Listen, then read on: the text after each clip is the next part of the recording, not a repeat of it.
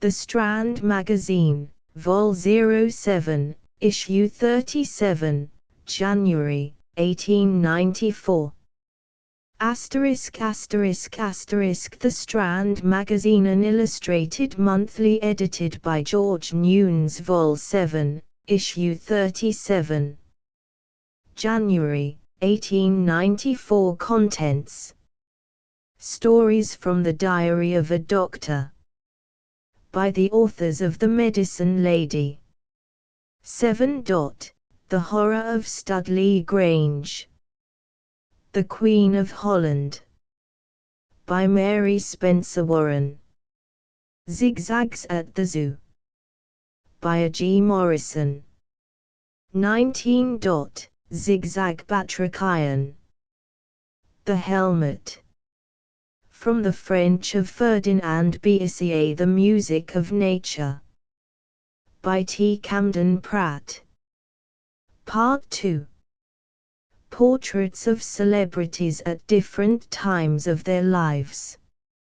Sir Henry Locke, Madame Belcole, the Lord Bishop of Peterborough, Lord Wantage, Sir Richard Temple, MP. A Terrible New Year's Eve, by Kathleen Huddleston. Personal Reminiscences of Sir Andrew Clarke, by E. H. Pitcairn. Beauties, 13. Children. The Signatures of Charles Dickens, with Portraits, by J. Holt Schooling. The Mirror, from the French of George J. P. Handcuffs, by Inspector Moser. The Family Name, from the French of Henry Mullin. The Queer Side of Things, Among the Freaks. Major Microbe. Lamps of All Kinds and Times. The Two Styles. Stories from the Diary of a Doctor, by the authors of The Medicine Lady. 7. The Horror of Studley Grange. The Horror of Studley Grange. I was in my consulting room one morning, and had just said goodbye to the last of my patients, when my servant came in and told me that a lady had called who pressed very earnestly for an interview with me. I told her that you were just going out, sir, said the man, and she saw the carriage at the door, but she begged to see you, if only for 2 minutes. This is her card. I read the words, Lady Studley. Show her in, I said, hastily, and the next moment a tall, slightly made, fair-haired girl entered the room. She looked very young, scarcely more than 20, and I could hardly believe that she was, what her card indicated, a married woman. The color rushed into her cheeks as she held out her hand to me. I motioned her to a chair, and then asked her what I could do for her. Oh, you can help me, she said, clasping her hands and speaking in a slightly theatrical manner. My husband, Sir Henry Studley, is very unwell, and I want you to come to see him. Can you, will you? With pleasure, I replied. Where do you live? At Studley Grange, in Wiltshire. Don't you know our place? I dare say I ought to know it, I replied, although at the present moment I can't recall the name. You want me to come to see your husband? I presume you wish me to have a consultation with his medical attendant. No, not at all. The fact is, Sir Henry has not got a medical attendant. He dislikes doctors, and won't see one. I want you to come and stay with us for a week or so. I have heard of you through mutual friends, the Onslows. I know you can effect remarkable cures, and you have a great deal of tact. But you can't possibly do anything for my husband unless you are willing to stay in the house and to notice his symptoms. Lady Studley spoke with great emphasis. Lady Studley spoke with great emphasis and earnestness. Her long, slender hands were clasped tightly together. She had drawn off her gloves and was bending forward in her chair. Her big, childish, and somewhat restless blue eyes were fixed imploringly on my face. "I love my husband," she said, tears suddenly filling them, "and it is dreadful, dreadful, to see him suffer as he does. He will die unless someone comes to his aid. Oh, I know I am asking an immense thing, when I beg of you to leave all your patients and come to the country. But we can pay. Money is no object whatever to us. We will, gladly pay you for your services." "I must think the matter over," I said. "You flatter me by wishing for me, and by believing that I can render you assistance, but I cannot take a step of this kind in a hurry. I will write to you by tonight's post if you will give me your address. In the meantime, kindly tell me some of the symptoms of Sir Henry's malady." "I fear it is a malady of the mind," she answered immediately, "but it is of so vivid and so startling a character, that unless relief is soon obtained, the body must give way under the strain. You see that I am very young, Dr. Halifax. Perhaps I look younger than I am. My age is 22. My husband is 20 years my senior. He would, however, be considered by most people still a young man. He is a great scholar, and has always had more or less the habits of a recluse. He is fond of living in his library, and likes nothing better than to be surrounded by books of all sorts. Every modern book worth reading is forwarded to him by its publisher. He is a very interesting man and a brilliant conversationalist. Perhaps I ought to put all this in the past tense, for now he scarcely ever speaks, he reads next to nothing, it is difficult to persuade him to eat, he will not leave the house, he used to have a rather ruddy complexion, he is now deadly pale and terribly emaciated. He sighs in the most heart-rending manner, and seems to be in a state of extreme nervous tension. In short, he is very ill, and yet he seems to have no bodily disease. His eyes have a terribly startled expression in them, his hand trembles so that he can scarcely raise a cup of tea to his lips. In short, he looks like a man who has seen a ghost." "When did these symptoms begin to appear?" I asked. "It is midwinter now," said Lady Studley. "The queer symptoms began to show themselves in my husband in October. They have been growing worse and worse. In short, I can stand them no longer," she continued, giving way to a short, hysterical sob. "I felt I must come to someone. I have heard of you. Do come and save us. Do come and find out what is the matter with my wretched husband." "I will write to you tonight," I said, in as kind a voice as I could muster, for the pretty, anxious wife interested me already. It may not be possible for me to stay at Studley Grange for a week, but in any case I can promise to come and see the patient. One visit will probably be sufficient. What your husband wants is, no doubt, complete change. Oh, yes, yes, she replied, standing up now. I have said so scores of times, but Sir Henry won't stir from Studley, nothing will induce him to go away. He won't even leave his own special bedroom, although I expect he has dreadful nights. Two hectic spots burnt in her cheeks as she spoke.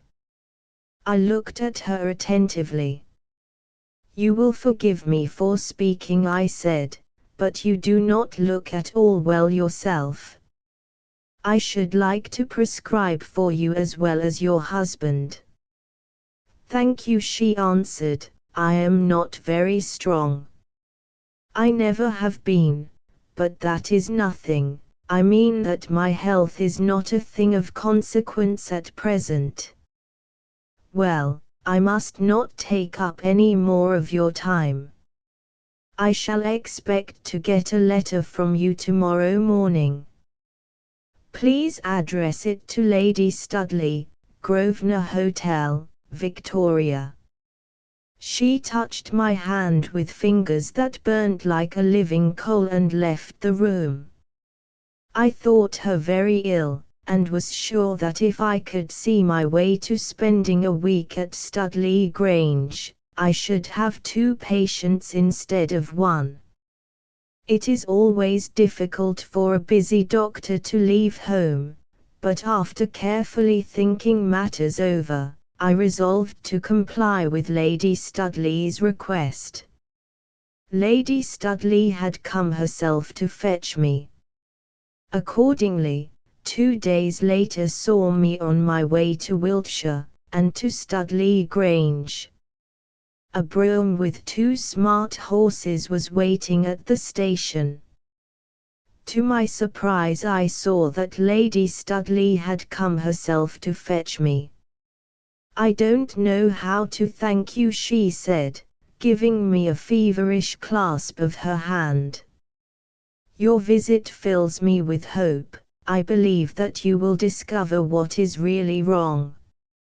Home, she said, giving a quick, imperious direction to the footman who appeared at the window of the carriage. We bowled forward at a rapid pace, and she continued, I came to meet you today to tell you that I have used a little guile with regard to your visit. I have not told Sir Henry that you are coming here in the capacity of a doctor. Here she paused and gave me one of her restless glances. Do you mind? She asked. What have you said about me to Sir Henry? I inquired. That you are a great friend of the Onslows, and that I have asked you here for a week's change, she answered immediately. As a guest, my husband will be polite and delightful to you. As a doctor, he would treat you with scant civility, and would probably give you little or none of his confidence. I was quite silent for a moment after Lady Studley had told me this. Then I said, had I known that I was not to come to your house in the capacity of a medical man, I might have reconsidered my earnest desire to help you. She turned very pale when I said this, and tears filled her eyes.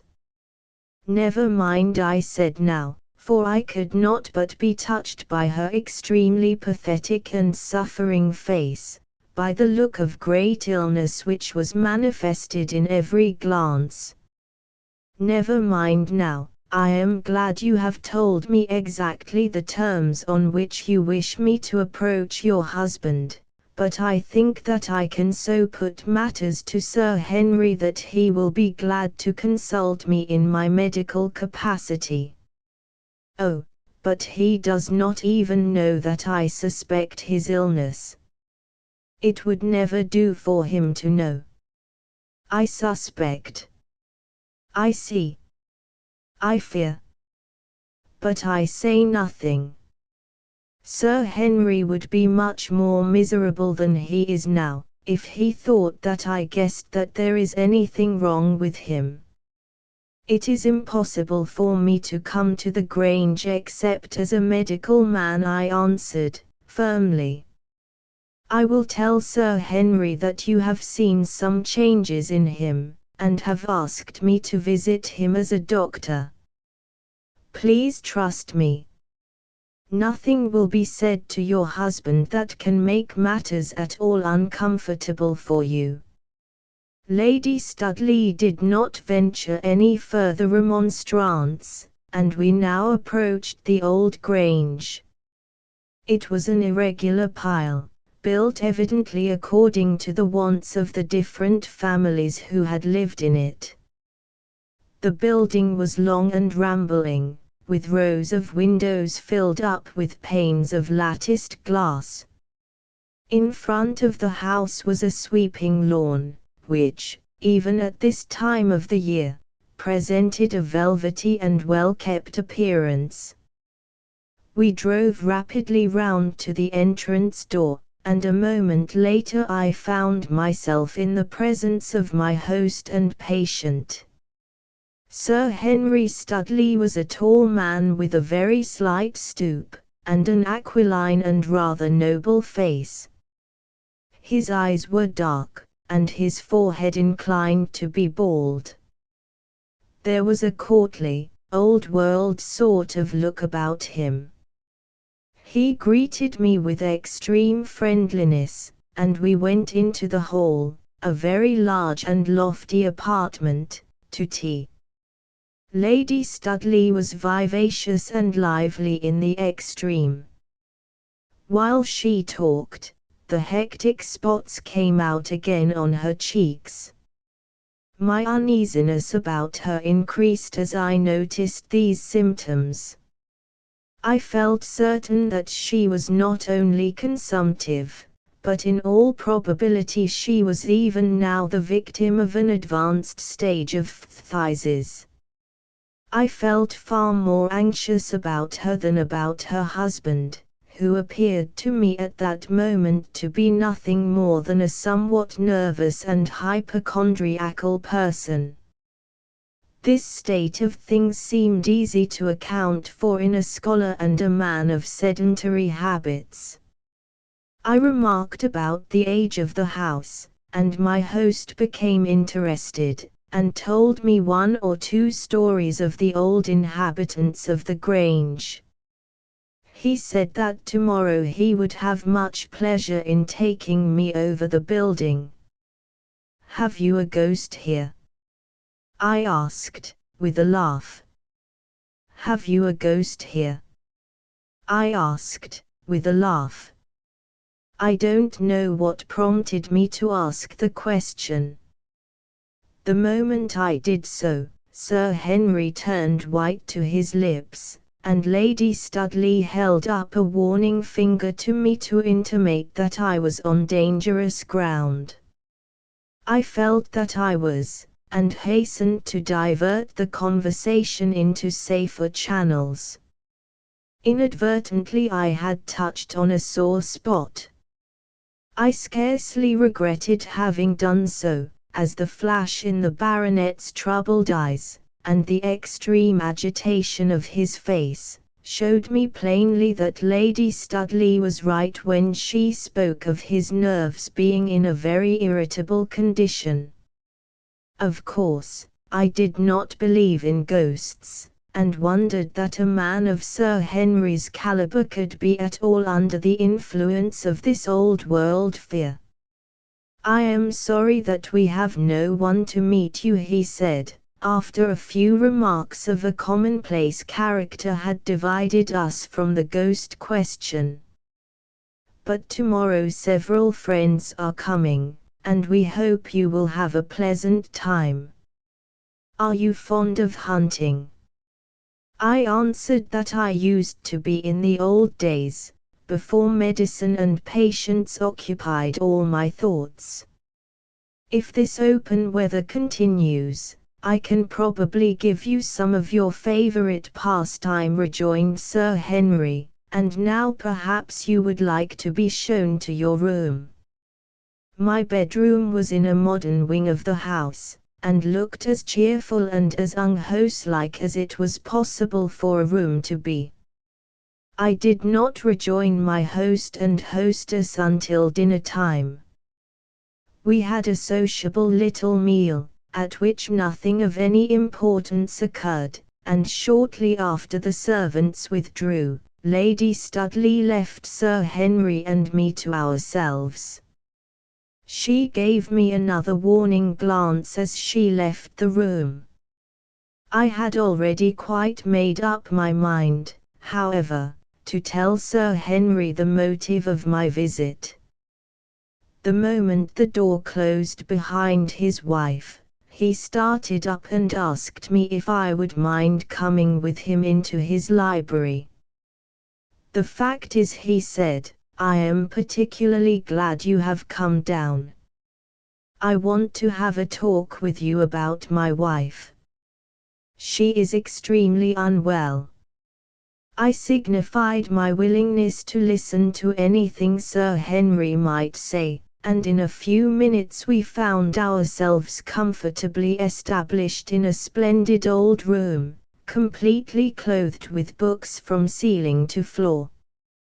"These are my treasures," said the baronet, waving his hand in the direction of an old bookcase, which contained, I saw at a glance, some very rare and precious first editions. "These are my friends, the companions of my hours of solitude. Now sit down, Dr. Halifax, make yourself at home. You have come here as a guest, but I have heard of you before, and am inclined to confide in you. I must frankly say that I hate your profession as a rule. I don't believe in the omniscience of medical men, but moments come in the lives of all men when it is necessary to unburden the mind to another. May I give you my confidence?" "One moment first," I said. "I can't deceive you, Sir Henry. I have come here, not in the capacity of a guest, but as your wife's medical man. She has been anxious about you, and she begged of me to come and stay here for a few days in order to render you any medical assistance within my power. I only knew, on my way here today, that she had not acquainted you with the nature of my visit." While I was speaking, Sir Henry's face became extremely watchful, eager, and tense. "This is remarkable," he said. "So Lucilla is anxious about me. I was not aware that I ever gave her the least clue to the fact that I am not in perfect health. This is very strange, it troubles me." He looked agitated. He placed one long, thin hand on the little table which stood near, and pouring out a glass of wine, drank it off. I noticed as he did so the nervous trembling of his hand. I glanced at his face, and saw that it was thin to emaciation. "Well," he said, "I am obliged to you for being perfectly frank with me. My wife scarcely did well to conceal the object of your visit. But now that you have come, I shall make use of you both for myself and for her." "Then you are not well?" I asked. "Well," he answered, with almost a shout. "Good God, no. I think that I am going mad. I know that unless relief soon comes I shall die or become a raving maniac. No, nothing of the kind, I answered, soothingly. You probably want change. This is a fine old house, but dull, no doubt, in winter. Why don't you go away, to the Riviera, or some other place where there is plenty of sunshine? Why do you stay here? The air of this place is too damp to be good for either you or your wife. Sir Henry sat silent for a moment, then he said, in a terse voice, "Perhaps you will advise me what to do after you know the nature of the malady which afflicts me. First of all, however, I wish to speak of my wife." "I am ready to listen," I replied. "You see," he continued, "that she is very delicate." "Yes," I replied. "To be frank with you, I should say that Lady Studley was consumptive." He started when I said this, and pressed his lips firmly together. After a moment he spoke. "You are right," he replied. "I had her examined by a medical man, Sir Joseph Dunbar, when I was last in London. He said her lungs were considerably affected, and that, in short, she was far from well." "Did he not order you to winter abroad?" "He did, but Lady Studley opposed the idea so strenuously that I was obliged to yield to her entreaties. Consumption does not seem to take quite the ordinary form with her. She is restless, she longs for cool air, she goes out on quite cold days, in a closed carriage, it is true. Still, except at night, she does not regard herself in any sense as an invalid. She has immense spirit. I think she will keep up until she dies." "You speak of her being an invalid at night," I replied. "What are her symptoms?" Sir Henry shuddered quite visibly. "Oh, those awful nights," he answered. "How happy would many poor mortals be, but for the terrible time of darkness.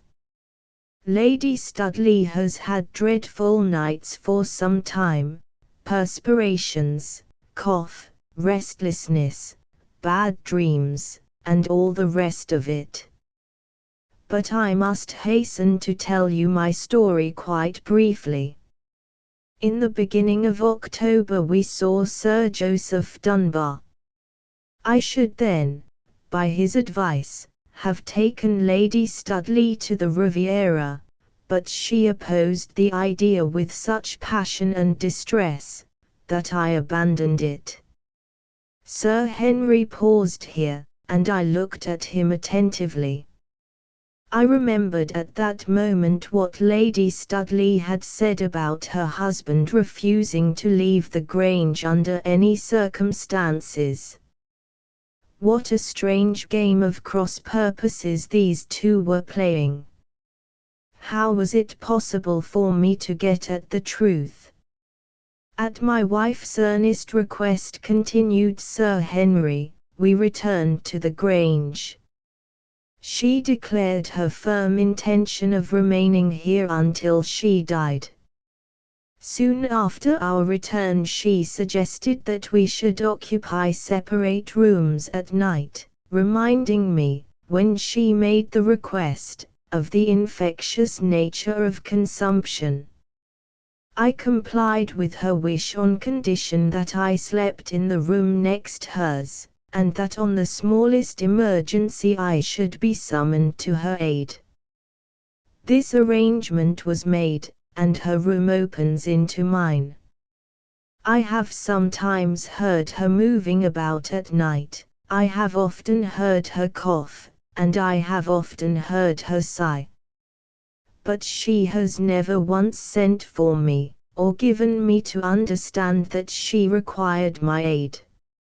She does not think herself very ill, and nothing worries her more than to have her malady spoken about. That is the part of the story which relates to my wife. She is very ill, I said. But I will speak of that presently. Now will you favor me with an account of your own symptoms, Sir Henry? He locked the door and put the key in his pocket. He started again when I said this, and going across the room, locked the door and put the key in his pocket. Perhaps you will laugh at me, he said, but it is no laughing matter, I assure you. The most terrible, the most awful affliction has come to me. In short, I am visited nightly by an appalling apparition. You don't believe in ghosts, I judge that by your face. Few scientific men do. Frankly, I do not, I replied. So-called ghosts can generally be accounted for. At the most they are only the figments of an over-excited or diseased brain. Be that as it may, said Sir Henry, the diseased brain can give such torture to its victim that death is preferable. All my life I have been what I consider a healthy-minded man. I have plenty of money, and have never been troubled with the cares which torture men of commerce, or of small means. When I married, 3 years ago, I considered myself the most lucky and the happiest of mortals. Forgive a personal question, I interrupted. Has your marriage disappointed you? No, no, far from it, he replied with fervor. I love my dear wife better and more deeply even than the day when I took her as a bride to my arms. It is true that I am weighed down with sorrow about her, but that is entirely owing to the state of her health. It is strange, I said, that she should be weighed down with sorrow about you for the same cause. Have you told her of the thing which terrifies you? Never, never. I have never spoken of it to mortal. It is remarkable that my wife should have told you that I looked like a man who has seen a ghost. Alas! Alas! But let me tell you the cause of my shattered nerves, my agony, and failing health. Pray do, I shall listen attentively, I replied. Oh, doctor, that I could make you feel the horror of it, said Sir Henry, bending forward and looking into my eyes. 3 months ago I no more believed in visitations, in apparitions, in so-called ghosts, than you do. Were you tried as I am, your skepticism would receive a severe shock. Now let me tell you what occurs. Night after night Lady Studley and I retire to rest at the same hour. We say good night, and lay our heads on our separate pillows. The door of communication between us is shut. She has a night light in her room, I prefer darkness. I close my eyes and prepare for slumber. As a rule I fall asleep. My sleep is of short duration. I awake with beads of perspiration standing on my forehead, with my heart thumping heavily and with every nerve wide awake, and waiting for the horror which will come. Sometimes I wait half an hour, sometimes longer.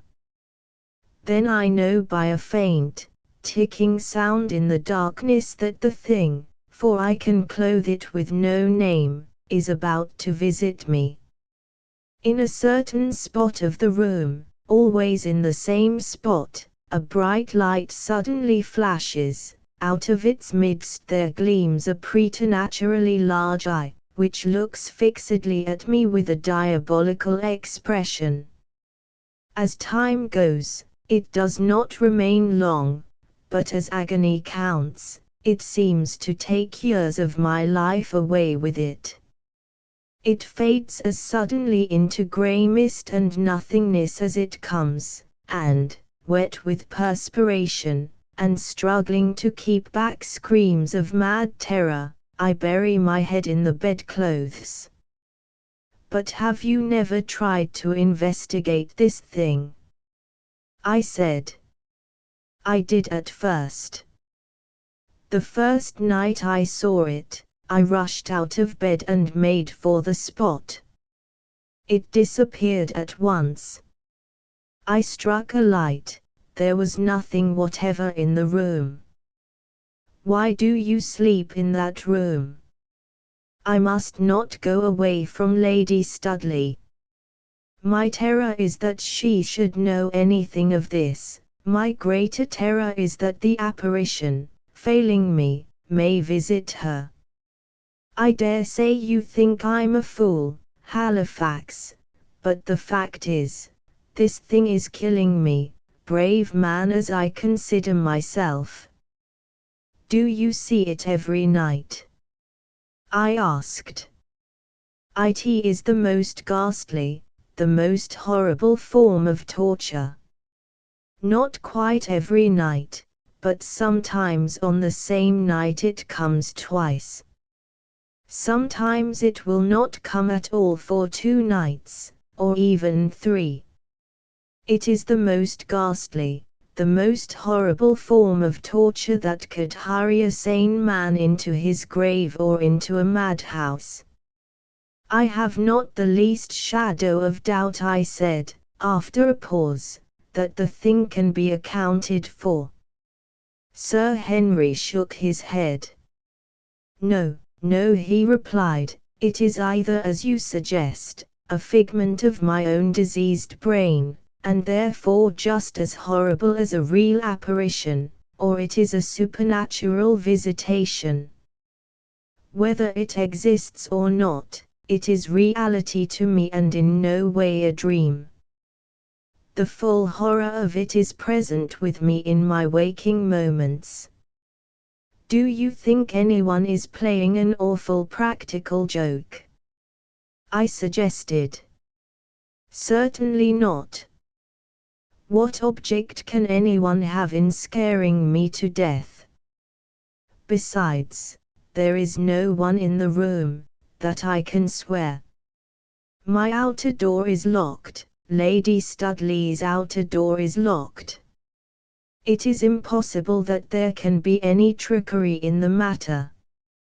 I said nothing for a moment. I no more believed in ghosts than I ever did, but I felt certain that there was grave mischief at work. Sir Henry must be the victim of a hallucination. This might only be caused by functional disturbance of the brain, but it was quite serious enough to call for immediate attention. The first thing to do was to find out whether the apparition could be accounted for in any material way, or if it were due to the state of Sir Henry's nerves. I began to ask him certain questions, going fully into the case in all its bearings. I then examined his eyes with the ophthalmoscope. The result of all this was to assure me beyond doubt that Sir Henry Studley was in a highly nervous condition, although I could detect no trace of brain disease. Do you mind taking me to your room? I said. Not tonight, he answered. It is late, and Lady Studley might express surprise. The object of my life is to conceal this horror from her. When she is out tomorrow you shall come to the room and judge for yourself. Well, I said, I shall have an interview with your wife tomorrow, and urge her most strongly to consent to leave the Grange and go away with you. Shortly afterwards we retired to rest, or what went by the name of rest in that sad house, with its troubled inmates. I must confess that, comfortable as my room was, I slept very little. Sir Henry's story stayed with me all through the hours of darkness. I am neither nervous nor imaginative, but I could not help seeing that terrible eye, even in my dreams. I met my host and hostess at an early breakfast. Sir Henry proposed that as the day was warm and fine, I should ride to a neighbouring meet. I was not in the humour for this, however, and said frankly that I should prefer remaining at the Grange. One glance into the faces of my host and hostess told me only too plainly that I had two very serious patients on my hands. Lady Studley looked terribly weak and excited, the hectic spots on her cheeks, the gleaming glitter of her eyes, the parched lips, the long, white, emaciated hands, all showed only too plainly the strides the malady under which she was suffering was making. After all, I cannot urge that poor girl to go abroad, I said to myself. She is hastening rapidly to her grave, and no power on earth can save her. She looks as if there were extensive disease of the lungs. How restless her eyes are, too. I would much rather testify to Sir Henry's sanity than to hers. Sir Henry Studley also bore traces of a sleepless night. His face was bloodless. He averted his eyes from mine, he ate next to nothing. Immediately after breakfast, I followed Lady Studley into her morning room. I had already made up my mind how to act. Her husband should have my full confidence, she only my partial view of the situation. Well, I said, I have seen your husband and talked to him. I hope he will soon be better. I don't think you need be seriously alarmed about him. Now for yourself, Lady Studley. I am anxious to examine your lungs. Will you allow me to do so? I suppose Henry has told you I am consumptive. He says you are not well, I answered. I don't need his word to assure me of that fact, I can see it with my own eyes. Please let me examine your chest with my stethoscope. She hesitated for a moment, looking something like a wild creature brought to bay. Then she sank into a chair, and with trembling fingers unfastened her dress. Poor soul, she was almost a walking skeleton, her beautiful face was all that was beautiful about her. A brief examination told me that she was in the last stage of phthisis, in short, that her days were numbered. What do you think of me? She asked, when the brief examination was over. You are ill, I replied. How soon shall I die? God only knows that, my dear lady, I answered. Oh, you needn't hide your thoughts, she said. I know that my days are very few. Oh, if only my husband could come with me. I am so afraid to go alone, and I am fond of him, very fond of him. I soothed her as well as I could. You ought to have someone to sleep in your room at night, I said. You ought not to be left by yourself. Henry is near me, in the next room, she replied. I would not have a nurse for the world, I hate and detest nurses. Soon afterwards she left me. She was very erratic, and before she left the room she had quite got over her depression. The sun shone out, and with the gleam of brightness her volatile spirits rose. "I am going for a drive," she said. "Will you come with me?" "Not this morning," I replied.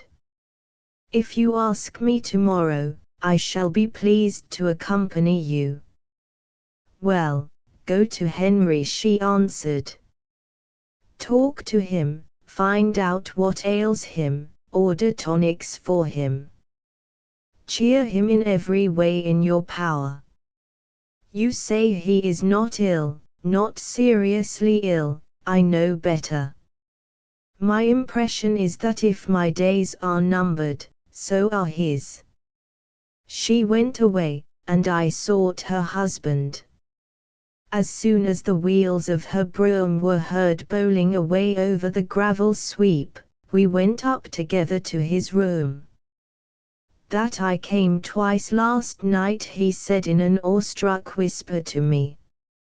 "I am a doomed man, a doomed man. I cannot bear this any longer." We were standing in the room as he said the words. Even in broad daylight, I could see that he glanced round him with apprehension. He was shaking quite visibly.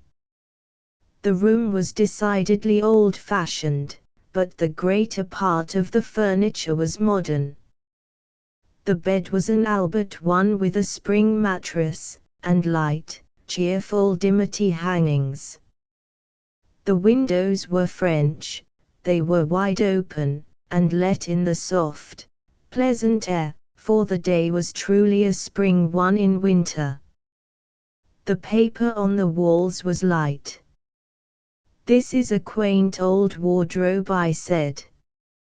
"It looks out of place with the rest of the furniture.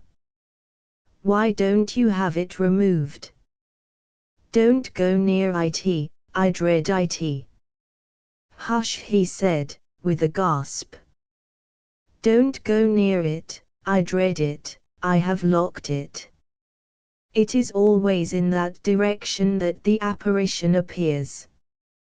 The apparition seems to grow out of the glass of the wardrobe. It always appears in that one spot." "I see," I answered. "The wardrobe is built into the wall.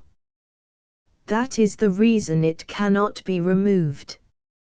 Have you got the key about you?" He fumbled in his pocket, and presently produced a bunch of keys. "I wish you wouldn't open the wardrobe," he said. "I frankly admit that I dislike having it touched." "All right," I replied. "I will not examine it while you are in the room. You will perhaps allow me to keep the key?" "Certainly. You can take it from the bunch, if you wish. This is it. I shall be only too glad to have it well out of my own keeping." "We will go downstairs," I said. We returned to Sir Henry's library. It was my turn now to lock the door. "Why do you do that?" he asked. "Because I wish to be quite certain that no one overhears our conversation." "What have you got to say?" "I have a plan to propose to you." "What is it?" "I want you to change bedrooms with me tonight." "What can you mean? What will Lady Studley say?" "Lady Studley must know nothing whatever about the arrangement. I think it very likely that the apparition which troubles you will be discovered to have a material foundation. In short, I am determined to get to the bottom of this horror. You have seen it often, and your nerves are much shattered. I have never seen it, and my nerves are, I think, intolerable order. If I sleep in your room tonight, it may not visit you. It may not, but on the other hand it may. I have a curiosity to lie on that bed and to face that wardrobe in the wall. You must yield to my wishes, Sir Henry. But how can the knowledge of this arrangement be kept from my wife? Easily enough. You will both go to your rooms as usual. You will bid her good night as usual, and after the doors of communication are closed I will enter the room and you will go to mine, or to any other that you like to occupy. You say your wife never comes into your room during the hours of the night. She has never yet done so. She will not tonight. Should she by any chance call for assistance, I will immediately summon you. It was very evident that Sir Henry did not like this arrangement. He yielded, however, to my very strong persuasions, which almost took the form of commands, for I saw that I could do nothing unless I got complete mastery over the man. Lady Studley returned from her drive just as our arrangements were fully made. I had not a moment during all the day to examine the interior of the wardrobe. The sick woman's restlessness grew greater as the hours advanced. She did not care to leave her husband's side. She sat with him as he examined his books. She followed him from room to room. In the afternoon, to the relief of everyone, some fresh guests arrived. In consequence we had a cheerful evening. Lady Studley came down to dinner in white from top to toe. Her dress was ethereal in texture and largely composed of lace. I cannot describe woman's dress, but with her shadowy figure and worn, but still lovely face, she looked spiritual. The gleam in her large blue eyes was pathetic. Her love for her husband was touching to behold. How soon, how very soon, they must part from each other. Only I as a doctor knew how impossible it was to keep the lamp of life much longer burning in the poor girl's frame. We retired as usual to rest. Sir Henry bade me a cheerful good night. Lady Studley nodded to me as she left the room. "Sleep well," she said, in a gay voice. "Sleep well," she said, in a gay voice. It was late the next morning when we all met round the breakfast table. Sir Henry looked better, but Lady Studley many degrees worse than the night before. I wondered at her courage in retaining her post at the head of her table. The visitors, who came in at intervals and took their seats at the table, looked at her with wonder and compassion. "Surely my hostess is very ill," said a guest who sat next my side. "Yes, but take no notice of it," I answered. Soon after breakfast I sought Sir Henry. "Well, well," he said, as he grasped my hand. "Halifax, you have seen it. I know you have by the expression of your face." "Yes," I replied, "I have." "How quietly you speak. Has not the horror of the thing seized you?" "No," I said, with a brief laugh. "I told you yesterday that my nerves were in tolerable order. I think my surmise was correct, and that the apparition has tangible form and can be traced to its foundation." An unbelieving look swept over Sir Henry's face. Ah, he said, doctors are very hard to convince. Everything must be brought down to a cold material level to satisfy them, but several nights in that room would shatter even your nerves, my friend.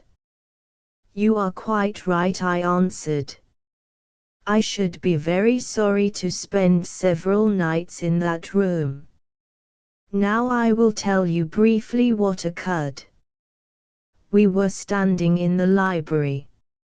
Sir Henry went to the door, locked it, and put the key in his pocket.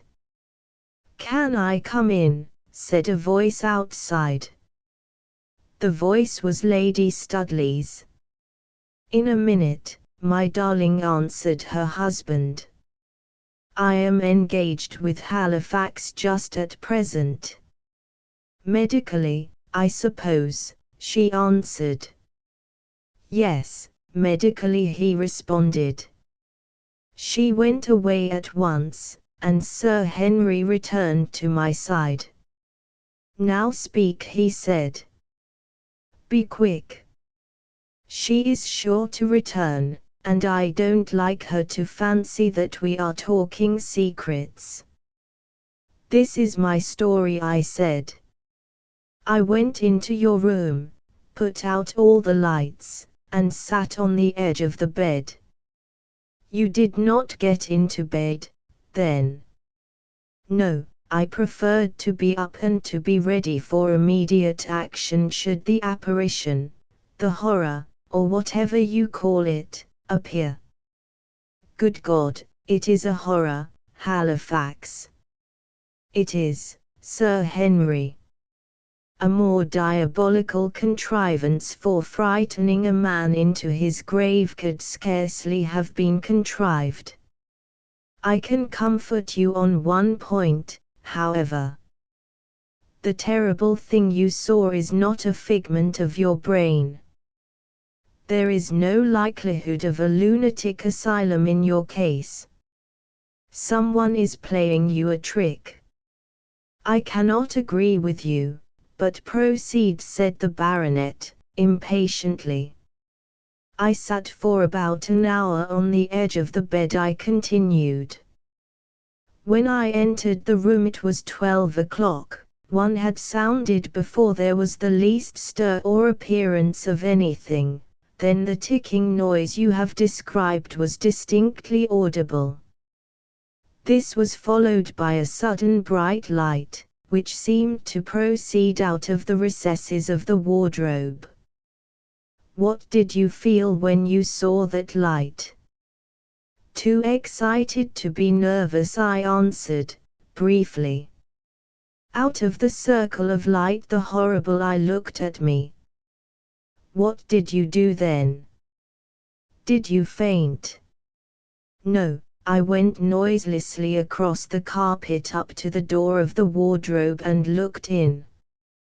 "Heavens! You are daring. I wonder you are alive to tell this tale." "I saw a shadowy form," I replied, "dark and tall, the one brilliant. I kept on looking past me, straight into the room. I made a very slight noise. It immediately disappeared. I waited for some time, nothing more happened. I got into your bed, Sir Henry, and slept. I can't say that I had a comfortable night, but I slept, and was not disturbed by anything extraordinary for the remaining hours of the night." "Now what do you mean to do? You say you can trace this thing to its foundation. It seems to me that all you have seen only supports my firm belief that a horrible apparition visits that room." "A material one," I responded. "The shadowy form had substance, of that I am convinced. Sir Henry, I intend to sleep in that room again tonight." "Lady Studley will find out." "She will not. I sleep in the haunted room again tonight, and during the day you must so contrive matters that I have plenty of time to examine the wardrobe. I did not do so yesterday because I had not an opportunity. You must contrive to get Lady Studley out of the way, either this morning or afternoon, and so manage matters for me that I can be some little time alone in your room. Henry, Henry, how awestruck you look, said a gay voice at the window. Lady Studley had come out, had come round to the library window, and, holding up her long, dark blue velvet dress, was looking at us with a peculiar smile. Well, my love, replied the baronet. He went to the window and flung it open. Lucilla, he exclaimed, you are mad to stand on the damp grass. Oh, no, not mad, she answered. I have come to that stage when nothing matters. Is not that so, Dr. Halifax? You are very imprudent, I replied. She shook her finger at me playfully, and turned to her husband. Henry, she said, have you taken my keys? I cannot find them anywhere. I will go up and look for them, said Sir Henry. He left the room, and Lady Studley entered the library through one of the French windows. What do you think of my husband this morning? She asked. He is a little better, I replied. I am confident that he will soon be quite well again. She gave a deep sigh when I said this, her lips trembled, and she turned away. I thought my news would make her happy, and her depression surprised me. At this moment Sir Henry came into the room. Here are your keys, he said to his wife. He gave her the same bunch he had given me the night before. I hoped she would not notice that the key of the wardrobe was missing. And now I want you to come for a drive with me, said Sir Henry. He did not often accompany her, and the pleasure of this unlooked-for indulgence evidently tempted her. Very well, she answered. Is Dr. Halifax coming? No, he wants to have a ride. If he rides, can he not follow the carriage? Will you do that, Halifax? Asked my host. No, thank you, I answered. I must write some letters before I go anywhere. I will ride to the nearest town and post them presently, if I may. I left the room as I spoke. Shortly afterwards I saw from a window Sir Henry and his wife drive away. They drove in a large open landau, and two girls who were staying in the house accompanied them. My hour had come, and I went up at once to Sir Henry's bedroom. Lady Studley's room opened directly into that of her husband, but both rooms had separate entrances. I locked the two outer doors now, and then began my investigations. I had the key of the wardrobe in my pocket. Good heavens! What had happened? It was troublesome to unlock, because the key was a little rusty, and it was more than evident that the heavy doors had not been opened for some time. Both these doors were made of glass. When shut, they resembled in shape and appearance an ordinary old-fashioned window. The glass was set in deep mullions. It was thick, was of a peculiar shade of light blue, and was evidently of great antiquity. I opened the doors and went inside. The wardrobe was so roomy that I could stand upright with perfect comfort. It was empty, and was lined through and through with solid oak. I struck a light and began to examine the interior with care. After a great deal of patient investigation, I came across a notch in the wood. I pressed my finger on this, and immediately a little panel slid back, which revealed underneath a small button. I turned the button and a door at the back of the wardrobe flew open. A flood of sunlight poured in, and stepping out, I found myself in another room. I looked around me in astonishment. This was a lady's chamber. Good heavens! What had happened? I was in Lady Studley's room. Shutting the mysterious door of the wardrobe very carefully, I found that all trace of its existence immediately vanished. There was no furniture against this part of the wall. It looked absolutely bare and smooth. No picture ornamented it. The light paper which covered it gave the appearance of a perfectly unbroken pattern. Of course, there must be a concealed spring somewhere, and I lost no time in feeling for it. I pressed my hand and the tips of my fingers in every direction along the wall. Try as I would, however, I could not find the spring, and I had at last to leave Lady Studley's room and go back to the one occupied by her husband, by the ordinary door. Once more I re-entered the wardrobe and deliberately broke off the button which opened the secret door from within. Anyone who now entered the wardrobe by this door, and shut it behind him, would find it impossible to retreat. The apparition, if it had material foundation, would thus find itself trapped in its own net. What could this thing portend? I had already convinced myself that if Sir Henry were the subject of a hallucination, I also shared it. As this was impossible, I felt certain that the apparition had a material foundation.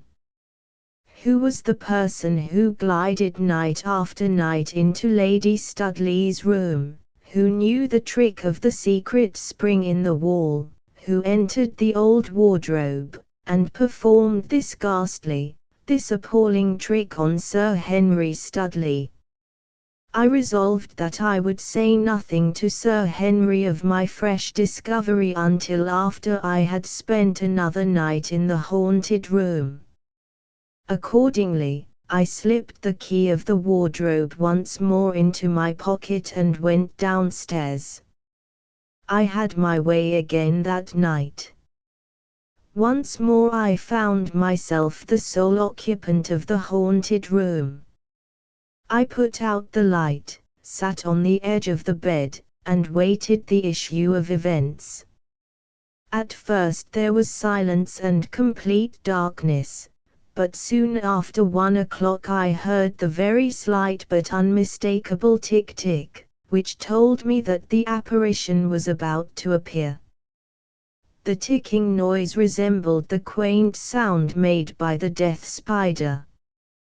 There was no other noise of any sort, but a quickening of my pulses, a sensation which I could not call fear, but which was exciting to the point of pain, braced me up for an unusual and horrible sight. The light appeared in the dim recess of the wardrobe. It grew clear and steady, and quickly resolved itself into one intensely bright circle. Out of this circle the eye looked at me. The eye was unnaturally large, it was clear, almost transparent, its expression was full of menace and warning. Into the circle of light presently a shadowy and ethereal hand intruded itself. The fingers beckoned me to approach, while the eye looked fixedly at me. I sat motionless on the side of the bed. I am stoical by nature and my nerves are well seasoned, but I am not ashamed to say that I should be very sorry to be often subjected to that menace and that invitation. The look in that eye, the beckoning power in those long, shadowy fingers would soon work havoc even in the stoutest nerves. My heart beat uncomfortably fast, and I had to say over and over to myself, this is nothing more than a ghastly trick. I had also to remind myself that I in my turn had prepared a trap for the apparition. The time while the eye looked and the hand beckoned might in reality have been counted by seconds. To me it seemed like eternity. I felt the cold dew on my forehead before the rapidly waning light assured me that the apparition was about to vanish. Making an effort, I now left the bed and approached the wardrobe. I listened intently. For a moment there was perfect silence. Then a fumbling noise was distinctly audible. It was followed by a muffled cry, a crash, and a heavy fall. I struck a light instantly, and taking the key of the wardrobe from my pocket, opened it. Never shall I forget the sight that met my gaze. There, huddled up on the floor, lay the prostrate and unconscious form of Lady Studley. A black cloak in which she had wrapped herself partly covered her face, but I knew her by her long, fair hair. I pulled back the cloak, and saw that the unhappy girl had broken a blood vessel, and even as I lifted her up I knew that she was in a dying condition. I carried her at once into her own room and laid her on the bed. I then returned and shut the wardrobe door, and slipped the key into my pocket. My next deed was to summon Sir Henry. "What is it?" he asked, springing upright in bed. "Come at once," I said, "your wife is very ill."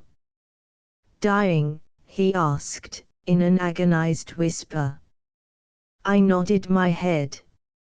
I could not speak.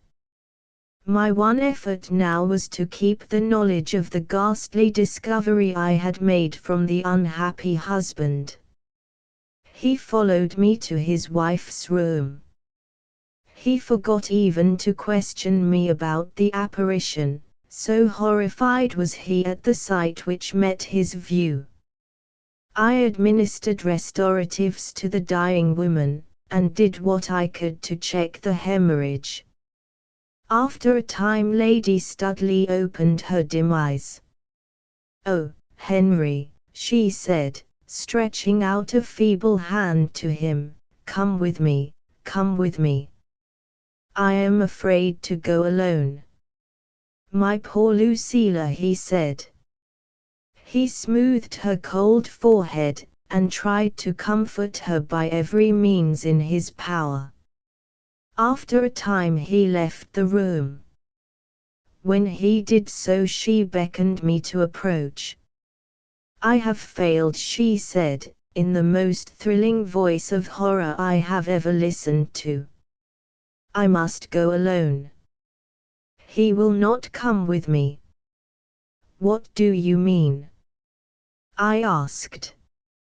She could scarcely speak, but at intervals the following words dropped slowly from her lips: "I was the apparition. I did not want my husband to live after me. Perhaps I was a little insane. I cannot quite say. When I was told by Sir Joseph Dunbar that there was no hope of my life, a most appalling and frightful jealousy took possession of me. I pictured my husband with another wife. Stoop down." Her voice was very faint. I could scarcely hear her muttered words. Her eyes were glazing fast, death was claiming her, and yet hatred against some unknown person thrilled in her feeble voice. Before my husband married me, he loved another woman, she continued. That woman is now a widow.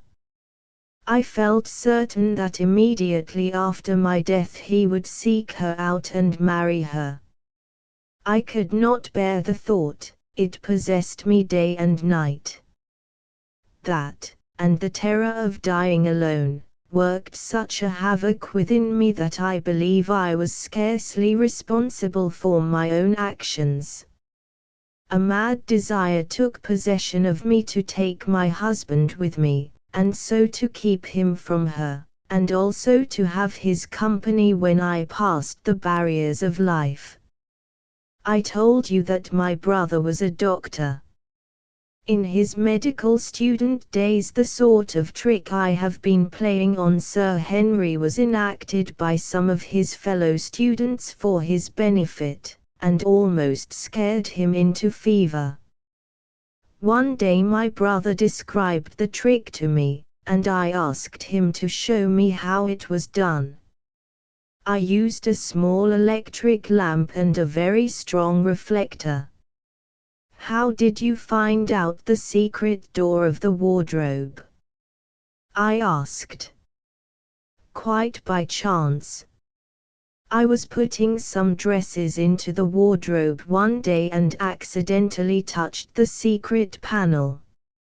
I saw at once that here was my opportunity. You must have been alarmed at your success, I said, after a pause. And now I have one more question to ask. Why did you summon me to the Grange? She made a faint, impatient movement. I wanted to be certain that my husband was really very ill, she said. I wanted you to talk to him. I guessed he would confide in you. I thought it most probable that you would tell him that he was a victim of brain hallucinations. This would frighten him and would suit my purpose exactly. I also sent for you as a blind. I felt sure that under these circumstances neither you nor my husband could possibly suspect me. She was silent again, panting from exhaustion. I have failed, she said, after a long pause. You have discovered the truth. It never occurred to me for a moment that you would go into the room. He will recover now. She paused, a fresh attack of hemorrhage came on. Her breath came quickly. Her end was very near. Her dim eyes could scarcely see. Groping feebly with her hand she took mine. Dr. Halifax, promise. What? I asked. I have failed, but let me keep his love, what little love he has for me, before he marries that other woman. Promise that you will never tell him. Rest easy, I answered, I will never tell him. Sir Henry entered the room. I made way for him to kneel by his wife's side. As the grey morning broke, Lady Studley died. Before my departure from the Grange I avoided Sir Henry as much as possible. Once he spoke of the apparition and asked if I had seen it. Yes, I replied. Before I could say anything further, he continued, I know now why it came, it was to warn me of my unhappy wife's death. He said no more. I could not enlighten him, and he is unlikely now ever to learn the truth. The following day I left Studley Grange. I took with me, without asking leave of anyone, a certain long black cloak, a small electric lamp, and a magnifying glass of considerable power. It may be of interest to explain how Lady Studley in her unhealthy condition of mind and body performed the extraordinary trick by which she hoped to undermine her husband's health, and ultimately cause his death. I experimented with the materials which I carried away with me, and succeeded, so my friends told me, in producing a most ghastly effect. I did it in this way. I attached the mirror of a laryngoscope to my forehead in such a manner as to enable it to throw a strong reflection into one of my eyes. In the center of the bright side of the laryngoscope a small electric lamp was fitted. This was connected with a battery which I carried in my hand. The battery was similar to those used by the ballet girls in Drury Lane Theatre, and could be brought into force by a touch and extinguished by the removal of the pressure. The eye which was thus brilliantly illumined looked through a lens of some power. All the rest of the face and figure was completely covered by the black cloak. Thus the brightest possible light was thrown on the magnified eye, while there was corresponding increased gloom around. When last I heard of Studley Grange it was let for a term of years and Sir Henry had gone abroad. I have not heard that he has married again, but he probably will, sooner or later. The Queen of Holland. By Mary Spencer Warren. Her Majesty the Queen Regent of Holland has graciously accorded special permission to the writer of the following article to visit the royal palaces of Amsterdam and The Hague to obtain photographs for publication in this magazine, a privilege of the greatest value, which is now accorded for the first time, the palaces never before having been photographed. The Royal Palace, Amsterdam. From a photo. By Gunn and Stewart, Richmond. I know a city, whose inhabitants dwell on the tops of trees like rooks. Thus spake Erasmus, and this literal fact makes Amsterdam a most curious as well as a most interesting place. Were I writing of any one of Queen Victoria's palaces, I should have no need to speak of its situation, but, travellers though we are, we do not all see these quaint Dutch cities, so a few introductory words may not come amiss. A walk round the city reminds one of Paris with its boulevards planted with trees, and Venice with its all-present canals. Indeed, it is actually divided up into nearly 100 islands, connected by over 300 bridges. A curious thing is, that its inhabitants are really living below the level of the sea, which is stoutly dammed out. Thus, if necessary, water could be made its protection from any invasion. To go back to the commencement, everything, streets, houses, and bridges are all built upon wooden piles driven into the ground. This is absolutely necessary, as the natural soil is such that no permanent structure can be put up otherwise. On how many piles this city stands it is impossible to form an accurate idea. One building, the Royal Palace, Het Paleis, resting on some 13,659. This is situated on the Dam, the highest point of the city. It is 282 feet long, the height, with tower, being 187 feet. It was built from 1648 to 1655 for a town hall, and only became a royal palace in 1808, when Napoleon first abode in it. As such, it has a great drawback, the want of a suitable entrance. The hall or reception room.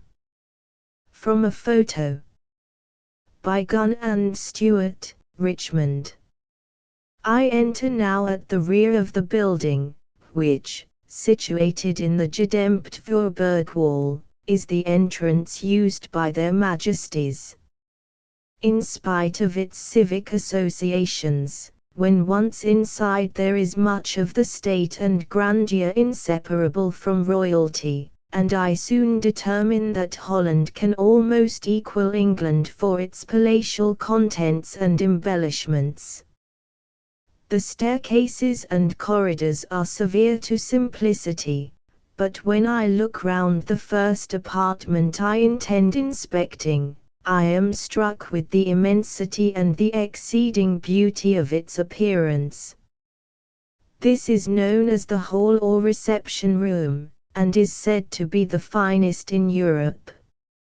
Its proportions are certainly magnificent, 125 feet by 55 foot. A special feature being a remarkably fine roof, 100 feet in height, with entire absence of columns or other support. Roof, walls, and the whole entire are lined with white Italian marble, the floor having an inlaid copper center representative of the firmament. The large flag you see drooping from the roof is commemorative of the siege of Antwerp, being the one used by General Chasse on that occasion, the various groups of smaller ones being reminiscences of the 80 Years' Spanish War and of Indian foes.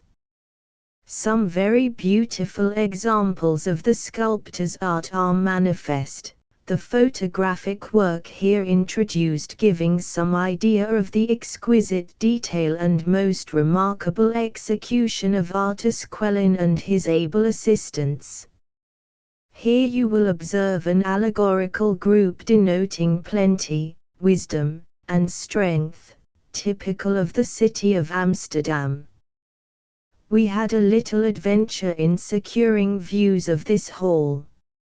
At one end is a small gallery, used as the mainstay for the temporary orchestra, which is erected on festal occasions.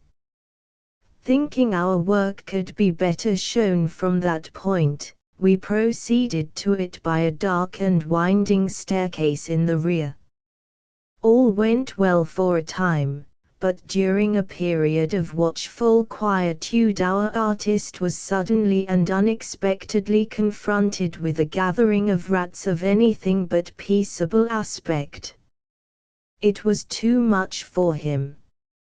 He made a wild rush for the staircase, which, being narrow and treacherous, resulted in a too rapid descent, a very forcible alighting at the foot, and a much bruised and shaken body.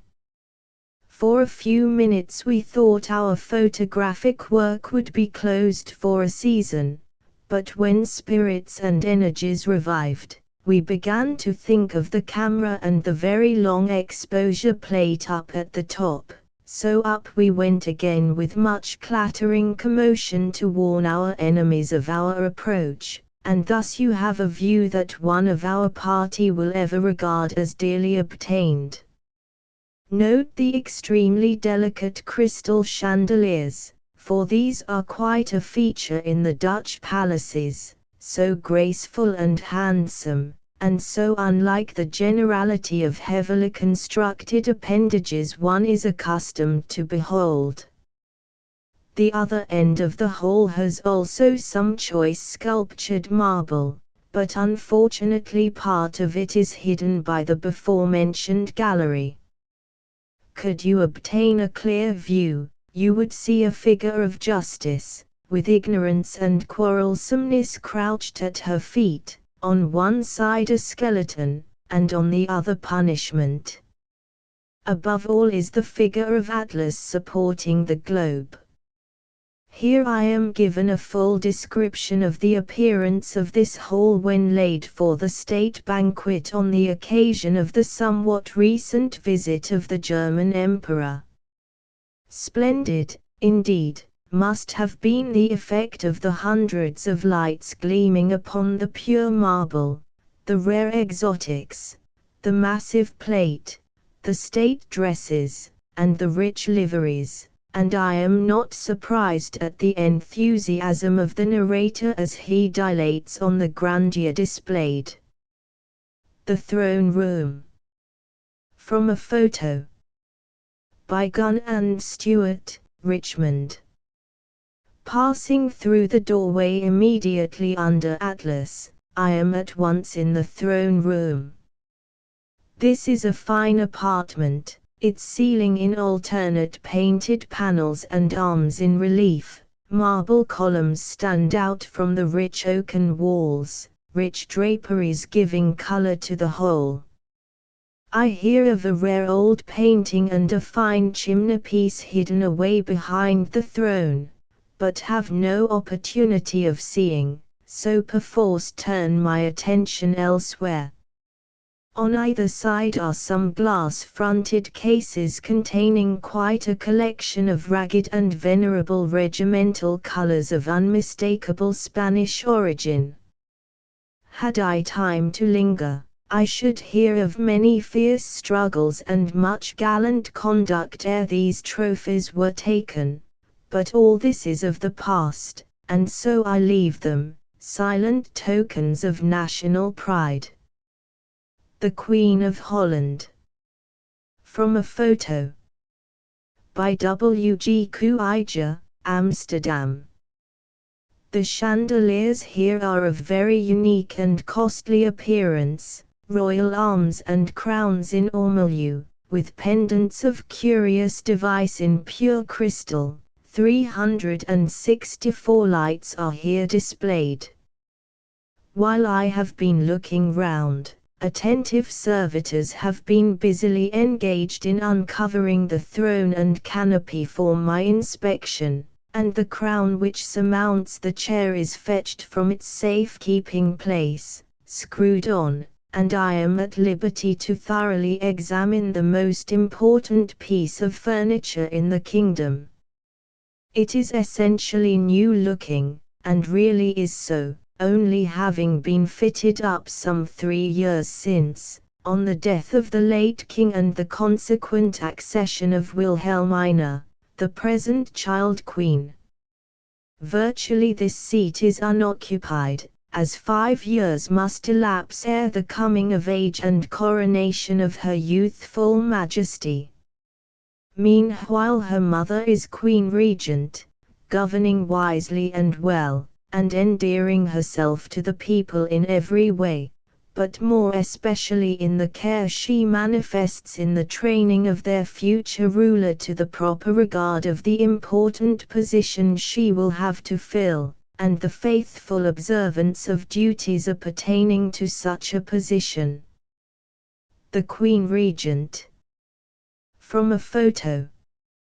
By W. G. Kuijer, Amsterdam.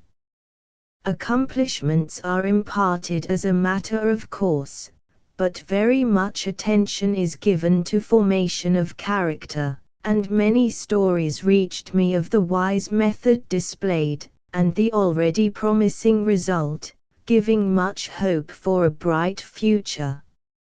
As most of my readers are aware, the Queen Regent and our Duchess of Albany are sisters, and all who know anything of the sweet-faced widow of our beloved Queen's youngest son will at once comprehend much of the sister whom she so nearly resembles.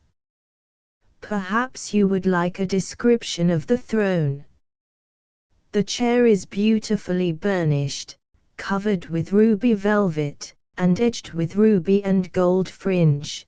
The back is surmounted by a crown containing sapphires, with lions in support, another crown and the letter W being wrought on the velvet immediately underneath.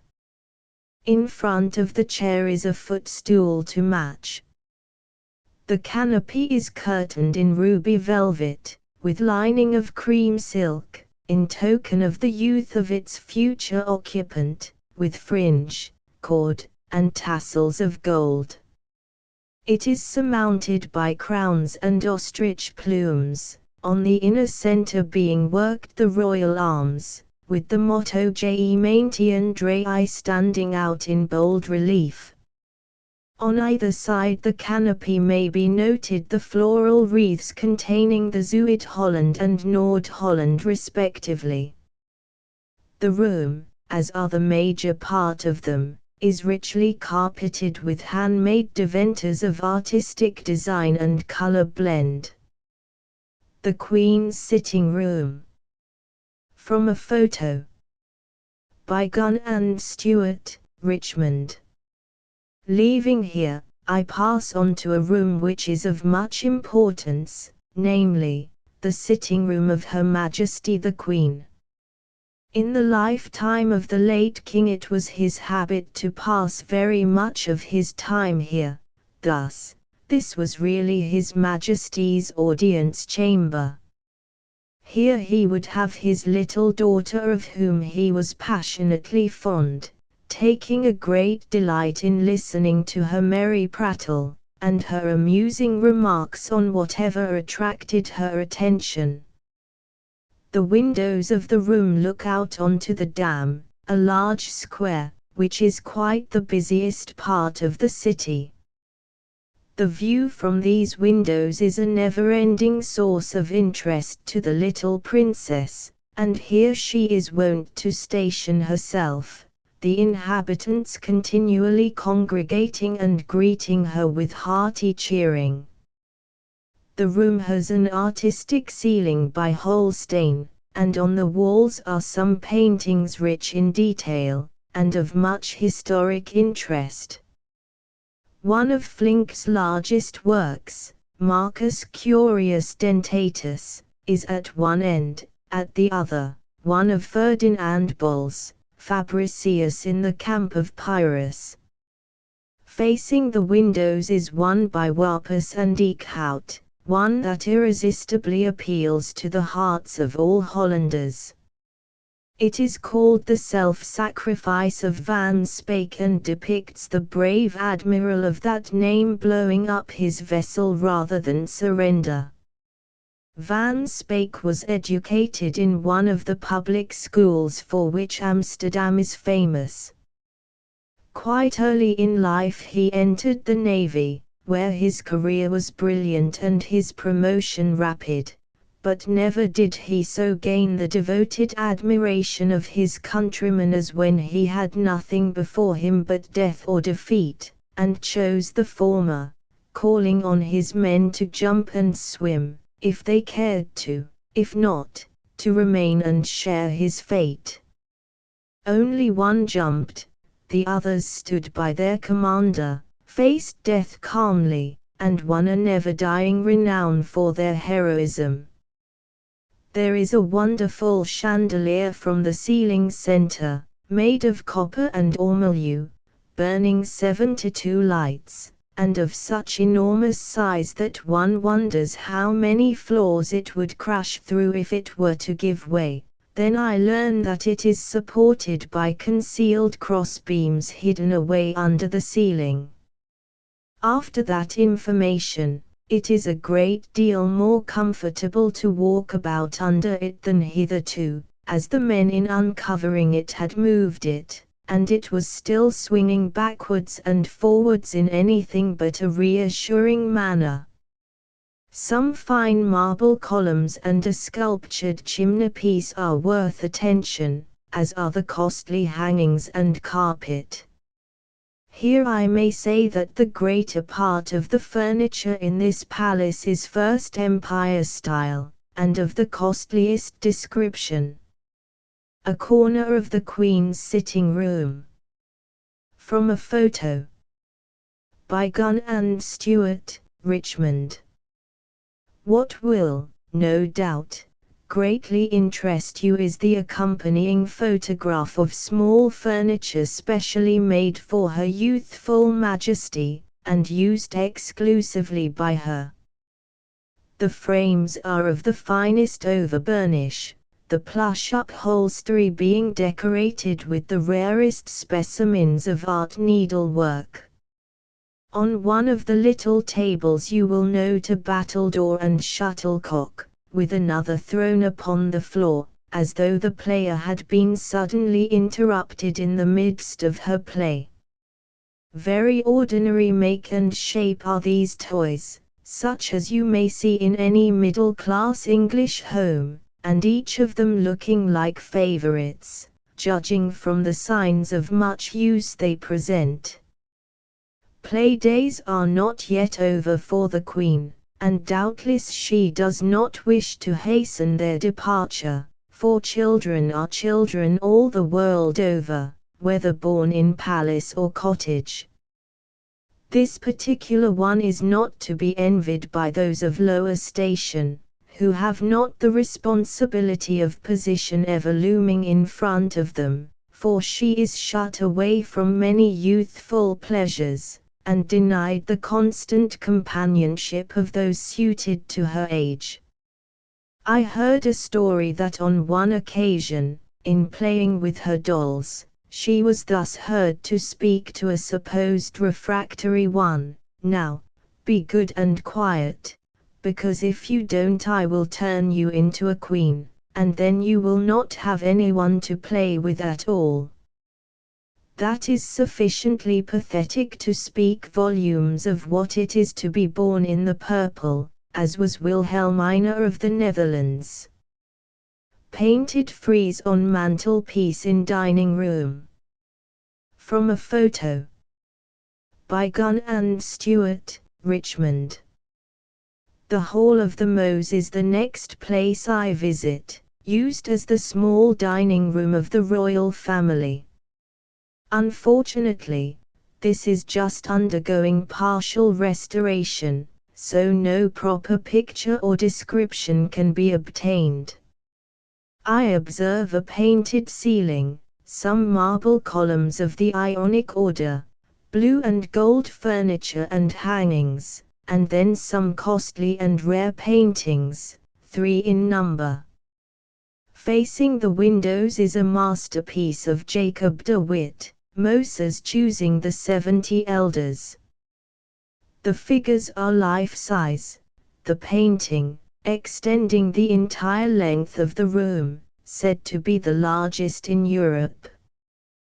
There are marble fireplaces at either end, over one Solomon's Prayer by G. Flink, and over the other Jethro counseling Moses to appoint judges from the people by Bronkhorst. Quite a feature of this room is the wonderful deceptive painting by this master over each door, and on a continuous frieze. All of this is such an exact representation of sculptured relief, that it is almost necessary to touch it ere one can be convinced of its really level surface. I was told that this is the only known example of this truly wonderful work. The Judgment of Solomon. From a photo. By Gunn and Stewart, Richmond. Continuing my way through the aides de camp's waiting room, stopping merely to note one of Jan Livent's works, I go on to the Viasha. Here the walls are lined entirely with white marble, and present a fine sculptured frieze representing disgrace and punishment, with reliefs emblematical of wisdom and justice. The one here presented is wisdom, as shown in the Judgment of Solomon. In the large dining room may also be seen more of the matchless white marble ornamentation, and I should much like to linger and admire. But as Her Majesty the Queen Regent has graciously promised me the entry of other of her royal palaces, I am obliged rather to curtail my work in Amsterdam. Just now their Majesties are not at this particular palace, so I see nothing of state dinners, receptions, and other functions, but although I do not see them, I hear very much, and it would seem that when they are here, the palace is a sort of open house, and festivity is the order of the day. To all appearance the etiquette is not quite so rigid as at our court, the sovereign being more accessible to the people. Persons wishing to pay their respects call at the palace about 5 days previous, write their name in a book kept for the purpose, then they are admitted on the specified day, provided no good reason exists for their exclusion. The people are eminently loyal, and speak of the little queen in tones of warmest affection, an affection which is also extended to the Queen Regent, who has evidently made herself a firm position in the country. The palace at Den Haag is before me now, but first perhaps you would like to know something of the palace at the Louvre, a place I had the privilege of seeing, though, as their majesties were actually in residence there, photographic work was not possible. The Louvre is near Apeldoorn, and some considerable distance from Amsterdam. I have only the one day to spare, so am off early in the morning. Steaming out of the central station, I soon find myself speeding along in such comfortable, well-warmed carriages as would rejoice the unfortunate winter traveller in this country, who is all but dependent on his ability to pay for the not very useful foot-warmer.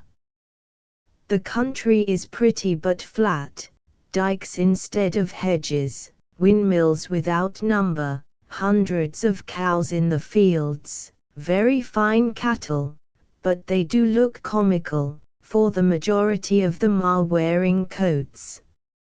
At frequent intervals along the line are road crossings, each with their little gatehouse, and each kept by a woman, who turns out as we pass, dressed in her long blue coat with scarlet facings, quaint, tall shiny hat, and in her hand the signal flag. At length I reach Apeldoorn, and there a difficulty presents itself.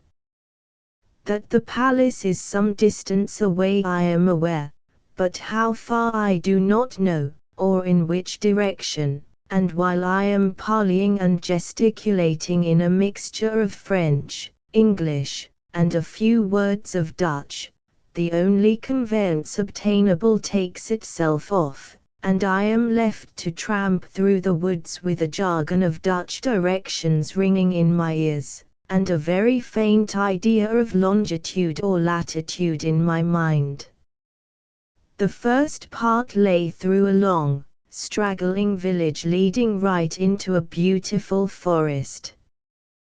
Given a fine day, and a certainty of route, it would have been simply grand, but as it soon poured in torrents, my situation was anything but enviable. In fact, I was almost in despair, when a huge cart laden with trunks of trees came slowly from a turning near. Making the man in charge understand that I wanted the palace, I found he was bound in the same direction.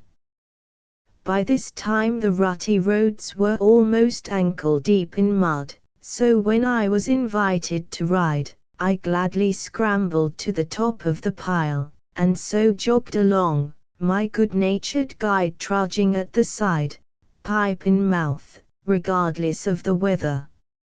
In such stately style, then, I at length sighted the palace, but was careful to make a descent before getting too near, as the Strand magazine must make a more dignified appearance at a royal residence than a wood-cart and a smock-frocked driver can impart.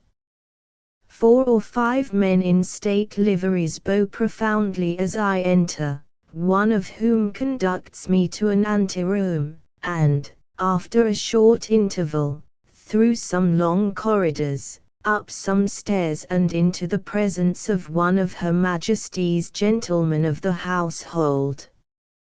A courteous interview with him, and I am asked to wait for Her Majesty's private secretary, who, out at present, will see me on his return. The Royal Palace at Den Haag. From a photo by Gunn and Stewart, Richmond. Of course I make the best use of the interval and see all I can of the palace. A fine-looking and imposing building it is, standing back in a large quadrangle, the latter being gay with flowers. The outer rails are literally on the edge of the wood, and no more secluded spot can be imagined than this, the favourite residence of their Majesties. His Majesty the late King also preferred this residence to those more immediately near or in towns, and it was here he breathed his last. What I see of the interior is superbly grand, but it is more to the purpose that I have the honour of seeing their Majesties during the day, and the opportunity of some observation. The youthful Queen seems a most pleasing and intelligent-looking child, and is eminently childlike and unaffected in her manner and movements. Readers may be interested in knowing that, in addition to masters provided for Her Majesty's training, she has an English governess, under whose charge she is more immediately placed. The Queen Regent, as I have already said, much resembles her sister, not so tall, rather stouter, but with much the same gentle and rather sad expression of countenance. Strange that these two sisters should both become widows at an early age. One comfort they have, there is no very great distance between them, and though, of course, the Queen Regent cannot leave her country much, there is nothing to prevent the Duchess of Albany going there, so a suite of apartments is kept for her at each palace. Statue of William II, with the church. From a photo by Gunn and Stewart, Richmond. My interview with Her Majesty's private secretary is of the most pleasant, and I cannot but record my grateful appreciation of this gentleman's kindness and courtesy extended towards me throughout my stay in Holland, such courteous attention much facilitating my work. Back again to Amsterdam, and the next day off in quite an opposite direction to Den Haag, one of the cleanest and most picturesque places I have ever seen. Here the palace was built by William II. It is in the Grecian style, and stands on the site of a former hunting lodge, dating back to the 9th century. Facing the principal entrance is an equestrian statue of William II, at the back of which you note the church attended by the family. The entrance hall and staircase are lined with marble, the stairs themselves being of the same. Before proceeding up them, however, we go through to the pretty and well-kept garden and take a view from the lawn. In the right wing of the building as it faces you, the Queen's private apartments are situated, the left wing containing the rooms occupied by the Duchess of Albany when at The Hague. Now we pass up the grand staircase, where I pause to note the Ionic columns, the ormolu and porcelain candelabra, a Siberian vase from the Emperor Nicholas, 5 immense vases from the Emperor of China, a painting of William IV, and one of Maria of Stockholm and family. The late King's reception room. From a photo by Gunn and Stewart, Richmond. Leaving here, The first room I enter is the king's reception room. This is a very bright-looking and expensively fitted apartment, furnished in electric blue and gold, massive gold-framed panels, and a ceiling decorated in relief with arms and motifs in gold and white. The chimneypiece is purest marble, the frescoes showing crowns, arms, etc. The candelabra are over-burnished brass and Dresden china, some being Japanese. The Queen's Ballroom. From a photo. By Gunn and Stewart, Richmond. The large dining room. From a photo. By Gunn and Stewart, Richmond. The next room is most interesting, for it is a small ballroom, the ballroom in fact of Her Majesty the Queen. It has a beautiful inlaid floor, a white ceiling worked in relief, crimson and gold curtains, and furniture of the First Empire, some of it upholstered in gold silk, with a variety of colors intermixed. Here are shown some priceless Sevres china, and a present of vases from the Emperor Napoleon. Also I note a fine marble vase from the King's Palace in Luxembourg. On the wall are some handsome gold-framed mirrors, and from the ceiling costly chandeliers with 220 lights. The mantel is exquisitely carved marble, with an ormolu frieze. On one side you will note a small piano, it is a French one, of very clear and fine tone, and beautifully finished in every respect. In this room Her Majesty the Queen may be imagined enjoying the balls given to the youthful aristocracy, something different to the state dances in the larger room, and, doubtless, by a long way, much more enjoyable. By the time the Queen can command the state balls, she will have commenced to feel the cares of her position, and will look back with real regret to the assemblies here, when she had merely to enjoy herself, a devoted mother observing the graver duties, her own greatest trouble, perhaps, being the acquirement of the tasks assigned by the governess and masters. Favorite horse of William II. From a photo. By Gunn and Stewart, Richmond. The large dining room has some fine family portraits on its walls.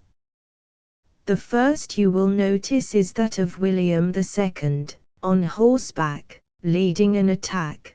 The artist, Keyser, has produced a first-rate work of both man and horse. Underneath this picture stands the favorite horse of William II, one which carried him through numerous engagements, and earned from his royal master a gratitude and affection that caused him to wish for his preservation in a position where he would constantly be reminded of him. The ceiling of this room shows some beautiful relief carving of fruit and flowers, also some fine fresco work. The chandeliers here are massive, as is the furniture and other appointments. The room is long and of not much width, but lofty and well lighted.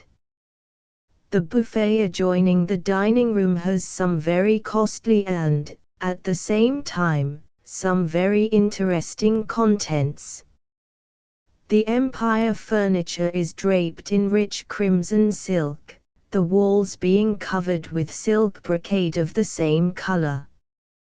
The chimneypiece of sculptured marble, with an ormolu frieze, holds some choice antique porcelain vases and a valuable Roman timepiece.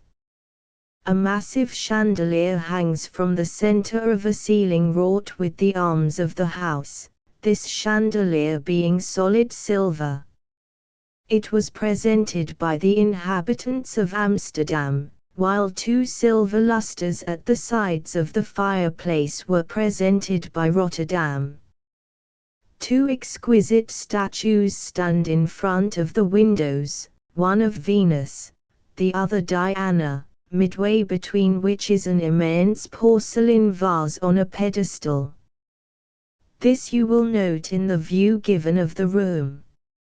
It has special interest just now, as it was given by Marshal MacMahon, whose death recently occurred, and whose funeral, a state military one, I had the opportunity of witnessing a few weeks ago in Paris.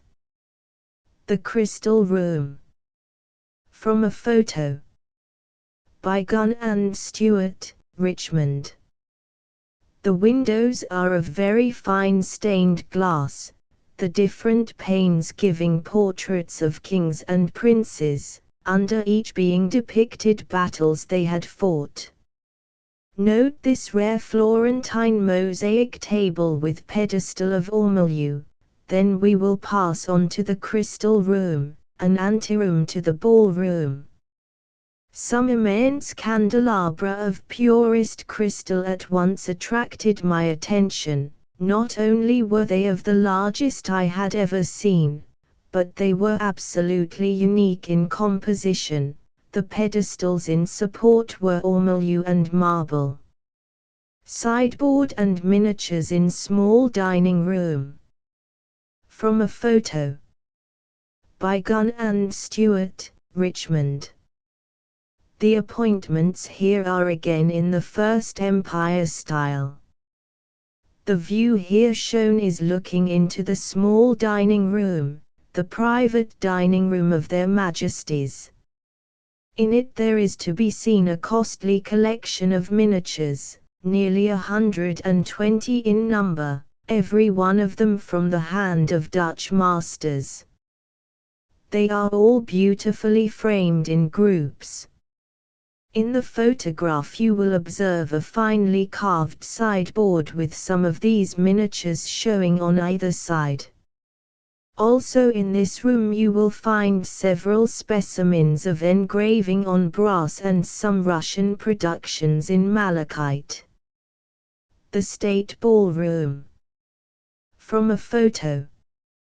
By Gunn and Stewart, Richmond. Now to the State Ballroom, a nobly proportioned room, but of somewhat severe aspect. Some good relief carving is shown and a splendid parquetry floor, also some costly furniture, over-burnished and upholstered in crimson with floral devices. No doubt it has a very imposing and gay appearance when lighted up and filled with guests. Nearly 700 lights are displayed, which would naturally cause a most brilliant effect. Somehow ballrooms are never satisfactory when viewed in the daytime, unless you have an eye for proportions only. In that case this one could not fail to please, as it cannot be less than 90 feet long and is of magnificent height, added to by a glass concave roof. The Queen's Reception Room. From a photo. By Gunn and Stewart, Richmond. The Queen's Reception Room is prettily hung in crimson with designs depicting art and music, the furniture bright and handsome in crimson and cream. On either side of the fireplace stand some crimson velvet screens in burnished frames, the crown and arms worked on the velvet in characters of gold. In the accompanying view you will observe a large album on a stand. This was given to the Queen Regent by the ladies of Holland. It is of leather, with ormolu mounts, on the covers being painted panels and flowers worked in silk, these flowers being surrounded with rubies and pearls, and at either corner is a large sapphire. The interior shows pages of vellum, with names of subscribers beautifully inscribed. This room will, of course, be the one where the young queen will receive when she commences to reign.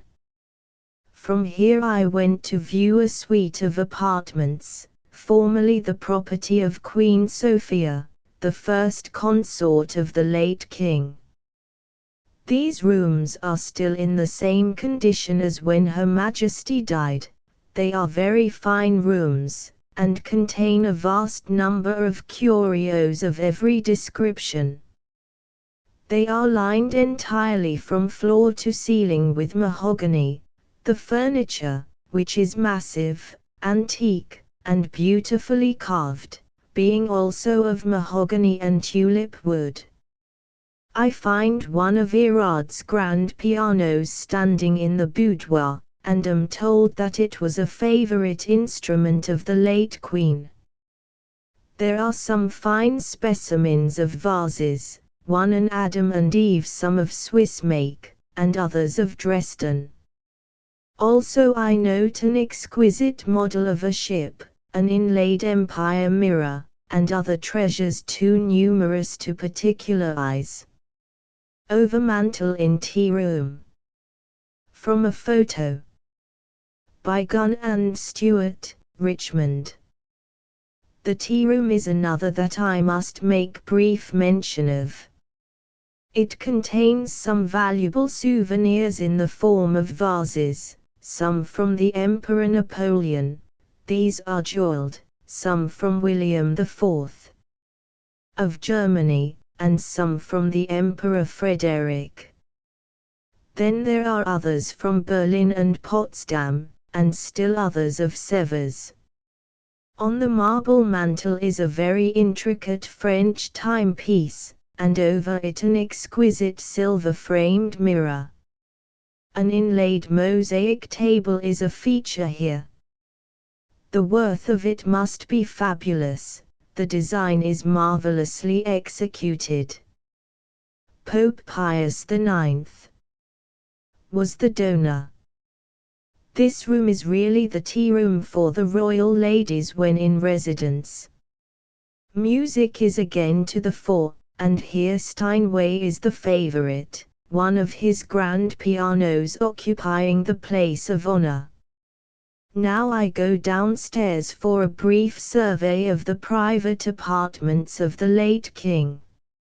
I shall not attempt to describe them in detail, but content myself with mention of one or two things I specially noticed. I started with the billiard room, a good-sized room and well-fitted, but obscured by the covers denoting non-usage. One curious article I must note. It is a clock and musical box combined, giving out a variety of 27 tunes. The visible part of it is a pure alabaster representation of the tomb of our Henry II, supported by lions' cow chant. Rather a strange model for a musical box containing lively airs, is it not?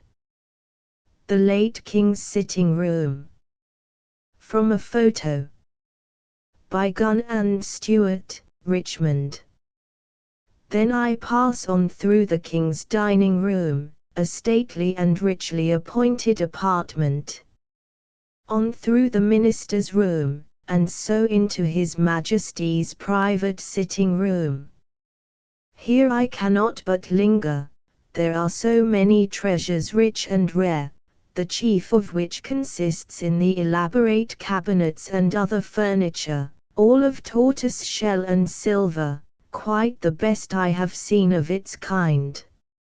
Some of it looks as though crammed with secret drawers, and I stand before it wondering whether Queen Wilhelmina will be as anxious to discover and overhaul them as I should be.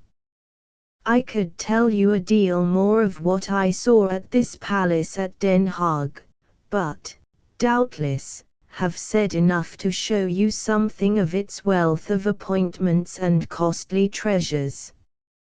One cannot help thinking what a sum all this has cost, and what it must take to keep up so many places, but the royal family of the Netherlands have well-lined coffers, as it is not only their own country that owns their supremacy, but they have also many dependencies in the Indies, bringing in enormous revenues. T. Huis in T. Bosch near Den Haag. From a photo by Gunn and Stewart, Richmond. I have mentioned 3 palaces, I know of 5, but will close with just a few words respecting a 4th, and a view of the same, which is charmingly pretty. This palace is called T. Huis in T. Bosch and is just a nice carriage drive from the town of Den Haag. It stands right in the midst of a beautiful park, with herds of deer and hundreds of gay-plumaged birds, a park that far and away surpasses even our vaunted Richmond Park, magnificent timber, dense undergrowth, wild flowers in profusion, and now and again winding lakes and streams, crossed by rustic bridges, and such views over hill and dale as would delight either an artist or an admirer of nature. The above view of the house will give a good idea of its outside appearance. I have no time for interiors, or should be tempted to prolong this indefinitely.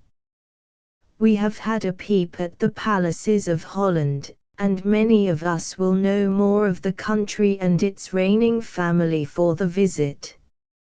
Holland, with its youthful queen, has a future we cannot wot of, but we all hope it is a prosperous and bright one, and we all agree in thanking Her Majesty the Queen Regent for the opportunity of gaining this information, and wish for her daughter all the happiness and wisdom that she, the royal mother, could desire for her. The illustrated interviews will be continued as usual next month. Zigzags at the Zoo. 19 Zigzag Batrakian. A small lunch. The frog and the toad suffer, in this world of injustice, from a deprival of the respect and esteem that is certainly their due. In the case of the frog this may be due largely to the animal's headlong and harlequin-like character, but the toad is a steady personage, whose solemnity of deportment, not to speak of his stoutness, entitles him to high consideration in a world where grave dullness and personal circumference always attract reverence. The opening lines of a certain famous poem have without a doubt done much to damage the dignity of the frog. The frog he would a wooing go is not, perhaps, disrespectful, although flippant, but whether his mother would let him or no is a gross insult. Of course, it is a matter upon which no self-respecting frog ever consults his mother, but the absurd jingle is immortal, and the frog's dignity suffers by it. Then there is a certain pot-bellied smugness of appearance about the frog that provokes a smile in the irreverent. Still, the frog has received some consideration in his time. The great Homer himself did not disdain to sing the mighty battle of the frogs and mice, and Aristophanes gave the frogs a most important chorus in one of his comedies, moreover, calling the whole comedy The Frogs, although he had his choice of title names among many very notable characters, Aeschylus, Euripides, Bacchus, Pluto, Proserpine, and other leaders of society. Still, in every way the frog and the toad are underesteemed, as though such a thing as a worthy family frog or an honorable toad of business were in nature impossible. It is not as though they were useless. The frog's hind legs make an excellent dish for those who like it, as well as a joke for those who don't. Powdered toad held in the palm is a fine thing to stop the nose bleeding, or, at any rate, it was a couple of 100 years ago, according to a dear old almanac I have. On the same unimpeachable authority I may fearlessly affirm a smashed frog, smashed on the proper saint's day, in conjunction with hair taken from a ram's forehead and a nail stolen from a piebald mare's shoe, to be a certain remedy for a worn in a little leather bag. If it fails it will be because the moon was in the wrong quarter, or the mare was not sufficiently piebald, or the nail was not stolen with sufficient dishonesty, or some mistake of that sort. Think I could manage that beetle, Tyrrell? Evil communications. Personally, I am rather fond of frogs and toads. This, of course, in a strictly platonic sense, and entirely apart from dinner. A toad I admire even more than a frog, because of his gentlemanly calm. He never rushes at his food ravenously, as do so many other creatures. Place a worm near him and you will see. He inspects the worm casually, first with one eye and then with the other, as who would say, luncheon. Certainly.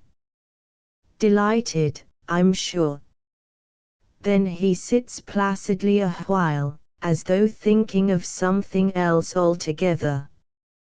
Presently he rises slightly on his feet and looks a little, very little, more attentively at the worm. Oh, yes, he is saying, luncheon, of course. Whenever you like, you know. And he becomes placid again, as though interested in the general conversation. After a little he suddenly straightens his hind legs and bends down over the worm, like a man saying, "Ah, and what have we got here now? Oh, worm, au naturel, capital, capital." After this there is nothing to do but to eat, and this the toad does without the smallest delay. For leisurely indifference, followed by a business-like grab, nothing can beat a toad. Almost before the cover is lifted, figuratively speaking, the worm's head and tail are wriggling, like a lively moustache, out of the sides of the toad's mouth. The head and tail he gently pats in with his hands, and there is no longer any worm, after which the toad smiles affably and comfortably, possibly meditating a liqueur. I have an especial regard for the giant toad in one of the cases against the inner wall of the reptile house lobby. There is a pimpliness of countenance and a comfortable capaciousness of waistcoat about him that always make me wonder what he has done with his churchwarden and pewter. He has a serene, confidential, "Well, old pal, how are you" way of regarding Tyrrell, his keeper. Of late, for some few months, that is, the giant toad has been turning something over in his mind, as one may perceive from his cogitative demeanor. He is thinking, I am convinced, of the new Goliath beetle. The Goliath beetle, he is thinking, would make rather a fit supper for the giant toad. This because he has never seen the beetle. His mind might be set at rest by an introduction to Goliath, but the acquaintanceship would do no good to the beetle's morals. At present Goliath is a most exemplary vegetarian and tea drinker, but evil communications with that pimply, dissipated toad would wreck his principles. Don't squeeze so, Tyrrell. Want me to bark? Why one should speak of the adorned caratafres when the thing might just as well be called the barking frog, I don't know. Let us compromise and call him the adorned sea, in the manner of Mr. Wemmick. I respect the adorned sea almost as much as if he were a toad instead of a frog, but chiefly I admire his mouth. A crocodile has a very respectable mouth. When it separates its jaws it opens its head. But when the adorned sea smiles he opens out his entire anatomical bag of tricks, comes as near bisecting himself indeed as may be, opens, in short, like a Gladstone bag. From a fat person, of course, you expect a broad, genial smile, but you are doubly gratified when you find it extending all round him. That, you feel, is indeed no end of a smile, and that is the smile of the adorned sea. He calls this winding me up. Shan't bark, so there. Stow that, Tyrrell. He's always doing that. I'll get so wild in a minute. But, notwithstanding this smile, the adorned sea is short of temper. Indeed, you may only make him bark by practicing upon this fact. Tyrrell's private performance with the adorned sea is one that irresistibly reminds the spectator of Lieutenant Cole's with his figures, and would scarcely be improved by ventriloquism itself. The adorned sea prefers biting to barking, and his bite is worse than his bark. Bites always are, except in the proverb. This is why Tyrrell holds the adorned sea pretty tight whenever he touches him. The one aspiration of the adorned sea is for a quiet life, and he defends his aspiration with bites and barks. Wow, wow. Snap. Wow, wow. What, got to go back? Tyrrell touches him gently, cautiously, and repeatedly on the back until the annoyance is no longer to be tolerated, and then the adorned sea duly barks like a terrier. Now, the most interesting thing about the adorned sea, after his mouth, is his bark, and why he should be reluctant to exhibit it except under pressure of irritation, why he should hide his light under a bushel of ill temper, I can't conceive. It is as though Patty wouldn't sing till her manager threw an egg at her, or as though Sir Frederick Leighton would only paint a picture after Mr. Whistler had broken his studio windows with a brick. Even the whistling oyster of London tradition would perform without requiring a preliminary insult or personal assault. But let us account everything good if possible. Perhaps the adorned sea only suffers from a modest dislike for vain display, although this is scarcely consistent with the internal exhibition afforded by his smile. Good night, Tyrrell. With the distinction of residence in the main court of the reptile house itself, as also with the knowledge of its rarity, the smooth-clawed frog sets no small value on himself. He lives in water perpetually, and is always bobbing mysteriously about in it with his four-fingered hands spread out before him.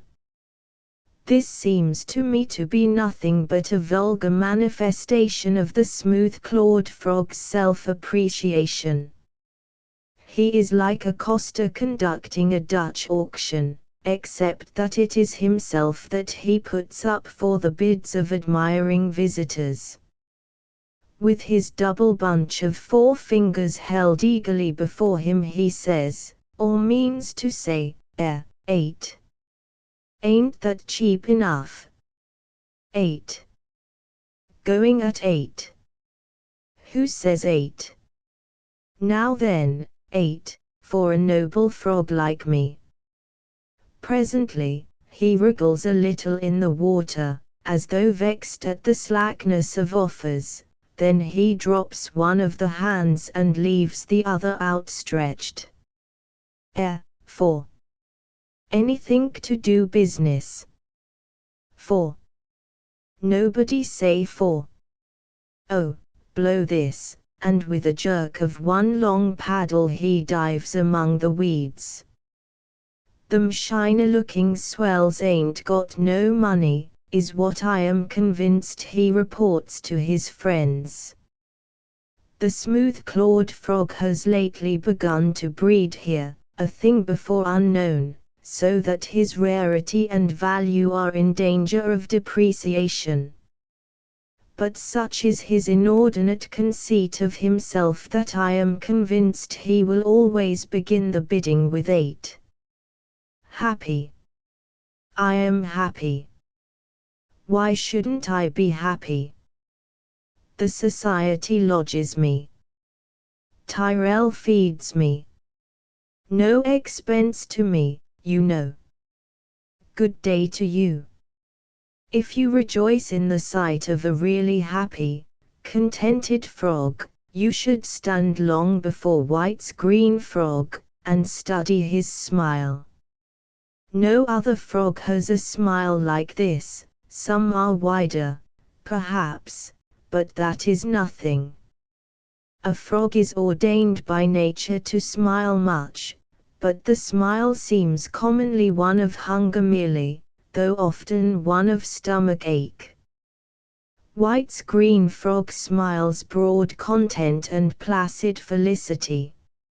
Maintained in comfort, with no necessity to earn his living, this is probably natural. Still, the bison enjoys the same advantages, although nobody ever saw him smile. But, then, an animal soon to become extinct can scarcely be expected to smile. In the smile of White's green frog, however, I fear, a certain smug, Pecksniffian quality is visible. I am an humble individual, my Christian friends he seems to say, and my wants, which are few and simple, are providentially supplied. Therefore, I am truly happy. It is no great merit in my merely batrachian nature that I am truly happy. A cheerful countenance, my friends, is a duty imposed on me by an indulgent providence. White's green frog may, however, be in reality a frog of excellent moral worth, and I trust that Green's white frog, if ever he is discovered, will be a moral frog too. Here we are. How do? I'm off. Eh? What? Who's that? By the by, some green frogs are blue. That is to say, individuals of the green species have been found of the sky color and sold at a good price as rarities. When it was not easy to find one already blue, the prudent tradesman kept a green frog in a blue glass vase for a few weeks, and brought it out as blue as you might wish. The color stayed long enough, as a rule, to admit of sale at a decent price, but was liable to fade after. As I think I have said, the toad is distinguished by a placid calm denied to the frog. Therefore it is singular that the ordinary toad's Latin name should be Buffo vulgaris, a name suggestive of nothing so much as a low, disgracefully low, comedian. Buffo vulgaris should be the name of a very inferior, rowdy clown. The frog is a much nearer approximation to this character than the toad. The frog comes headlong with a bound, a bunch of legs and arms, with his "Here we are again. Fine day tomorrow," wasn't it?" and goes off with another bound, before the toad, who is gravely analyzing the metaphysical aspect of nothing in particular, can open his eyes to look up. The toad has one comic act, however, of infinitely greater humor than the bouncing buffooneries of the frog. When the toad casts his skin, he quietly rolls it up over his back and head, just as a man skins off a close-fitting jersey. Once having drawn it well over his nose, however, he immediately proceeds to cram it down his throat with both hands, and so it finally disappears. Now, this is a performance of genuine and grotesque humor, which it is worth keeping a toad to see. The Helmet. From the French by Ferdinand Biessier. "But, uncle, I love my cousin." "Get out. Give her to me. Don't bother me. It will be my death." "Nonsense. You'll console yourself with some other girl." Pray, my uncle, whose back had been towards me, whirled round, his face red to bursting, and brought his closed fist down upon the counter with a heavy thump. "Never," he cried, "never, do you hear what I say?" And as I looked at him beseechingly and with joined hands, he went on, "A pretty husband you look like, without a sou, and dreaming of going into housekeeping. A nice mess I should make of it, by giving you my daughter. It's no use your insisting. You know that when I have said no, nothing under the sun can make me say yes." I ceased to make any further appeal. I knew my uncle, about as headstrong an old fellow as could be found in a day's search. I contented myself with giving vent to a deep sigh, and then went on with the furbishing of a big, double-handed sword, rusty from point to hilt. This memorable conversation took place, in fact, in the shop of my maternal uncle, a well-known dealer in antiquities and objets d'art, number 53, Rue des Clarquettes, at the sign of the Maltese Cross, a perfect museum of curiosities. The walls were hung with Marseilles and old Rouen china, facing ancient cuirasses, sabres, and muskets, and picture frames. Below these were ranged old cabinets, coffers of all sorts, and statues of saints, one-armed or one-legged for the most part and dilapidated as to their gilding.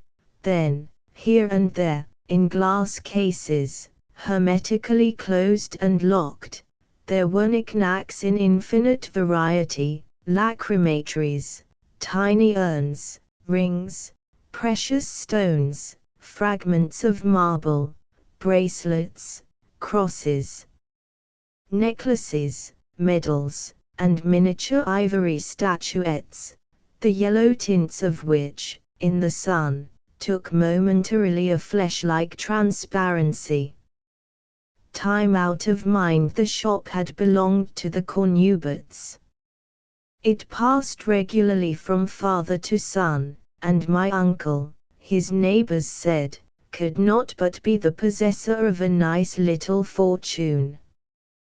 Held in esteem by all, a municipal councillor, impressed by the importance and gravity of his office, short, fat, highly choleric and headstrong, but at bottom not in the least degree an unkind sort of man. Such was my uncle Cornubot, my only living male relative, who, as soon as I left school, had elevated me to the dignity of chief and only clerk and shopman of the Maltese Cross. But my uncle was not only a dealer in antiquities and a municipal councillor, he was yet more, and above all, the father of my cousin Rose, with whom I was naturally in love. To come back to the point at which I digressed. Without paying any attention to the sighs which exhaled from my bosom while scouring the rust from my long, two-handed sword, my uncle, magnifying glass in hand, was engaged in the examination of a lot of medals which he had purchased that morning. Suddenly he raised his head. 5 o'clock was striking. "The council," he cried. When my uncle pronounced that august word, it made a mouthful. For a pin, he would have saluted it bareheaded. But, this time, after a moment's consideration, he tapped his forehead and added, in a tone of supreme relief, "No, the sitting does not take place before tomorrow, and I am forgetting that I have to go to the railway station to get the consignment of which I was advised this morning." Rising from his seat, and laying down his glass, he called out, "Rose, give me my cane and hat." Then, turning towards me, he added, in a lowered tone and speaking very quickly, "As to you, don't forget our conversation. If you think you can make me say yes, try, but I don't think you'll succeed." Meanwhile, not a word to Rose, or, by Saint Barthélemy, my patron of happy memory, I'll instantly kick you out of doors. At that moment Rose appeared. With my uncle's cane and hat, which she handed to him. He kissed her on the forehead, then, giving me a last but eloquent look, hurried from the shop. I went on scouring my double-handed sword. Rose came quietly towards me. "What is the matter with my father?" she asked. "He seems to be angry with you." I looked at her. Her eyes were so black, her look so kind, her mouth so rosy, and her teeth so white that I told her all, my love, my suit to her father, and his rough refusal. I could not help it. After all, it was his fault. He was not there. I determined to brave his anger. Besides, there is nobody like timid persons for displaying courage under certain circumstances. My cousin said nothing, she only held down her eyes, while her cheeks were as red as those of cherries in May. I checked myself. "Are you angry with me?" I asked, tremblingly. "Are you angry with me, Rose?" She held out to me her hand. On that, my heart seething with audacity, my head on fire, I cried, "Rose, I swear it. I will be your husband." And as she shook her head and looked at me sadly, I added, "Oh, I well know that my uncle is self-willed, but I will be more self-willed still, and, since he must be forced to say yes, I will force him to say it." "But how?" asked Rose. "Ah, how?" That was exactly the difficulty. But, no matter, I would find a way to surmount it. At that moment a heavy step resounded in the street.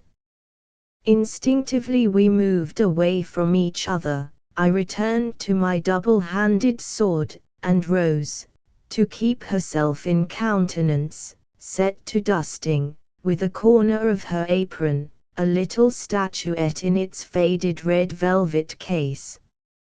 My uncle entered. Surprised at finding us together, he stopped short and looked sharply at us, from one to the other. we each of us went on rubbing without raising our heads. "Here, take this," said my uncle, handing me a bulky parcel from under his arm. "A splendid purchase, you'll see." The subject did not interest me in the least. I opened the parcel, and from the enveloping paper emerged a steel helmet, but not an ordinary helmet. Oh, no, a superb, a monumental morion, with gorget and pointed visor of strange form. The visor was raised, and I tried to discover what prevented it from being lowered. "It will not go down. The hinges have got out of order," said my uncle, "but it's a superb piece, and, when it has been thoroughly cleaned and touched up, will look well. That shall be your tomorrow's job." "Very good, uncle," I murmured, not daring to raise my eyes to his. That night, on reaching my room, I at once went to bed. I was eager to be alone and able to think at my ease. Night brings counsel, it is said, and I had great need that the proverb should prove true.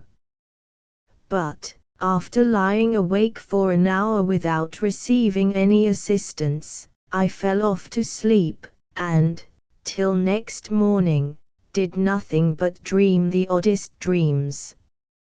I saw Rose on her way to church in a strange bridal costume, a 14th century cap, 3 feet high, on her head, but looking prettier than ever.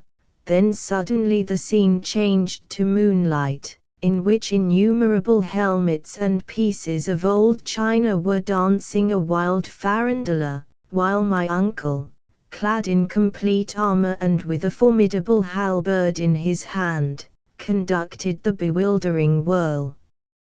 My uncle sat smoking his pipe and watching me. The next day, I was no nearer. In vain, with clenched teeth, I scoured the immense helmet brought by my uncle the previous evening, scoured it with such fury as almost to break the iron. Not an idea came to me.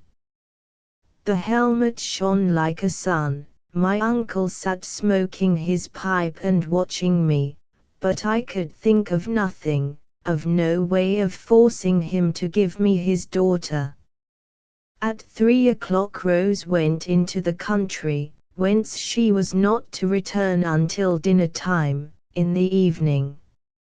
On the threshold she could only make a sign to me with her hand. My uncle had not left us alone for a single instant. He was not easy in his mind, I could see that by his face. No doubt he had not forgotten our conversation of the previous evening. I went on rubbing at my helmet. "You have made it quite bright enough. Put it down," said my uncle. I put it down. The storm was gathering. I could not do better than allow it to blow over. But suddenly, as if overtaken by a strange fancy, my uncle took up the enormous morion and turned and examined it on all sides. A handsome piece of armor, there is no doubt about it, but it must have weighed pretty heavily on its wearer's shoulders, he muttered, and, urged by I know not what demon, he clapped it on his head and latched the gorget piece about his neck. Struck almost speechless, I watched what he was doing, thinking only how ugly he looked. Suddenly there was a sharp sound, as if a spring had snapped, and, crack, down fell the visor, and there was my uncle, with his head in an iron cage, gesticulating and swearing like a pagan. I could contain myself no longer, and burst into a roar of laughter, for my uncle, stumpy, fat, and rubicund, presented an irresistibly comic appearance. Threateningly he came towards me. Threateningly, he came towards me. The hinges, fool, he yelled. I could not see his face, but I felt that it was red to bursting. When you have done laughing, idiot, he cried. But the helmet swayed so oddly on his shoulders, his voice came from out it in such strange tones, that the more he gesticulated, the more he yelled and threatened me, the louder I laughed. At that moment the clock of the Hotel de Ville, striking 5, was heard. The municipal council, murmured my uncle, in a stifled voice. Quick! Help me off with this beast of a machine. We'll settle our business afterwards. But, suddenly likewise, an idea, a wild, extraordinary idea, came into my head, but then, whoever is madder than a lover? Besides, I had no choice of means. No, I replied. My uncle fell back 2 paces in terror, and again the enormous helmet wobbled on his shoulders. No, I repeated, firmly, I'll not help you out, unless you give me the hand of my cousin Rose. From the depths of the strangely elongated visor came, not an angry exclamation, but a veritable roar. I had done it.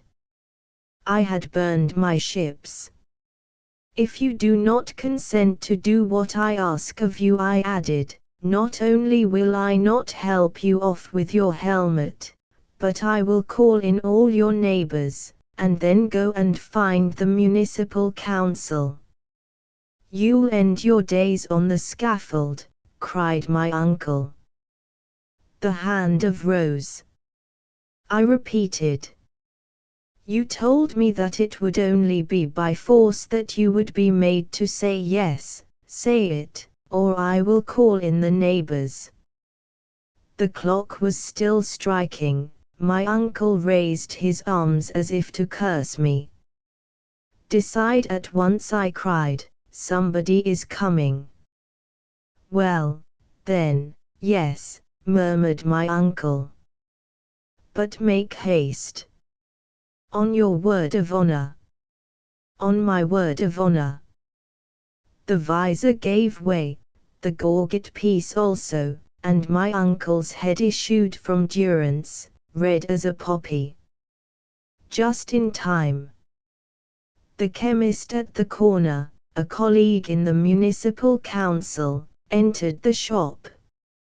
Are you coming? He asked. They will be beginning the business without us. I'm coming, replied my uncle. And without looking at me, he took up his hat and cane and hurried out. The next moment all my hopes had vanished. My uncle would surely not forgive me. At dinner time I took my place at table on his right hand in low spirits, ate little, and said nothing. It will come with the dessert, I thought. Rose looked at me, and I avoided meeting her eyes.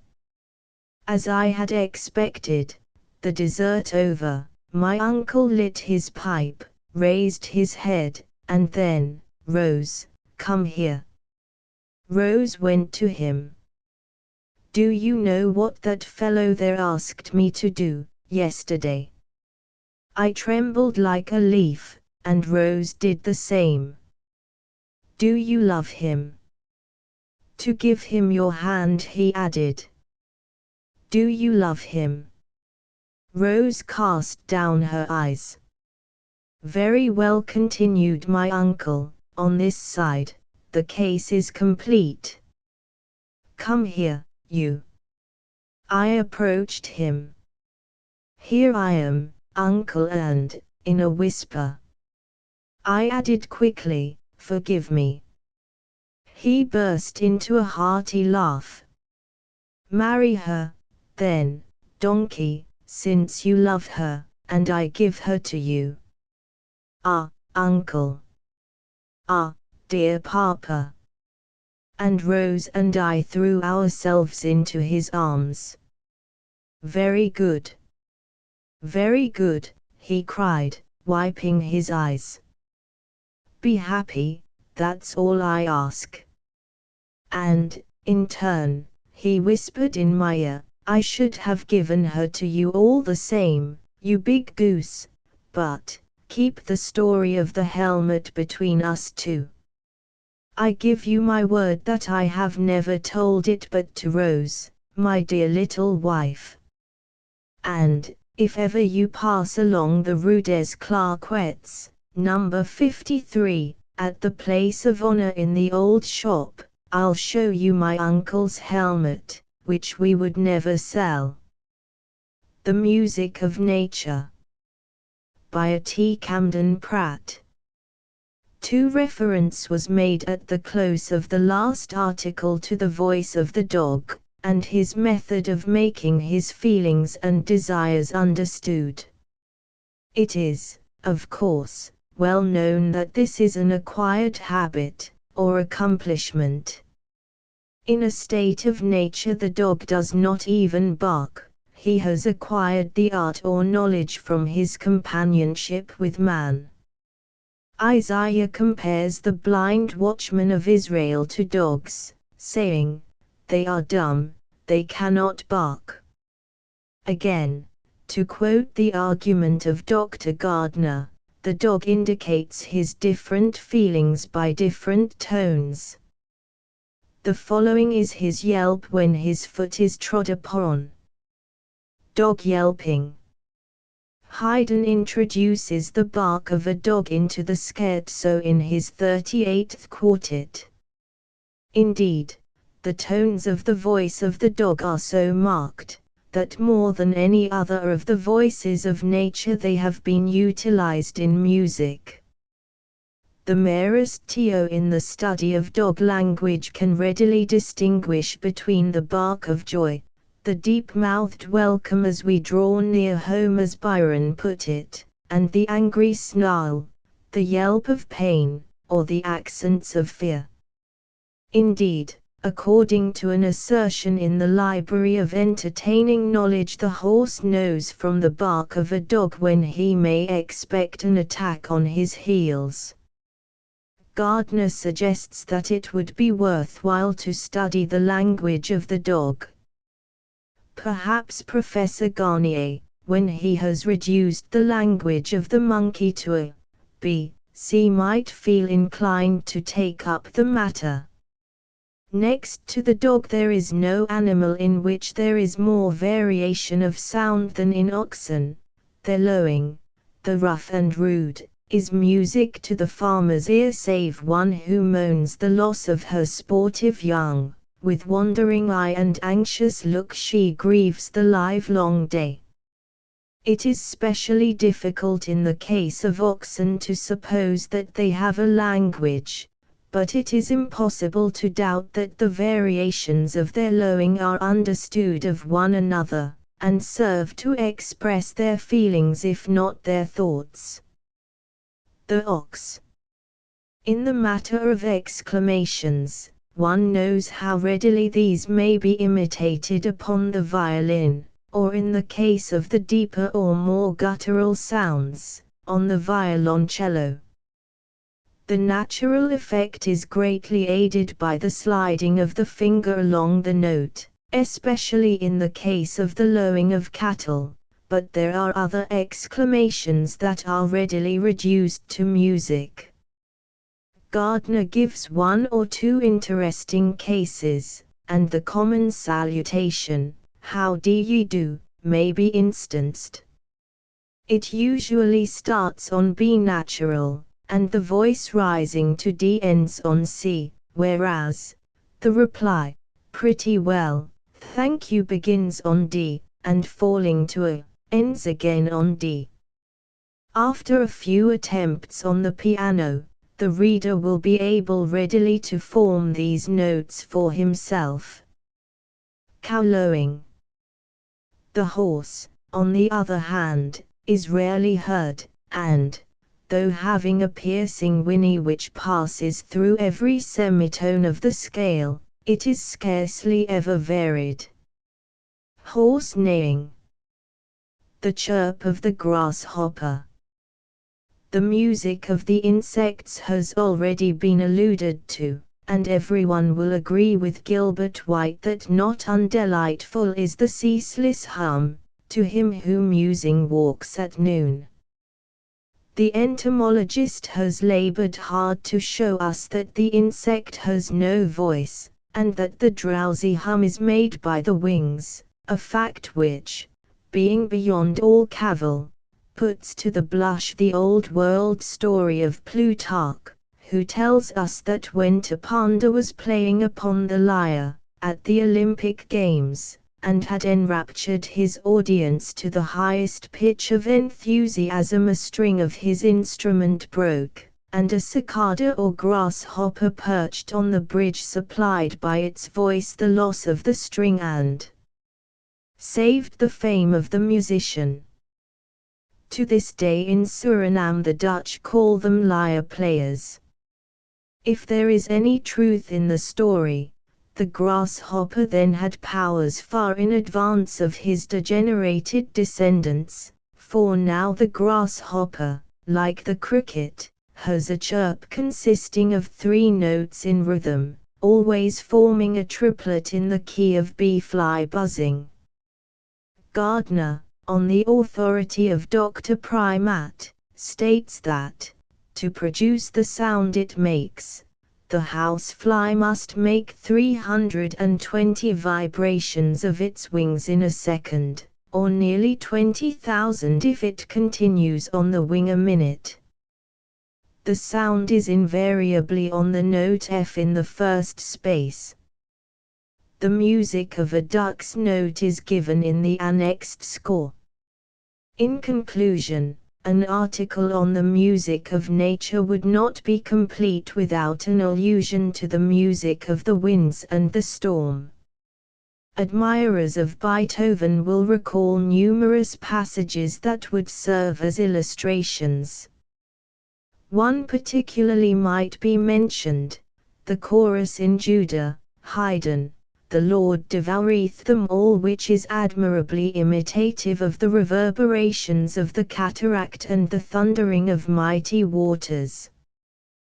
The sounds at sea, ominous of shipwreck, will also occur to the minds of some. At Land's End it is not uncommon for storms to be heralded by weird sounds, and in the northern seas sailors, always a superstitious race of people, used to be much alarmed by a singular musical effect, which is now well known to be caused by nothing more fearsome than a whale breathing. Duck.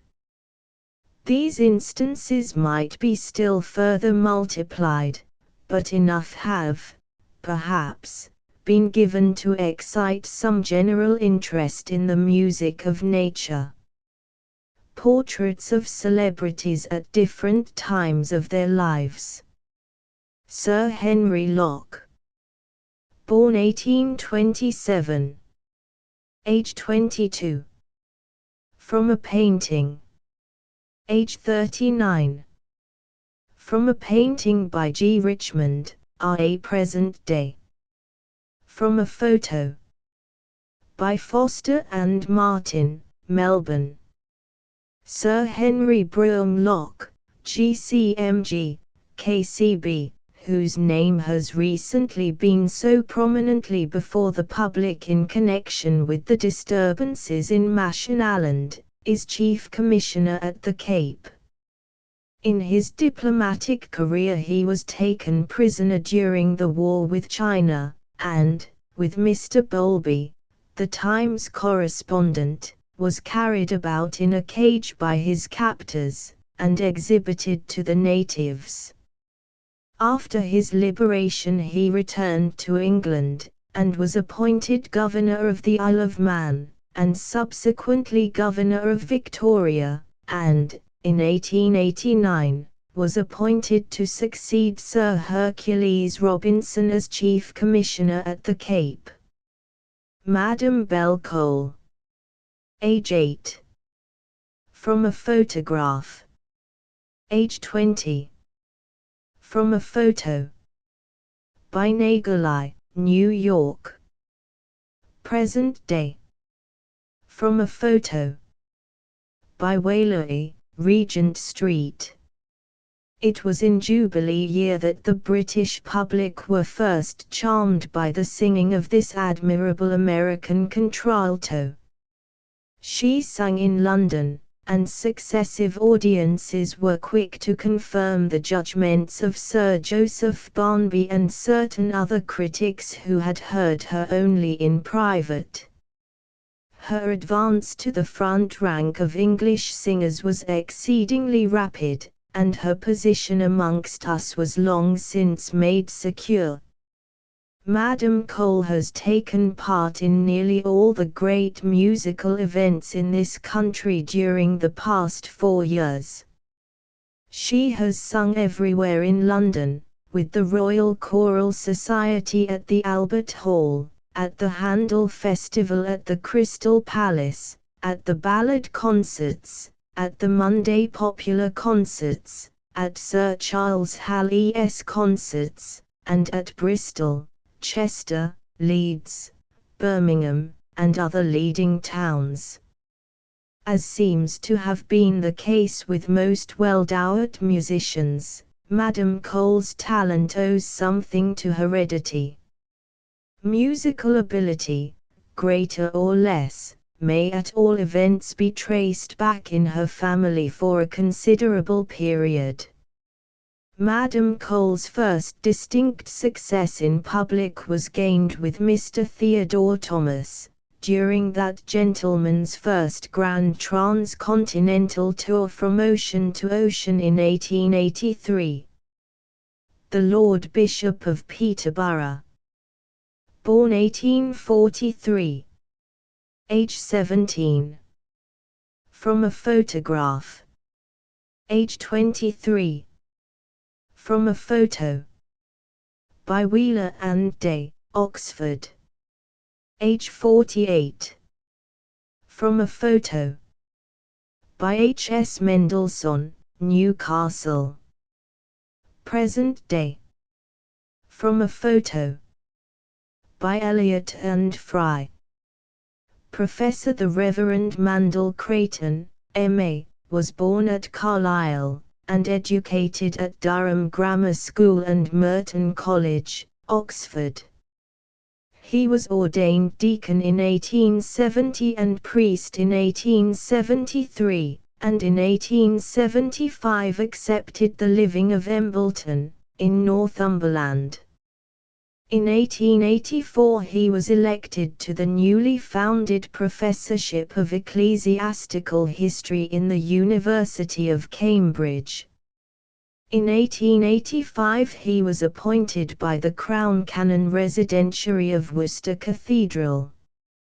He is the author of several historical works, Primer of Roman History 1875, The Age of Elizabeth 1876, etc. His principal work is A History of the Papacy during the period of the Reformation. He was appointed Bishop of Peterborough in 1891.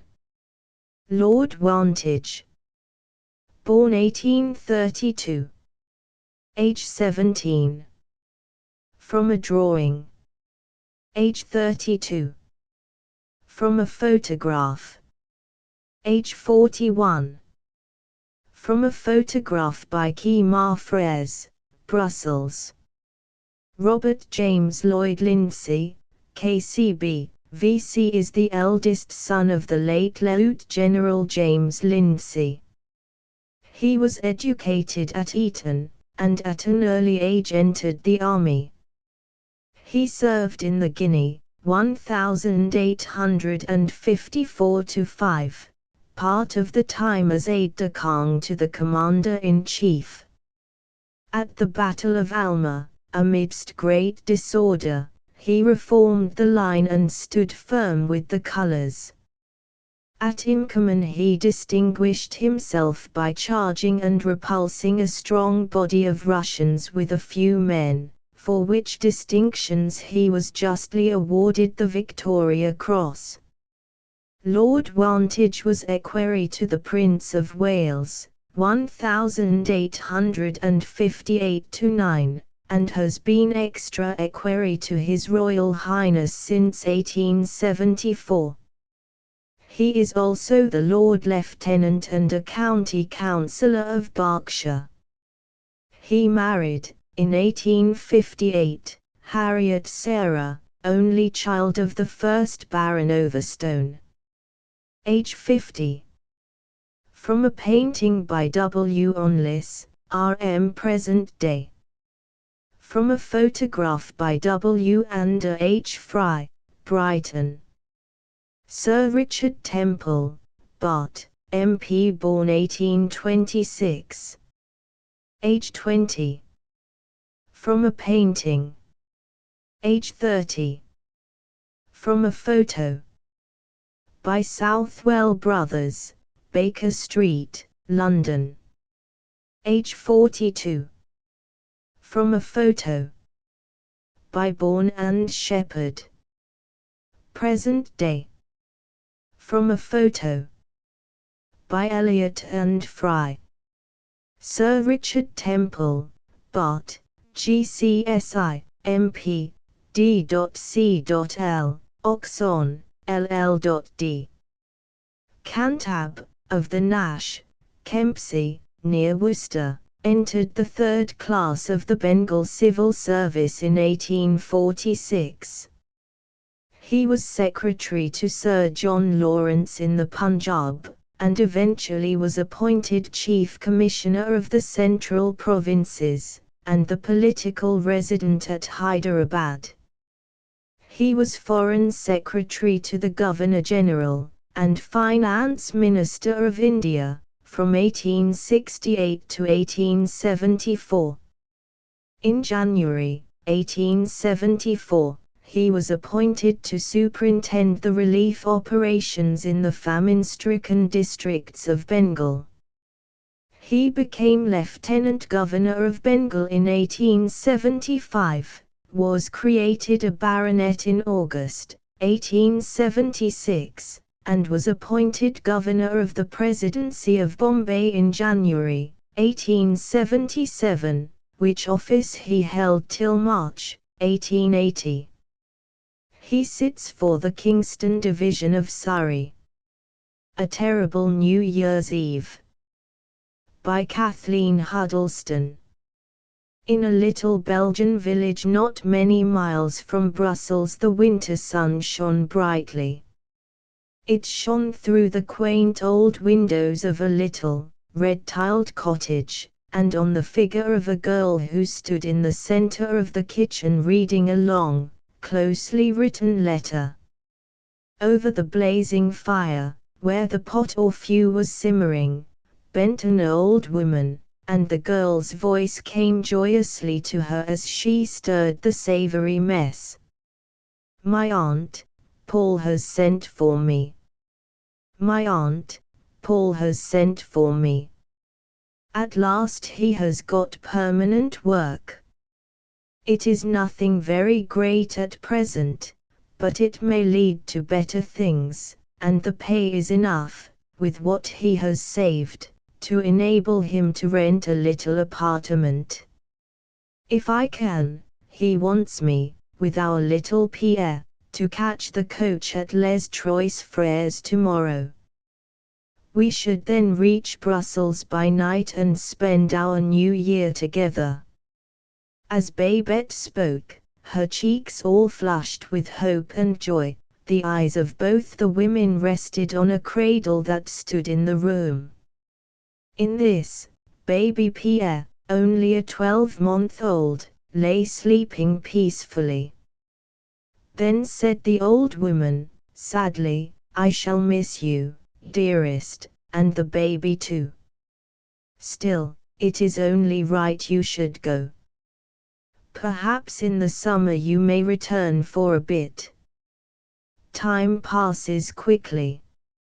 A year ago you were weeping over Paul's departure, and now, behold, you are going to join him, and lay in his arms the son he has never seen. Babette nodded. She was between tears and smiles. There was grief, true and deep, at leaving the dear old aunt, who had been so good to her and to her child. There was joy at the thought of seeing again the brave young husband whom she had wedded in the little village church 2 years before, and from whom the parting had been so bitter, when he left her, just before the birth of their baby boy, to seek work in the Belgian capital. But there was no time to waste. After the simple midday meal there were many things to be done, and all through the short winter day they were busy. There was a bundle of warm wraps to be put together for Babette to take with her. Her little trunk, with Pierre's cradle, and some odds and ends of furniture, would follow in a few days, when her aunt had collected and packed them all. Her little store of money was counted over. Alas! It was very slender. She must travel quickly and cheaply if it was to last her till she reached Brussels. Jean's cart will take you as far as Les Trois Frères, said the old lady, cheerfully, after finding that counting the little heap of francs and half-francs over and over did not increase them. That will save something. You can catch the coach that stops there at 2, and by 6 you will be in Brussels. I pray the little one may not take cold. Babette agreed to all her aunt suggested. Jean was a farmer of the village, well-to-do and good-natured. She knew he would gladly give her a seat in his wagon, which was going next day to Les Trois Frères and in 6 miles from the village. The coach for Brussels stopped there twice a week, and when once she had taken her place in it, the worst of her journey would be over.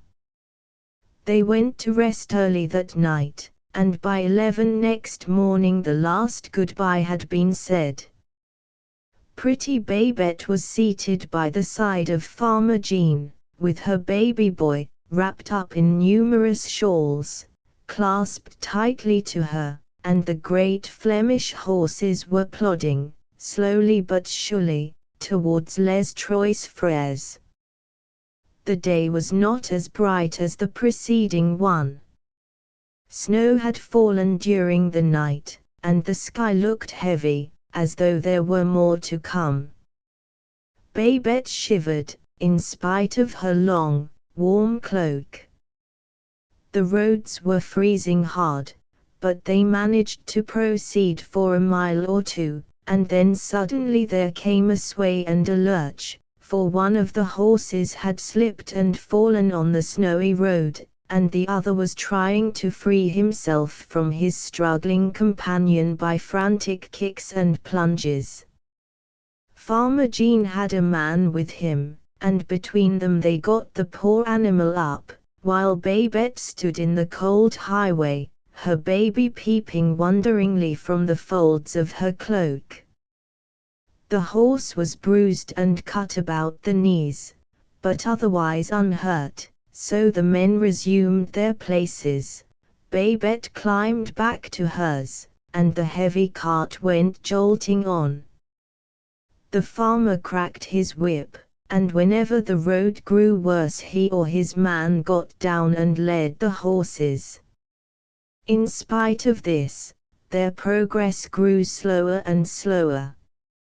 "I don't like to say so," said the master, "but we've 2 more miles to go, and it is past 1 o'clock now." My girl, if the coach is gone, I'll get you back and drive you in again next time it passes. But Babette would not hear of this. Not to see Paul by nightfall. Not to be clasped in his arms, she and little Pierre together, in one warm embrace. Not to spend New Year's Day with him. No. She would not think of it. And yet when, more than an hour later, they rolled into the yard of Les Trois Frères, there was no sign of the Brussels coach. It had started half an hour before. Les Trois Frères was a quiet, homely inn, little used excepting when the coach stopped there. Babette, pale and trembling, got down and ran into the bar, where the landlord stood smiling behind a row of bright pewter taps. "Am I too late for the coach?" she cried. "Has it gone?" And then, when the man told her she was indeed too late, all strength and energy left her, and she sank sobbing on the wooden bench by the door. There were two other men in the room, who looked at her curiously. She was such a pretty girl, even in the midst of her grief. One was an old peddler, with his well-filled pack on the floor beside him. He had a pleasant, homely face, and thin, bent figure. The other was a middle-sized, powerful fellow, clean-shaven and beetle-browed, and dressed in shabby, ill-fitting garments. It was hard to tell what his rank in life might be. He stared once again at Babette, and then handed his glass to the host to be refilled. The peddler was the first to break the silence. "Cheer up, my lass," he said kindly. "Cheer up, my lass," he said, kindly, "I too have missed the coach, and I too must reach Brussels tonight. I have 2,000 francs in notes and gold in my pocket-book, which are the savings of a lifetime, and I am going to pay them into the bank tomorrow. Then I shall give up my trade and start a little shop. I would not talk too much about them in the meantime, friend. In some countries it might be dangerous, but we are honest in Belgium." It was the other man who spoke, and his voice, the rough, was not unpleasant. He paid the landlord, caught up his stick, and with a curt good day passed out of Les Trois Frères. He, also, perhaps, is going to Brussels. He means to walk, and if he, why not I, said the peddler. He had come in cold and tired, and the landlord's good ale had made him slightly loquacious. "Yes, I shall try and walk. The roads are better walking than driving. It is not so very many miles, and most likely I shall be overtaken by some cart going the same way." And he rose as he spoke. Babette rose also and caught him eagerly by the hand. "I will walk with you," she cried. "I am strong, well shod, and the fastest walker in our village. We can get to Brussels before dark, in spite of my having my boy to carry. Oh, bless you for thinking of it, for now I shall see Paul before the year is out." Nor would she be dissuaded. Farmer Jean came in and said something about snow. The sky was darkening for it already. But Babette was firm.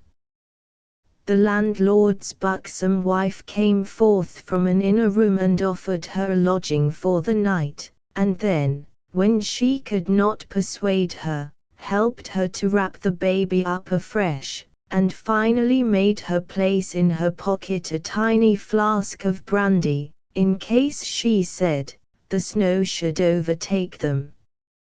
So they started. Babette had spoken the truth when she called herself a good walker. She was but 20, and was both slight and active. The peddler too, in spite of his bent form, got over the ground quickly. They had put 4 or 5 good miles between themselves and Les Trois Frères when the snow began to fall. It came down steadily in thick, heavy flakes. Babette drew her cloak yet closer round her boy and they plodded on, but walking became more and more difficult, and they grew both weary and cold.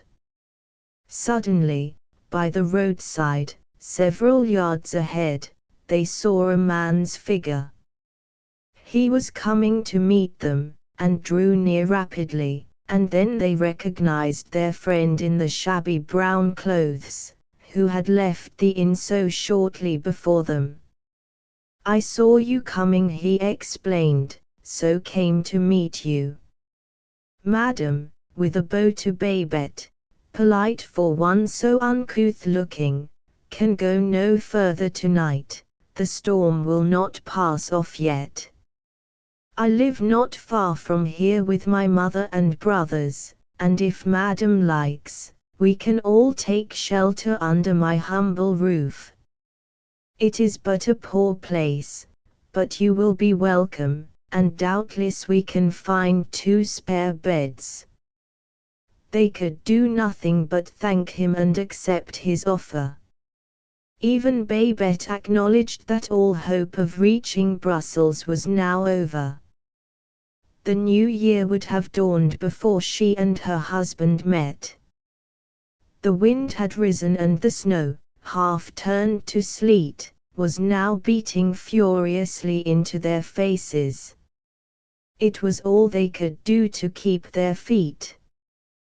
They struggled on after their guide as best they could, till he turned out of the high road into a lane, and thankful were they when he stopped, and, pushing open a gate that creaked on rusty hinges, led them up a narrow, gravelled pathway to a small, bare house, flanked on either side by some dreary bushes of evergreens.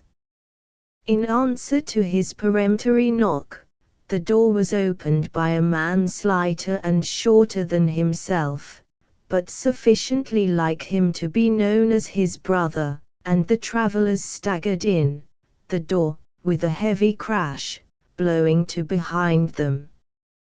Perhaps now for the first time it really struck Babette that she had been headstrong in persisting in her journey, and in trusting herself and child to the mercy of utter strangers so far from home. The same thought passed through the old peddler's mind, but it was too late to retreat, so they silently followed their new host and his brother. They went down a passage and into a room, half kitchen, half parlor, snugly and even comfortably furnished. A man and a woman sat over the fire. Heavy wooden shutters dulled the noise of the boisterous gale outside. A thick red curtain hung over the door, and a cheery log fire burnt in the stove. A man and woman sat over it, the man, a tall, repulsive-looking creature, with unkempt hair and matted beard, his age apparently about 50. The woman looked 70 or more. She too had once been tall, but now old age gave her a withered, witch-like appearance, in spite of her great height. She was dressed in limp, faded garments, with a tattered shawl crossed over her chest, and had a scared, miserable look in her bleared old eyes. There were a few words of explanation from the man who had come home, and then, in gruff but not unkindly tones, he bade Babette be seated, and told his mother to get some supper speedily. She spread a coarse cloth on the wooden table, and when all was ready, lifted a large black saucepan from the stove and turned out a smoking, savory-looking stew. The youngest son produced a bottle containing the thin acid wine of the country, and another of spirits. As he set them on the table, Babette noticed that across one of his hands, which were much smaller and whiter than those of his brothers, there ran a dull red scar that looked as if he had had a bad cut there. Then they all sat down, excepting the old mother, who busied herself in waiting on them. "It's the last good meal you'll get for some time, I'm thinking," she croaked, as she watched them devouring their supper, "unless you turn to and find more work than you've done lately." The landlord called for his rent again today and swore he would wait no longer, but turn us out if we did not pay in 3 days' time. "Curse him," muttered the man who had brought the strangers in, half under his breath. Then aloud he added, "Shut up, good mother, remember, we have visitors, and one a man of property, who will hardly sympathize with our poverty." Babette looked up as he spoke, and intercepted a glance so strange and savage that passed between the brothers and then rested on her friend the peddler, that involuntarily she shuddered and turned pale. The old man, however, did not appear to notice anything unsatisfactory in the appearance or manners of his hosts. He had eaten to his liking, and had allowed the grim-looking eldest brother to fill his glass again and again with Genever till his face began to flush, and his eyes grew dazed and heavy. Babette felt more and more uneasy. Oh! To be back at Les Trois Frères again, or even out in the snowy road. Anything would be better than sitting in this lonely house, with those 3 forbidding faces glaring on her. She rose hastily and caught up her sleeping child. "I am very tired, good people," she said, timidly, "and I must start betimes in the morning. If I might go to bed now, I should be so thankful." In answer to her request, the old woman lighted a candle, and Babette followed her upstairs into a small, low chamber. There was no superfluous furniture in it, but the little bed looked clean and inviting, and the curtains that hung in front of the tiny window were made of light, fresh-looking chintz. Facing the bed was a door, leading apparently into another room. Babette wondered if it was the one her friend the peddler was to occupy, but she was not long left in doubt. The old woman wished her good night and left her, and Babette, after hushing her boy to sleep again, had just sunk wearily into the one chair the room boasted, when she heard a slow, heavy step ascending, and knew the peddler was coming to bed. He shut the outer door behind him, and began arranging his pack. Babette could hear the peddler moving backwards and forwards with uncertain, tired footsteps. There was no sound below, even the wind was hushed. She drew aside the curtains and looked out, and saw that the snow had ceased to fall, and lay thick and white on the ground. Then there came a sudden presentiment upon her. A sense of danger, vague and undefined, seemed to surround her. It was all the more terrible on account of its vagueness.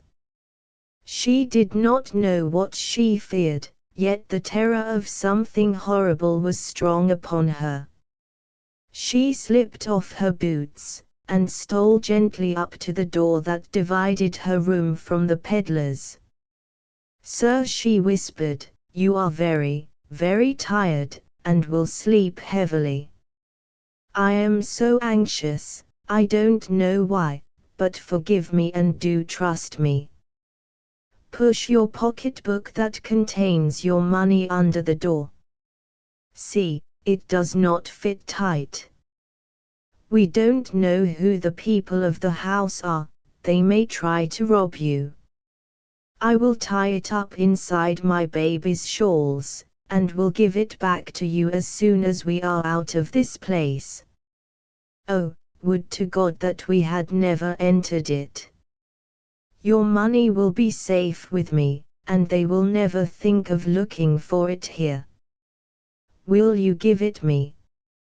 In answer to her pleadings, a shabby little leather book was pushed into her room.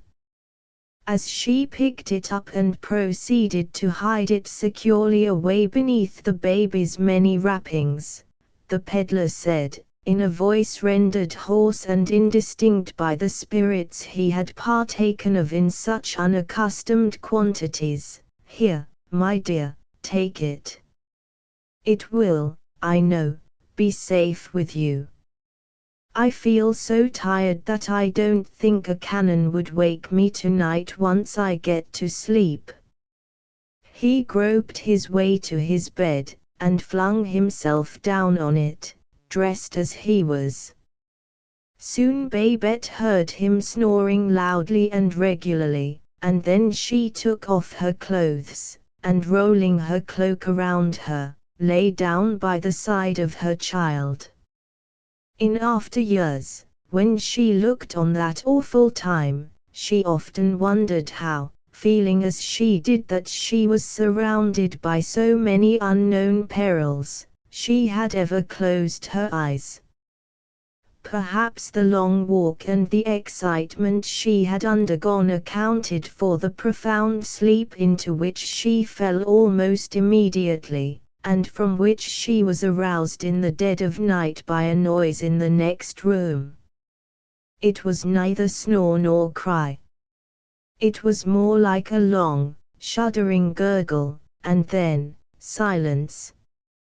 Frightful, terrible silence, broken at last by the sound of stealthy footsteps and hushed voices. Babette sunk down on her pillow again, her baby clutched in her arms. A voiceless prayer went up to heaven for the child's safety and her own, for already she heard them approaching her door, and made sure her last hour was come. Through nearly closed eyelids she watched two of the men enter, the one who had brought them to the house and his elder brother. They were muttering curses, low but deep. "To have risked so much for nothing," whispered one. "Can she have it, or was the old fool jesting with us?" "It's a jest that has cost him dear," answered the other, as he watched his brother search the girl's clothes and then slip his murderous hands beneath her pillow. He withdrew them empty. "Shall we settle her," he asked, "or let her go? Is it not best to be on the safe side?" But the smooth-shaven one said, decisively, "Let her alone, we have enough to answer for. See, she is sound asleep, and if not, it will be easy to find out before she reaches Brussels how much she knows. Let her be." Babette lay like a log, stirring neither hand nor foot. In that awful moment, when her life or death was trembling in the balance, her mother love, that divine instinct implanted in every woman's breast, came to her and saved her. She knew that if she moved her baby's life was gone, her own she hardly cared about just then. but those little limbs that were nestling so soft and warm against her own, and that little flaxen head that was cuddled against her arm, for their Sake she was brave. She lay motionless, so she lay motionless and listened, fearing that the men would hear even the quick, heavy throbs of her heart. But they did not. They searched quickly and systematically amongst all her clothing.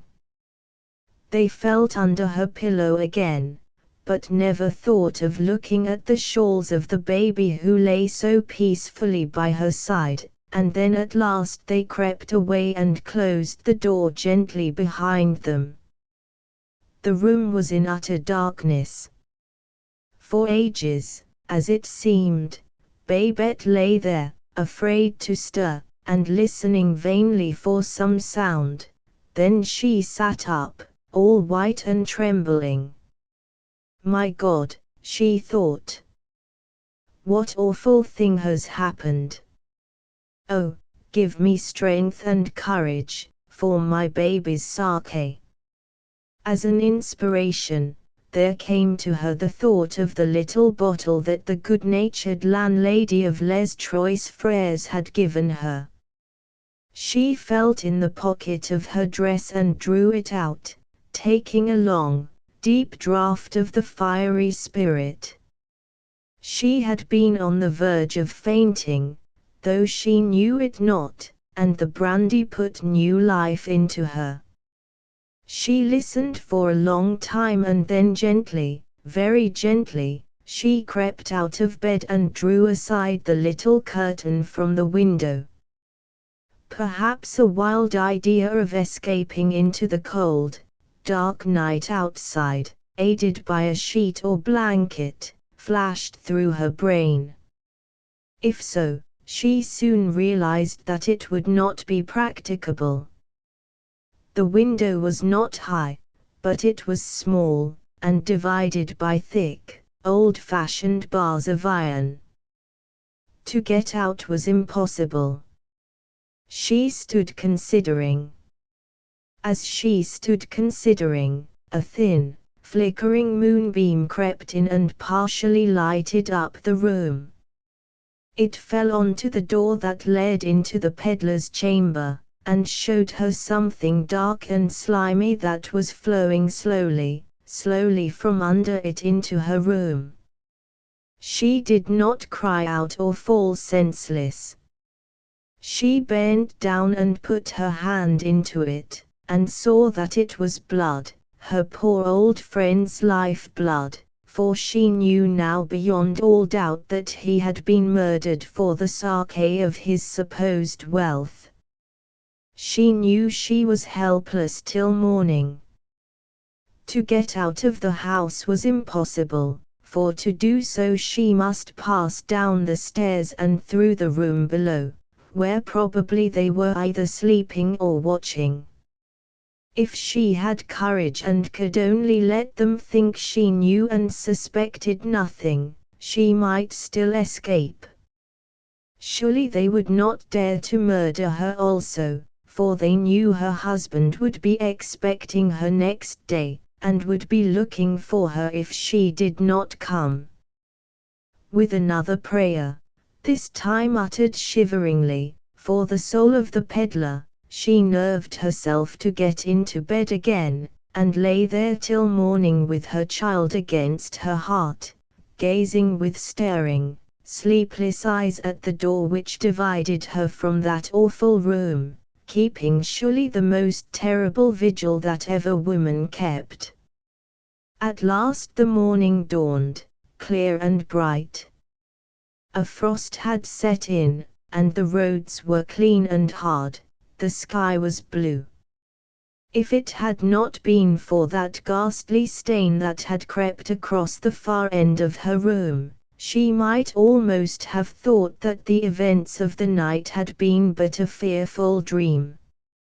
Her child awoke, fresh and smiling, and she could hear them stirring in the living room below. She felt that now, indeed, the hardest part of her task was still before her. On a little table by the side of her bed there was a small, cracked-looking glass. When she was dressed she looked into it and saw that it reflected a face death-like in its pallor, with burning lips and feverish eyes. She took the bottle from her pocket again and gulped down the rest of its contents. It sent a flush into her cheeks and steadied the sick trembling that was shaking her through and through. Without stopping to think or look round again, she took up her boy and descended the stairs, and entered the room where they had supped on the previous night. The old woman was its sole occupant now. She was bending over the fire frying something for breakfast, and the table in the center of the room was prepared for the meal. She looked if possible more untidy and slovenly than when Babette had last seen her, and greeted the girl with a feeble smile. Then she poured her out a cup of coffee, and Babette had sat down and begun to sip it, for she knew she must make a pretense of breakfasting, when the eldest son came in. There was a very uneasy look upon his evil-looking face. "How are you?" he asked, sullenly, as he sat down opposite her. "I hope, rested. Did you sleep well?" Never afterwards did she know how she found courage to answer him as she did, quietly and firmly, "Yes, very well, thank you." "But my friend, he must have overslept himself, why is he not down?" The old woman dropped a plate with a clatter and turned round. The man looked Babette straight in the face as he replied, and she met his glance with one just as steady. "The peddler is gone," he said, as he sugared his coffee carefully. "He paid his bill and was off before 7. You will probably see him in Brussels, for he was going there." "Yes," repeated Babette, "I shall very likely meet him in Brussels, but I don't even know his name. And I, too, good people, ought to be starting. The morning is fine, and walking will be easy." She drank down her coffee as she spoke and rose. "I cannot eat," she exclaimed, seeing that they both looked suspiciously at the thick slice of currant bread that lay untouched on her plate. "I think I am excited at the thought of seeing my husband again. It seems so long since we parted, and now we shall meet so soon." In her own ears her voice sounded far away and unnatural, but they did not seem to notice anything strange in her. The old woman, with a meek thank you, took the humble payment she tendered, and they let her go. Only the big, burly eldest son stood at the door and watched her as she went slowly down the little pathway and out through the creaking gate into the snowy road. She only looked back once, and then she saw that a dingy signboard hung in front of the house. The picture of what was meant for a cow, and had once been white, was depicted on it, and the words "A la vache blanche" were clumsily painted underneath. So the house was an inn, evidently, and as Babette read the words she dimly remembered having heard, long ago, that there was an inn of that name not far from Brussels. It was kept by some people named Marek, whose characters were anything but good, and who had been implicated in several robberies that had taken place some years before, although the utmost efforts of the police had failed to trace any crime directly home to them. Oh, heavens! Why did I not see that sign last night? The girl thought, despairingly, as she trudged along the hard, frosty road. It would have saved his life and perhaps my reason. She sped along faster and faster, for the house was now quite out of sight. In the distance the way began to wind uphill, and a stunted, leafless wood straggled along one side of the highway. Babette was just considering whether going through it would shorten her journey, when a woman, dressed in the ordinary peasant costume of the country, emerged from it and came towards her with quick, firm steps. She was tall and rather masculine-looking. The black Flemish cloak she wore hung round her in straight, thick folds. She carried a market basket on one arm, a neat white cloth concealing the eggs and butter that probably lay underneath. "Good day," she said, in thick, guttural tones, as she reached Babette. "Are you on the way to Brussels?" Babette made way for her to pass, somewhat shyly. "Yes," she said, "and I am in haste, but the roads are heavy and I have my baby to carry." As she answered, her eyes happened to fall on the stranger's right hand, which was ungloved and clasping the basket. And as she looked her heart seemed suddenly to quiver and stand still, for across that strong right hand there ran a deep red scar, precisely similar to the one she had noticed on the previous night on the hand of the youngest brother at the Vache Blanche. It did not take long for the whole horrible truth to flash across her. Doubtless they had felt insecure after their terrible deed, and the youngest Marek had been dispatched after her, disguised as a woman, with instructions to waylay her by some shorter cut, in order to find out if she was really ignorant of the frightful way in which the peddler had met his untimely end.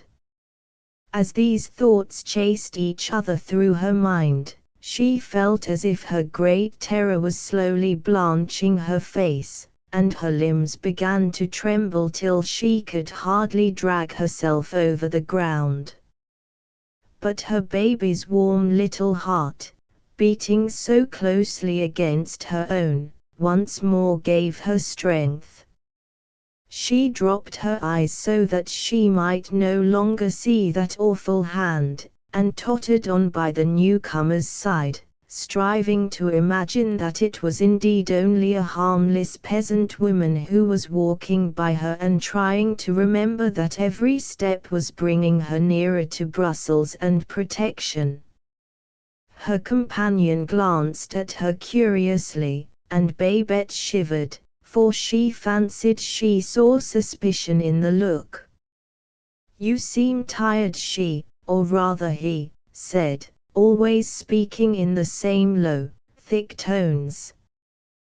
"Brussels is barely 2 miles off, and it is yet early, but perhaps you have not rested well. Where did you sleep?" Too well did the girl know why that question was asked her, and now that her first sickening horror was over, her brave spirit nerved itself once more. "I was journeying with a friend yesterday," she replied, "when the snowstorm overtook us. Luckily we met a man whose home lay in our road. He was very good, and took us there and gave us supper and beds." The stranger laughed. "A good Samaritan, indeed. And your friend? Where is he now? Did he find his hosts so hospitable that he was unable to tear himself away?" "No," said Babette, gently, "he started early. Before I came down he was far on his road. They were very good to me, and gave me coffee before I left." I am a poor woman, and could do but little to repay them. The 2 francs I gave them were almost my last." This speech, uttered in such a soft, even voice, for Babette had schooled herself well by now, seemed to satisfy her companion, and they walked on side by side in silence for what seemed to the poor girl the longest hour she had ever passed. At last, in the far distance there rose the spires and roofs of Brussels. The chiming of church bells came gaily towards them through the frosty air, and Babette knew that her terrible journey was well nigh ended. At the entrance of the town the stranger stopped. "Goodbye." "Goodbye," she said, curtly, "I am late for the market, and must sell my eggs quickly or shall not get my price." She sank down in a heavy, death-like swoon. She turned down a side street and disappeared, and Babette felt her strength and mind both failing her now that she was out of danger. She staggered weakly into a big, dim church, by the door of which the parting happened to have taken place.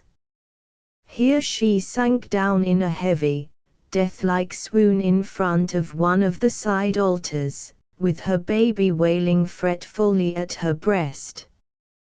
When she came to herself again she was seated in the sacristy, and her hair and face were wet with the water they had flung over her. By her side stood a black-robed, kindly-faced cure and 2 or 3 women, who were trying to force some wine down her throat.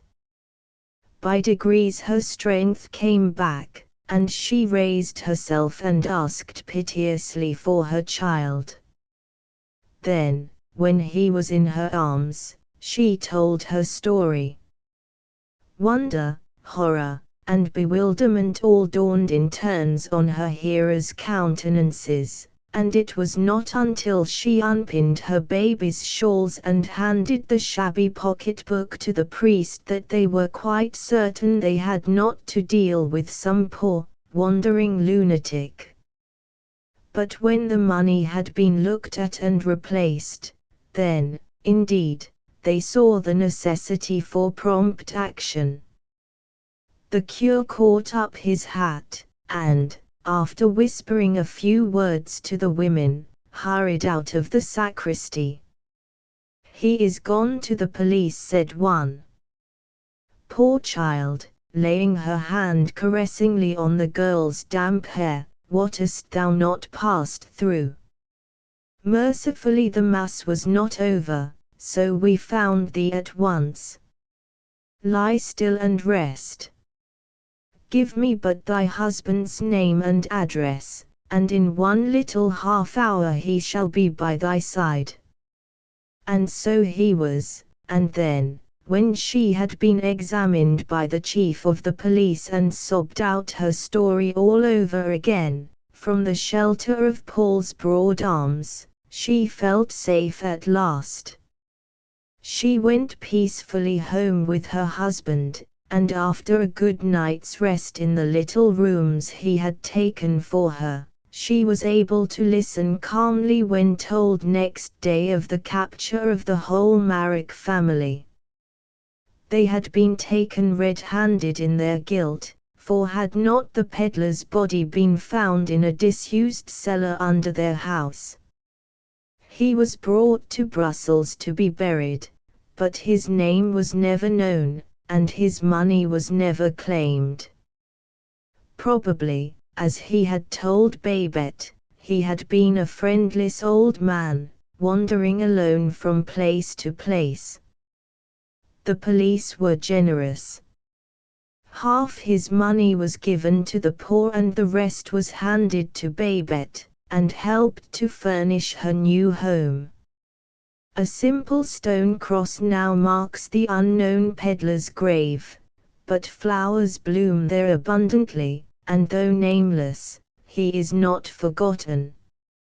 Many a prayer is uttered for him both by Babette and her children, for the memory of that terrible New Year's Eve will never fade from her mind.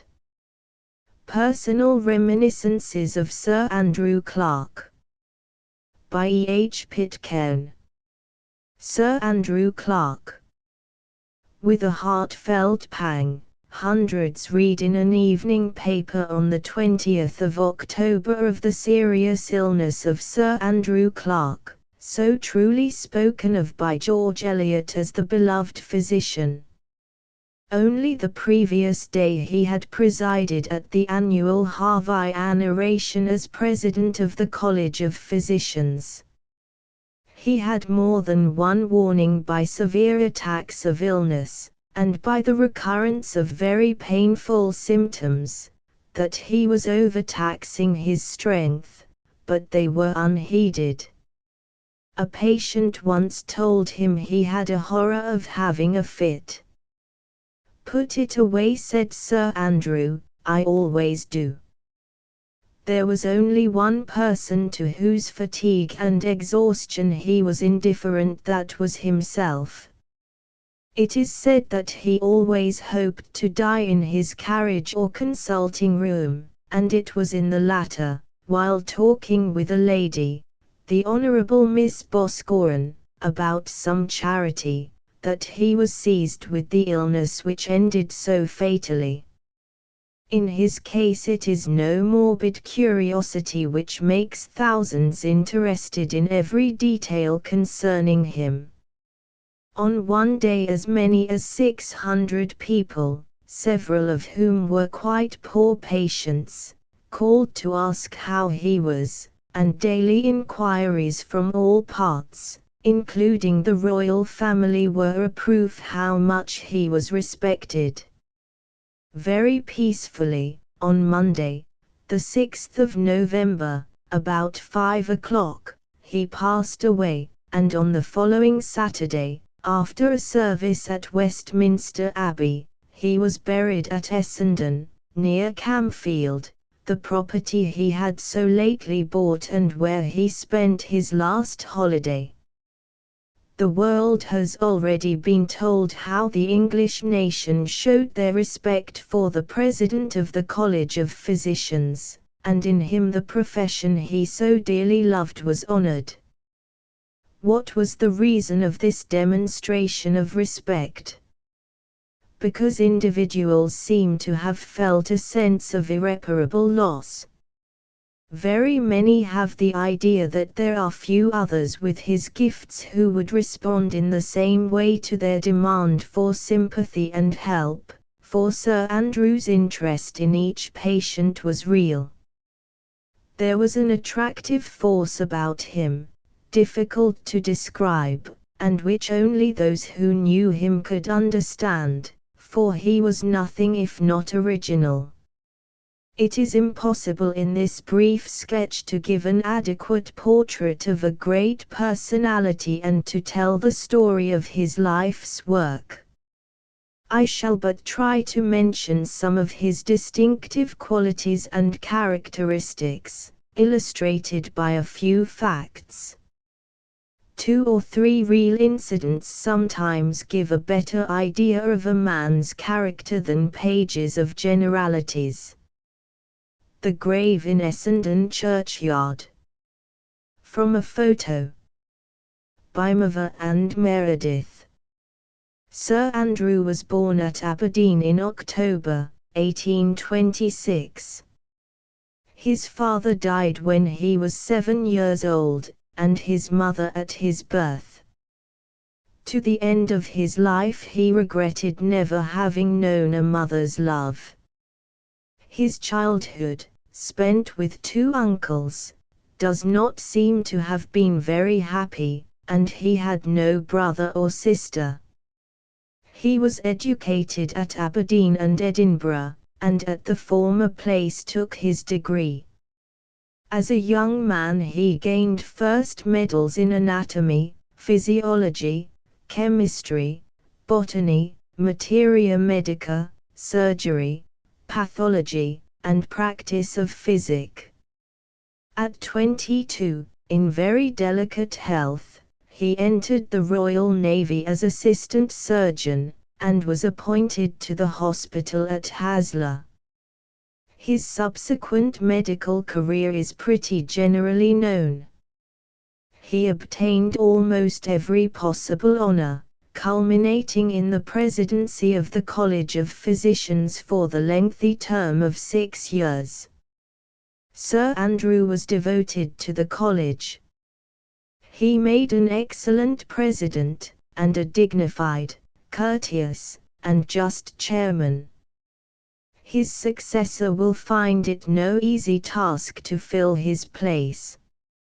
He took an intense interest in all that concerned the welfare of the college, and gave many proofs of his affection, one of the last being a donation of £500 last year towards its redecoration. Not a great many laymen know the college by sight. It is a corner building in Trafalgar Square, the entrance facing Whitcomb Street. The meetings of the Fellows are held in the magnificent library, lined with 60,000 volumes, chiefly classics. Opening out of the library is the Censors' Room, panelled with old oak, and hung with portraits of former presidents, chiefly by old masters. At an examination the president sits at the end of the table with his back to the fireplace, the registrar, Dr. Living, opposite, and the censors on either side. In front of the president is a cushion with the caduceus, the mace, and the golden cane.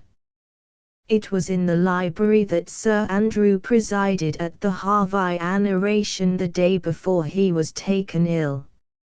Sir Andrew could not be judged of by the surface. As Sir Joseph Ferrers truly says, I have known him intimately, and the more I knew him the more I respected and admired him. Those who knew him best loved him best. One has only to read how one leading man after another writes of him with enthusiastic appreciation, in the medical journal, to learn what his colleagues thought of his medical skill and personal character. A bishop recently spoke of him as the truthful doctor, and a young girl, who from a small child had stayed with him, told me he would always correct himself if he had told an anecdote the least inaccurately, and one day this summer when walking round their garden with him she said the caterpillars had eaten all their gooseberry trees, I mean the gooseberry leaves, she added. Sir Andrew immediately said, I am glad you are particular to say what is exactly true, but, she added, there was always something to remember in everything he said. With regard to another point, a clergyman who knew Sir Andrew very intimately once told me that no man of this century had a more keenly religious mind. He was so saturated with thoughts of God and so convinced that God had spoken to man. He was intensely religious, with a profound sense of the supernatural. He certainly was a great example to very busy men in the way he always managed to find time for church, and even when called away to a distance he would, if possible, go to a church near where he happened to be. In addition to these qualities, he was very just, sympathetic, and generous. Camfield House, Essendon.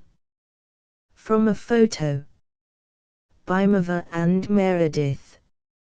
I have come across many friends who knew him well, and it is interesting to note that the same cardinal points seem to have struck everyone as the keynotes of his life. In almost identical words each one speaks of his strong faith, his strict veracity, and his intense devotion to duty. One of his old friends said to me the other day, nothing would tempt Clark away from what he thought right. His conscientiousness was unbounded. His love of metaphysics, combined with a very high motive, made him naturally interested in the whole man, body, mind, and spirit. To quote the words of a well-known bishop, it was his intrepid honesty which was so valuable a quality. In Sir Andrew Clark men felt that he wished to do them good, and to do them the best good, by making men of them. Sir Andrew Clark's house in Cavendish Square. From a photograph by Mother and Meredith. The bishop told me a characteristic anecdote illustrating this. A clergyman complained to him of feeling low and depressed, unable to face his work, and tempted to rely on stimulants. Sir Andrew saw that the position was a perilous one, and that it was a crisis in the man's life. He dealt with the case, and forbade resort to stimulants, when the patient declared that he would be unequal to his work and ready to sink. Then said Sir Andrew, "Sink like a man." This is but one of many incidents showing his marvelous power in restraining his patients and raising them to a higher moral level. The writer could tell a far more wonderful story of the saving of a drunkard, body and soul, but it is too touching and sacred for publication. At the top of the wall of that well-known consulting room, in which Sir Andrew is said to have seen 10,000 patients annually, immediately facing the chair where he always sat, are the words, "Glory to God." Censor's Room, College of Physicians. From a photo by Mother and Meredith. With regard to his profession, he was an enthusiast. He termed medicine the metropolis of the kingdom of knowledge, and in one of his addresses to students, said, "You have chosen one of the noblest, the most important, and the most interesting of professions, but also the most arduous and the most self-denying, involving the largest sacrifices and the fewest rewards. He who is not prepared to find in its cultivation and exercise his chief recompense, has mistaken his calling and should retrace his steps." He had an ideal, and he did his utmost to live up to it. His words in many instances did as much good as his medicine. To explain what I mean, I cannot do better than quote part of a letter received since Sir Andrew's death, from a delicate, hard-working clergyman, whom I have known some years. After speaking of Sir Andrew's painstaking kindness, never seeming the least hurried, he says, "He had a wonderful way of inspiring one with confidence and readiness to face one's troubles. I remember his saying once, 'It is wonderful how we get accustomed to our troubles,' and at another time, while encouraging me to go on with work, reading for orders, 'If one is to die, it is better to die doing something, than doing nothing.' I have often found that a help when feeling done up and useless.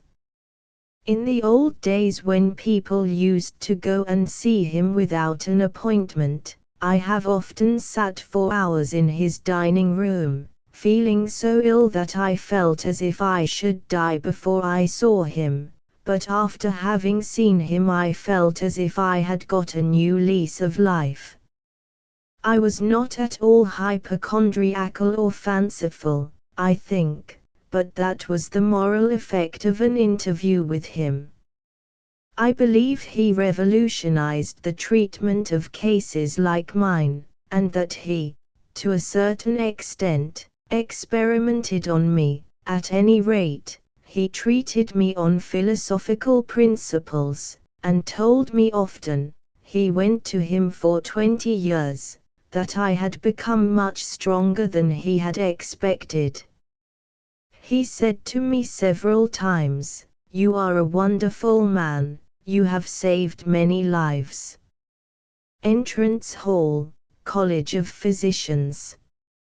From a photo by Mava and Meredith. This my correspondent understood to mean the experiments had been successful. He once said that if I had died at that time, there was not a doctor in London would have approved of his treatment. He gave a description of my case some years ago, in a lecture I think at Brighton, but of course without the name. The particular weakness was valvular disease of the heart, the consequence of rheumatic fever, and this treatment was founded on the principle that nature always works towards compensation. He told me many years ago that that particular mischief was fully compensated for. The Reading Room, College of Physicians. From a photo by Mava and Meredith. He loved his work and never tired of it. He often told the story how his first serious case, and encouraging cure, was himself. With severe hemorrhage of the lungs, he was told it would be at the risk of his life if he went on with his studies. A doctor, however, he made up his mind he would be, and that he would begin by making every effort to cure himself. With characteristic determination, he persisted in a strict regimen of diet and fresh air. "I determined," said Sir Andrew, "as far as my studies would allow me, for I never intended to give them up, to live in the fresh air, often studying out of doors, and in a short time I was so much better that I was able to take gentle exercise. I got well, and I may almost say I got over the trouble which threatened me. The lungs were healed, and a result which seemed inevitable avoided."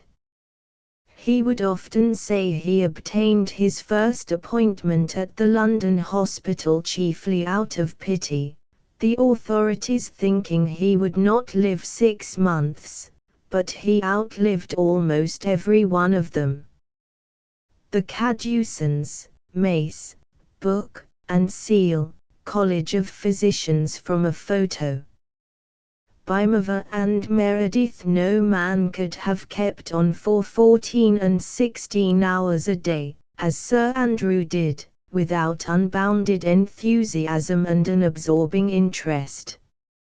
His enormous correspondence must have been the great tax. Most people are disinclined to write a dozen letters at the end of a hard day's work, but Sir Andrew often came home at 8 o'clock with the knowledge that letters would occupy him until after midnight. His letters averaged 60 per day. These would be answered by return, except where minute directions were enclosed. Only the other day, a friend of his told me, Sir Andrew came in the morning, a short time before he was taken ill, looking very tired and worried. On being asked the reason, he said he had not slept all night, for he went to see a patient 3 days before, and because he had not sent the table of directions, the patient wrote saying he would not try his treatment. "I never slept," said Sir Andrew, thinking of the state of mind to which I had unavoidably reduced that poor patient. In order to get through his work he had a light breakfast at 7:30, when he read his letters, which were opened for him. From 8 until 2 or 3 he saw patients. his simple luncheon being taken in the consulting room. He would then go to the hospital, college of physicians, or some consultation. He had often after that to go to see someone at a distance, but he never worried a patient by seeming in a hurry, however much pressed for time. He had a very strong sense of responsibility, and would never rest himself by staying the night if it were unnecessary. A rich patient in Devonshire once offered him a large sum to stay until the next morning. "I could do you no good," said Sir Andrew, "and my patients will want me tomorrow." Among his patients were almost all the great authors, philosophers, and intellectual men of the day. Longfellow, Tennyson, Huxley, Cardinal Manning, and numerous others were his warm friends. He always declared he caught many a cold in the ascetic cardinal's cold house. An old pupil truly says Sir Andrew had the rare faculty of surveying the conditions and circumstances of each one, gathering them up, and clearly seeing what was best to do. Professor Sheridan de Lapin says, he was specially fond of quoting Sydenham's words, "Tota ars medici est in observationibus." After asking what was amiss and questioning them on what they told him, he would say, "Give me a plan of your day. What is your work? When do you take your meals? Of what do they consist? What time do you get up, and when do you go to bed?" Notwithstanding the keenness of his eye and natural intuition, which found out instantly far more than was told, he not only eagerly and attentively listened, but remembered what his patient said. Sir Henry Roscoe gave me a striking instance of this, and I cannot do better than quote his exact words. "I first made Sir Andrew's acquaintance about 20 years ago at Braemar, where he was spending the autumn, and, as was his kindly wont, had with him a young Manchester man, far gone in consumption, to whom he acted as friend, counsellor, and physician. In our frequent walks and talks, I confided in the eminent doctor that I had suffered from that frequent plague of sedentary men, the gout.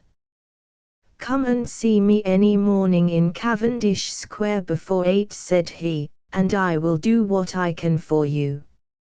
Many years slipped by. Living then in Manchester, I never took advantage of the kind offer, and I never saw Sir Andrew until some 8 years afterwards.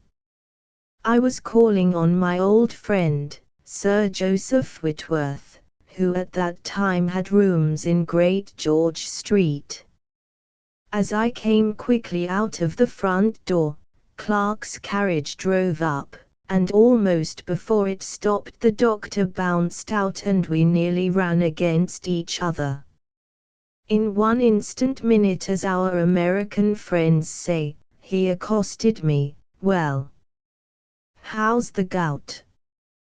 He had no more idea of meeting me at that moment than of meeting the man in the moon, and yet, no sooner had he seen my face, which he had not looked upon for 8 years, than the whole case flashed upon him.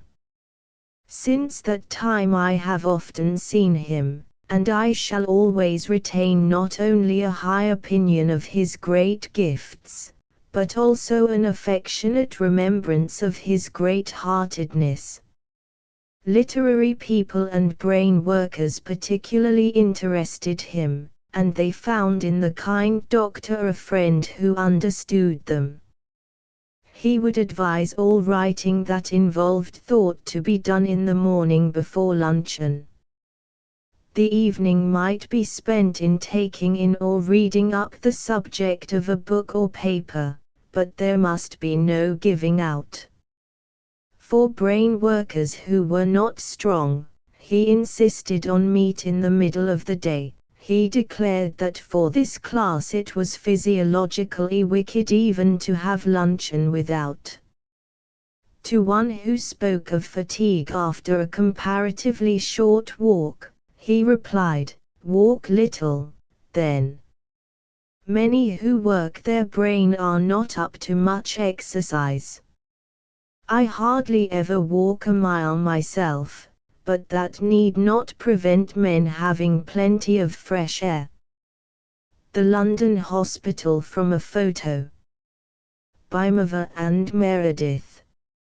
Some people laugh at his rules for diet, etc., forgetting that these simple directions are based on deep knowledge of the human frame. Let them laugh. Many who have tried them know they have been different people in consequence. His incisive words, "My friend, you eat too much. My friend, you drink too much," would not he appreciated by all, but Sir Andrew thought nearly all diseases were the outcome of the constant and apparently unimportant violation of the laws of health. Those who were hopelessly ill would always hear the truth from him, but he would leave no stone unturned to lessen their suffering. Many an incurable patient has he sent to a home from the London hospital, and visited them afterwards. Only the other day I heard of patients he had sent to St. Elizabeth's, Great Ormond Street, where incurable patients are nursed and cared for until they die, and never left the hospital without leaving a guinea with one of the nuns. Sir Andrew had no stereotyped plan. It was not merely the disease, but the individual he treated. A friend told me he saved her aunt's life. She could not sleep, and Sir Andrew ordered them to give her breakfast at 5, for after tossing about all night she might sleep after having some food, and so it proved. The Harrison Ward, London Hospital. From a photo. By Mava and Meredith. To others who might get well, he would say, "Fight for your life." 12 years ago a lady, whom I met lately, had hemorrhage of the lungs 3 times. She was told by 7 doctors in the country that she had not a week to live. She had young children, and determined to make a great effort to see Sir Andrew Clark. He prophesied she would get well, providing she at once left the damp climate where she was then living and made her permanent home at Malvern. A week after she had taken his remedies she walked up the Wrekin. From that day she saw Sir Andrew once every year, and looks upon herself as a monument of his skill. "Die to live" was a favourite saying of Sir Andrew's. In congenial work you will find life, strength, and happiness. This certainly was his own experience. Only in July last he said to the writer of this notice, "I never know what it is to feel well now, but work is the joy of my life." He could, however, place strict limits as to how much a patient might work. It is well known how docile and obedient a patient he had in Mr. Gladstone. One evening, coming downstairs muffled up to avoid a worse cold, he was met by Sir Andrew with the greeting, "Where are you going?" "To the house," said Mr. Gladstone. "No, you are not," replied his friend, "you are going straight to bed," and to bed he went. Sir Andrew also limited the time Mr. Gladstone should speak. On one occasion, however, notwithstanding the fact that the peremptory adviser was present, watch in hand, Mr. Gladstone, after throwing down the written speech as the clock struck, went on for another half-hour. This disobedience was the exception which proved the rule. Mr. Gladstone was a friend for whom Sir Andrew had the highest respect and veneration, and hardly ever passed a day without going to see him. Shortly before he was taken ill he said, "For 20 years I have never heard Gladstone say an unkind or vituperative word of anyone." Nurse Harrison, London Hospital. The nurse who tended Sir Andrew Clarke in his last illness. From a photograph by Mavor and Meredith. With respect to fees, he always took what was offered. Sometimes he would receive £500 for a long journey, sometimes 2 guineas. The following is no doubt but one of many similar experiences.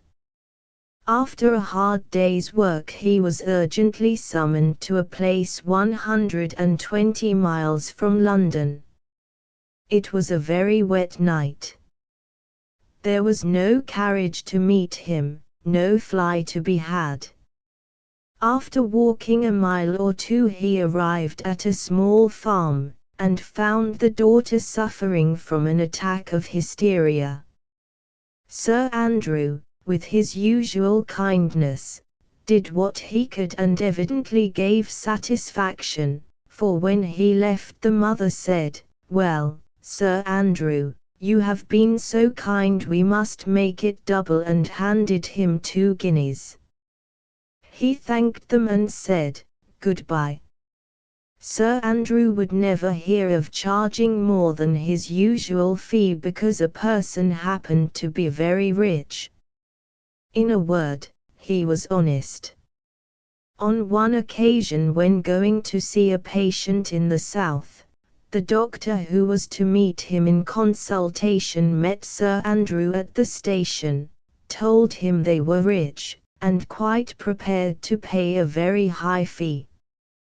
But Sir Andrew replied, "I did not come from London," and naming the place where he was staying, said, "My fee is only 1/3 of the sum you name."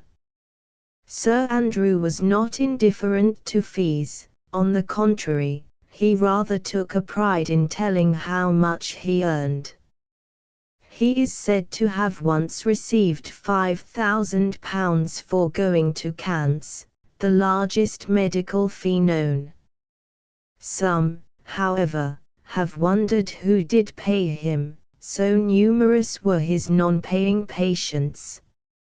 From Anglican and Roman Catholic clergy, sisters, nuns, and all engaged in any charitable work, unless rich men, he would never consent to receive a fee, at the same time making it felt that unwillingness to accept his advice would deprive him of a pleasure, and it was felt that this was literally true, and if anything the patients whom he saw as a friend were shown more consideration than others. "Come and see me next week," he said to one who demurred to the necessity for going again, knowing he would not accept a fee, "and I will arrange that you shall not be kept waiting." Facsimile of a prescription written by Sir Andrew Clarke. The present Lord Tennyson writes, "We are among the many who are much indebted to Sir Andrew Clarke. It was in a great measure owing to him that my father recovered from his dangerous attack of gout in 1888, when he was as near death as a man could be. After this illness Sir Andrew paid us a visit, at Aldworth, in the summer of 1889. He told us that he had come in spite of a summons from the Shah, to which he had replied that the Shah's Hakim could not obey, as he had promised to visit his old friend, the old poet. Sir Andrew added, "This disobedience of your humble and devoted physician for the sake of his friend, the crowned king of song, struck the crowned king of kings so much that, so far from being offended, he took a noble view, and, as a mark of signal honor, sent me the star of the second class of the Lion and Son of Persia." Sir James Clark, eldest son of Sir Andrew Clark. From a photograph by Wyra, Aldershot. Sundays were often spent out of town, at her Warden and elsewhere, and latterly at Camfield, the house so lately purchased. Both this and his town house were entirely furnished, as he wished each to be complete in itself. Already at Essendon the example of his life was felt to be a power for good, as well as the kind interest he took in his poorer neighbours, inviting them up to his house, promising to give the men a dinner at Christmas, etc. Yet Sir Andrew was no country gentleman, his favourite recreation was books. On being asked, "Which way are we looking? In which direction is London?" he replied, "I don't know." "Don't you know how the house stands, or what soil it is built upon?" And again he had to plead ignorance. Nevertheless, his love of neatness made him notice if a place was in good order. One day, driving over to see some neighbors, after congratulating them on the well-kept garden, he was getting into the carriage, when he suddenly remembered he had not told the gardener how much pleased he was with the whole place, and with his usual courtesy insisted on going back to find him. One of Sir Andrew's holidays was a trip to Canada, when he accompanied the Marquise of Lorne and Princess Louise, on the former being appointed Governor-General there. This he did as a friend, and in no way in a medical capacity. He was most popular on the voyage out among the passengers, keeping the ship alive with jokes and amusing stories, and many called him Merry Andrew. He was almost boyish in his keen enjoyment of a holiday. He was evidently devoted to music, and was delighted with the beautiful string band the Duke of Edinburgh brought on board at Halifax. In Canada, Sir Andrew was most warmly received and universally liked by everyone. Amongst others he made the acquaintance of Sir John Macdonald.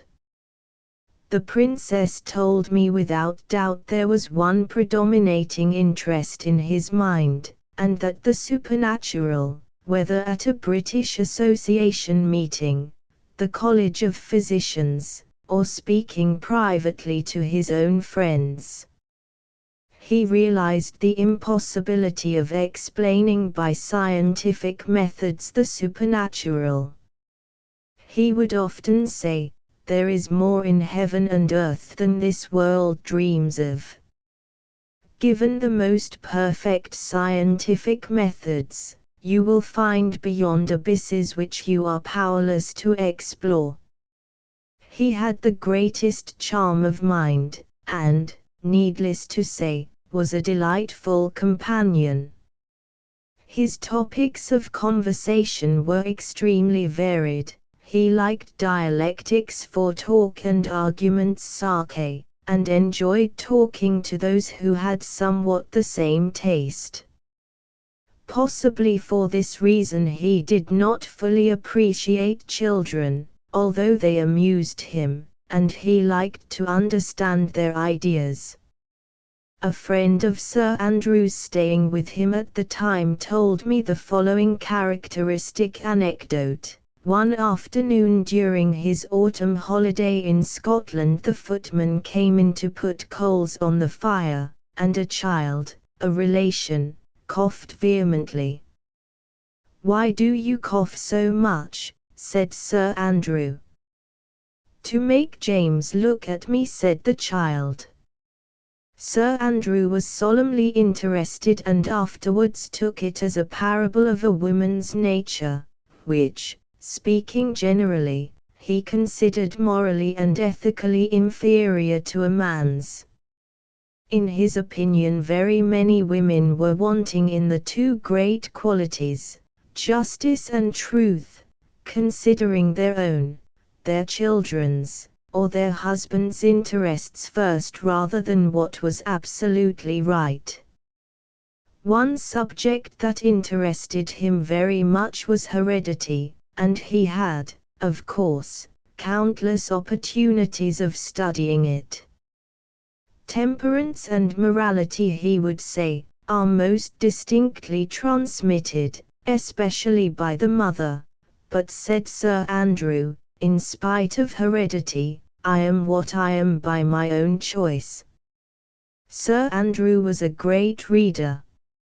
Metaphysics, philosophy, and theology were his favorite subjects, especially the latter. He also occasionally read a good novel. Reading was his only relaxation, for it was one he could enjoy while driving or in the train. Dr. Russell, who was with him when going to attend the tercentenary of Dublin College, tells the story how Sir Andrew not only read but wrote hour after hour in the railway carriage, and, in addition, listened to the conversation. Dr. Russell Reynolds, Sir James Paget, Sir Dis Duckworth, and Sir Aquain were of the party, and the two latter joined Dr. Russell in remarking with him that it would ruin his eyesight. "I am using my eyes, not abusing them," replied Sir Andrew. "You cannot injure any organ by the exercise of it, but by the excess of exercise of it. I would not do it were I not accustomed to read and write without the smallest amount of mischief. I much regret that lack of space prevents my describing the London hospital as I should like."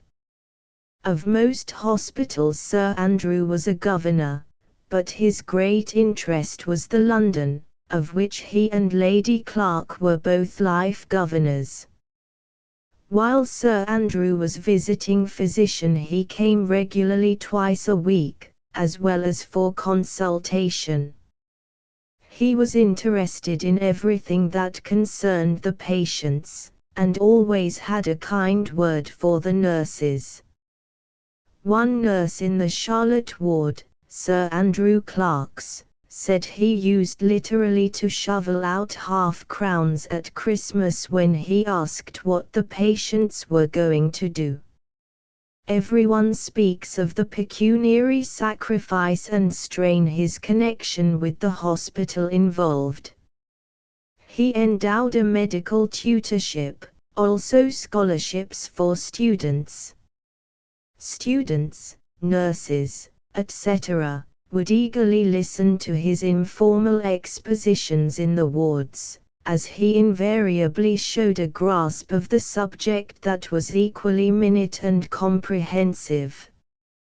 He would start from some particular point and work his way point by point down to the minutest detail, not bewildering by a multiplicity of facts, but keeping them all in order with perfect handling, until the framing of the whole thing stood out luminously clear to the dullest comprehension. An old pupil says his well-known authoritative manner was the result of a profound and laboriously acquired knowledge of his art, acquired by years of careful work in hospital wards and post-mortem rooms. Medical Journal. Sir Andrew Clark.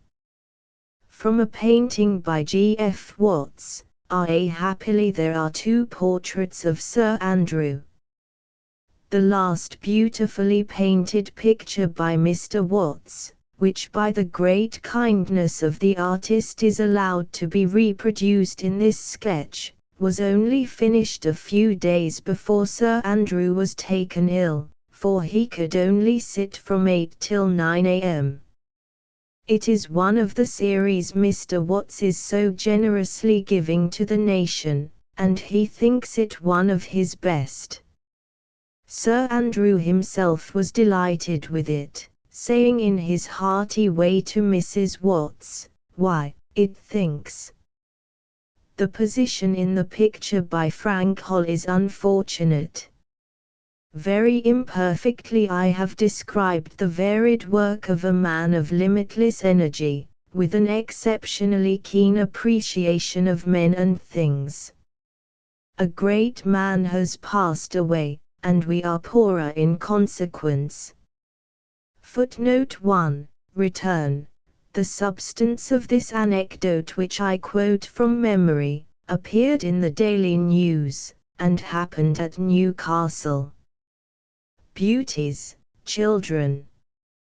Winifred Emma Heel. From a photo. By Heath and Bradney, Exeter. Edith Marguerite Dickinson. From a photo. By J. Hargreaves, Barrow-in-Furness. Myrta Vivienne Stubbs.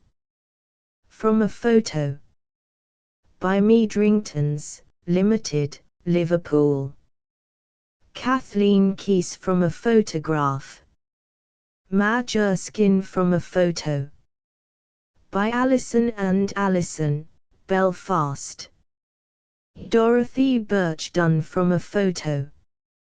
By Stanley Hurst, Wrexham. Evelyn Mary Dowdall. From a photo. By G. Ridsdale Clearer, Lower Clapton, N.E. Nellie M. Morris. From a photo. By J. W. Thomas, Colwyn Bay. Alexander Smith. From a photo. By Norman, May, and Company, Limited, Malvern. The signatures of Charles Dickens, with portraits. From 1825 to 1870. Born the 7th of February, 1812, died the 9th of June, 1870. By J. Holt Schooling. No. 1. Familiar book cover signature. Everybody knows what Dickens's signature is like, says the reader who bases acquaintance with it upon the familiar, gold-impressed facsimile on the well-known red covers of his works, a free, dashing signature, with an extensive and well-graduated flourish underneath. Number 1. But have you ever seen an original Dickens letter? Have you ever handled, not one, but hundreds of his documents, letters, franked envelopes, checks signed by Dickens, checks endorsed by him, legal agreements bearing his signature, and the original MSS of his works? Owing to the kindness of owners and guardians of Dickens' letters, etc., I have been able to supplement the materials in my own collection by numerous facsimiles taken direct from a priceless store of Dickens' MSS. Here are some of the specimens. We will glance over them, and in doing so will view them, not merely as signatures, but also as permanently recorded tracings of Dickens's nerve-muscular action, of his gesture. The expressive play of his facial muscles has gone, the varying inflections of voice have gone, but we still possess the self-registered and characteristic tracings of Charles Dickens's hand gesture. No. 2. Written in 1825. In number 1 we have the signature of Dickens as he wrote it when aged 45 to 50, In number 2 there is the boy's signature at the age of 13, written to a schoolfellow. This youthful signature shows the existence in embryo form of the flourish so commonly associated with Dickens's signature. It is interesting to note that the receiver of this early letter has stated that its schoolboy writer had more than usual flow of spirits, held his head more erect than lads ordinarily do, and that there was a general smartness about him. We shall perhaps see that the direct emphasis of so many of Charles Dickens's signatures which is given by his flourish may be fitly associated with certain characteristics of the man himself. We may also note that high spirits and vigorous nervous energy are productive of redundant nerve muscular activity in any direction, hand gesture included. Age 18. From a miniature by Mrs. Janet Barrow. Age 23. From a miniature by Miss R. E. Drummond. Let us look at some other early signatures. Hitherto they have been stowed away in various collections, and they are almost unknown. No. 3. Written in 1830. The next facsimile, number 3, is remarkable as being almost the only full signature out of hundreds I have seen which lacks the flourish. This specimen is also worth notice, owing to the droop of every word below the horizontal level from which each starts, a little piece of nerve muscular evidence of mental or physical depression, which may be tested by anyone who cares to examine his own handwriting produced under conditions which diminish bodily vigor or mental elan. No. 4. Written in 1831. The writing of number 4 is very like that of number 3. The easy curves below the signature are cleverly made, and while they indicate much energy, they also point to a useful confidence in self, owing to the deliberate way of accentuating the most personal part of a letter, its signature. No. 5. Written in 1832. Number 5 is the facsimile of a signature to a letter which was written in the library of the British Museum to my dear Noel. The letter ends, "Believe me, in haste, yours most truly." At this time, 1832, Dickens was a newspaper reporter, and it is curious to notice that in spite of haste he yet managed to execute this complex movement underneath the signature. Its force and energy are great, but we shall see even more pronounced developments of this flourish before it takes the moderated and graceful form of confident and assured power. No. 6. Written in 1833 or 1834. There is still more force and go about number 6. It was written on Wednesday night, past 12, and also in haste. Dickens was reporting for the Morning Chronicle, and was just starting on a journey, but yet there are here two separate flourishes. One begins under the S of Charles and ends under the C of that name, the other starts under the capital D and finishes below the N of Dickens. No. 7. Written in 1836. No. 8. Written October 1, 1836. The intricacy of the next facsimile, number 7, is an ugly but a very active piece of movement.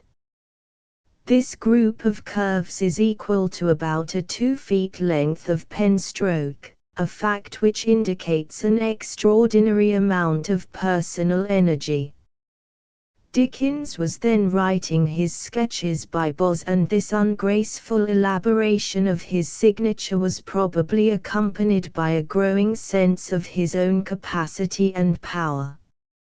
During the time interval between the signatures shown in numbers 7 and 8, the first number of the Pickwick Papers was published, March, 1836. And Charles Dickens married Catherine Hogarth on the 2nd of April in that year. The original of a very different facsimile, number 9, was written as a receipt in the account book of Messrs. Chapman and Hall for an advance of £5. No 9. Written in 1837. The 6 facsimiles numbered 9 to 15 deserve special notice. The originals were all written in the year 1837, and I have purposely shown them because their extraordinary variations entirely negative the popular idea about the uniformity of Dickens's handwriting, and because these mobile hand gestures are a striking illustration of the mobility and great sensibility to impressions which were prominent features in Charles Dickens's nature. No 10. Written in 1837. No 11. Written November 3, 1837. Common observations show us that a man whose mind is specially receptive of impressions from persons and things around him, and whose sensibility is very quick, can scarcely fail to show much variation in his own forms of outward expression, such, for example, as facial play, voice inflections, hand gestures, and so on. Notice the originality in the position of the flourishes shown in number 9, and compare the ungraceful movement of it with the much more dignified and pleasing flourishes in some of the later signatures.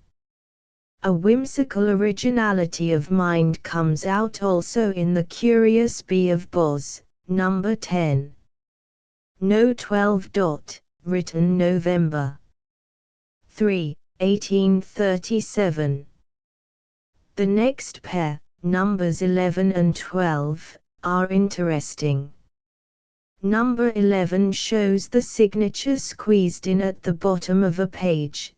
The flourish was attempted, and accompanied by the words, "No room for the flouish," the R of flourish being omitted. Number 12 was written on the envelope of the same letter. Age 25. From a drawing by H. K. Brown. Age 29. From a drawing by Alfred Count d'Orsay. Age about 30. From a drawing by R. J. Lane, A.E. No. L3. Written November 18, 1837. Taken from the legal agreement re Pickwick. Age 30.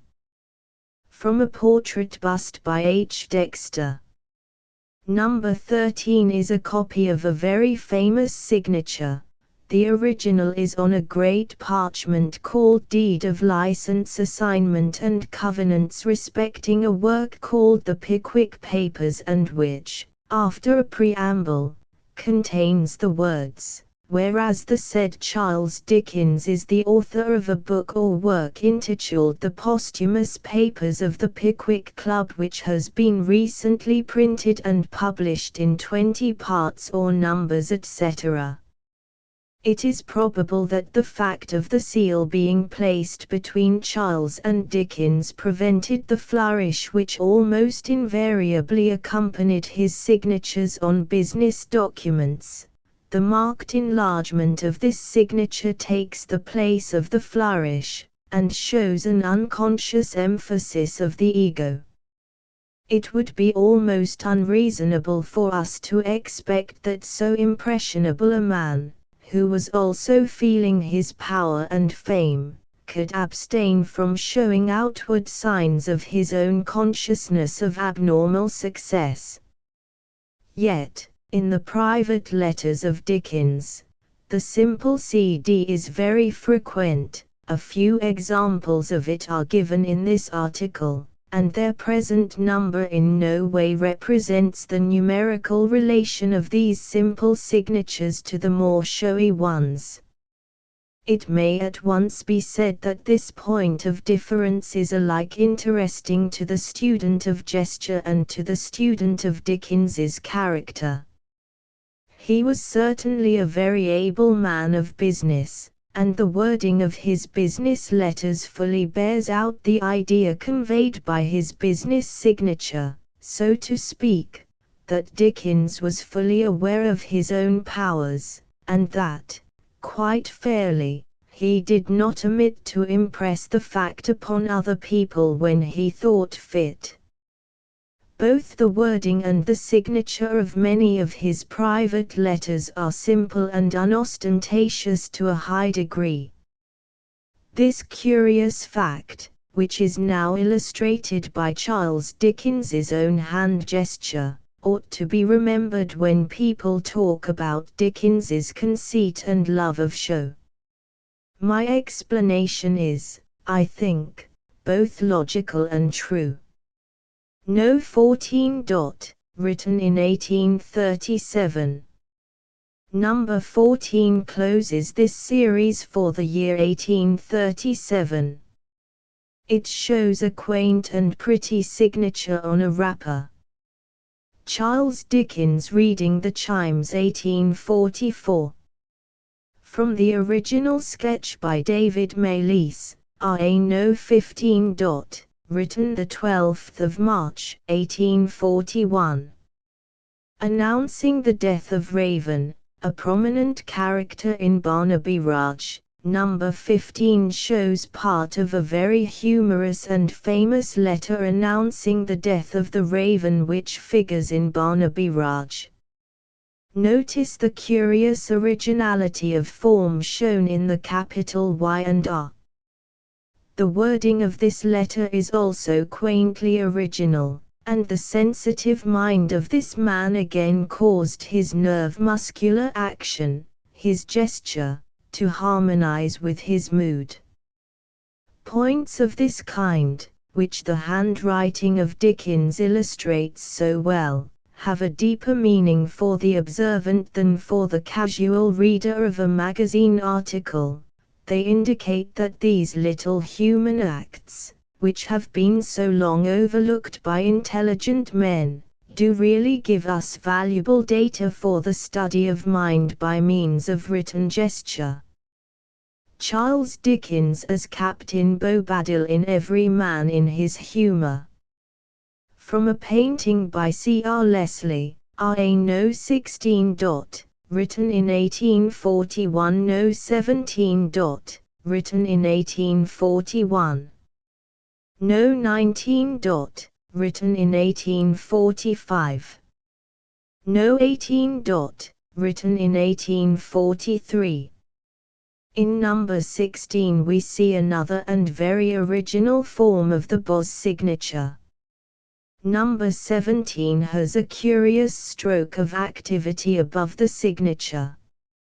Number 18 is a fine, strong signature. Age 44. From the painting by R.E. Skiffer. No. 20.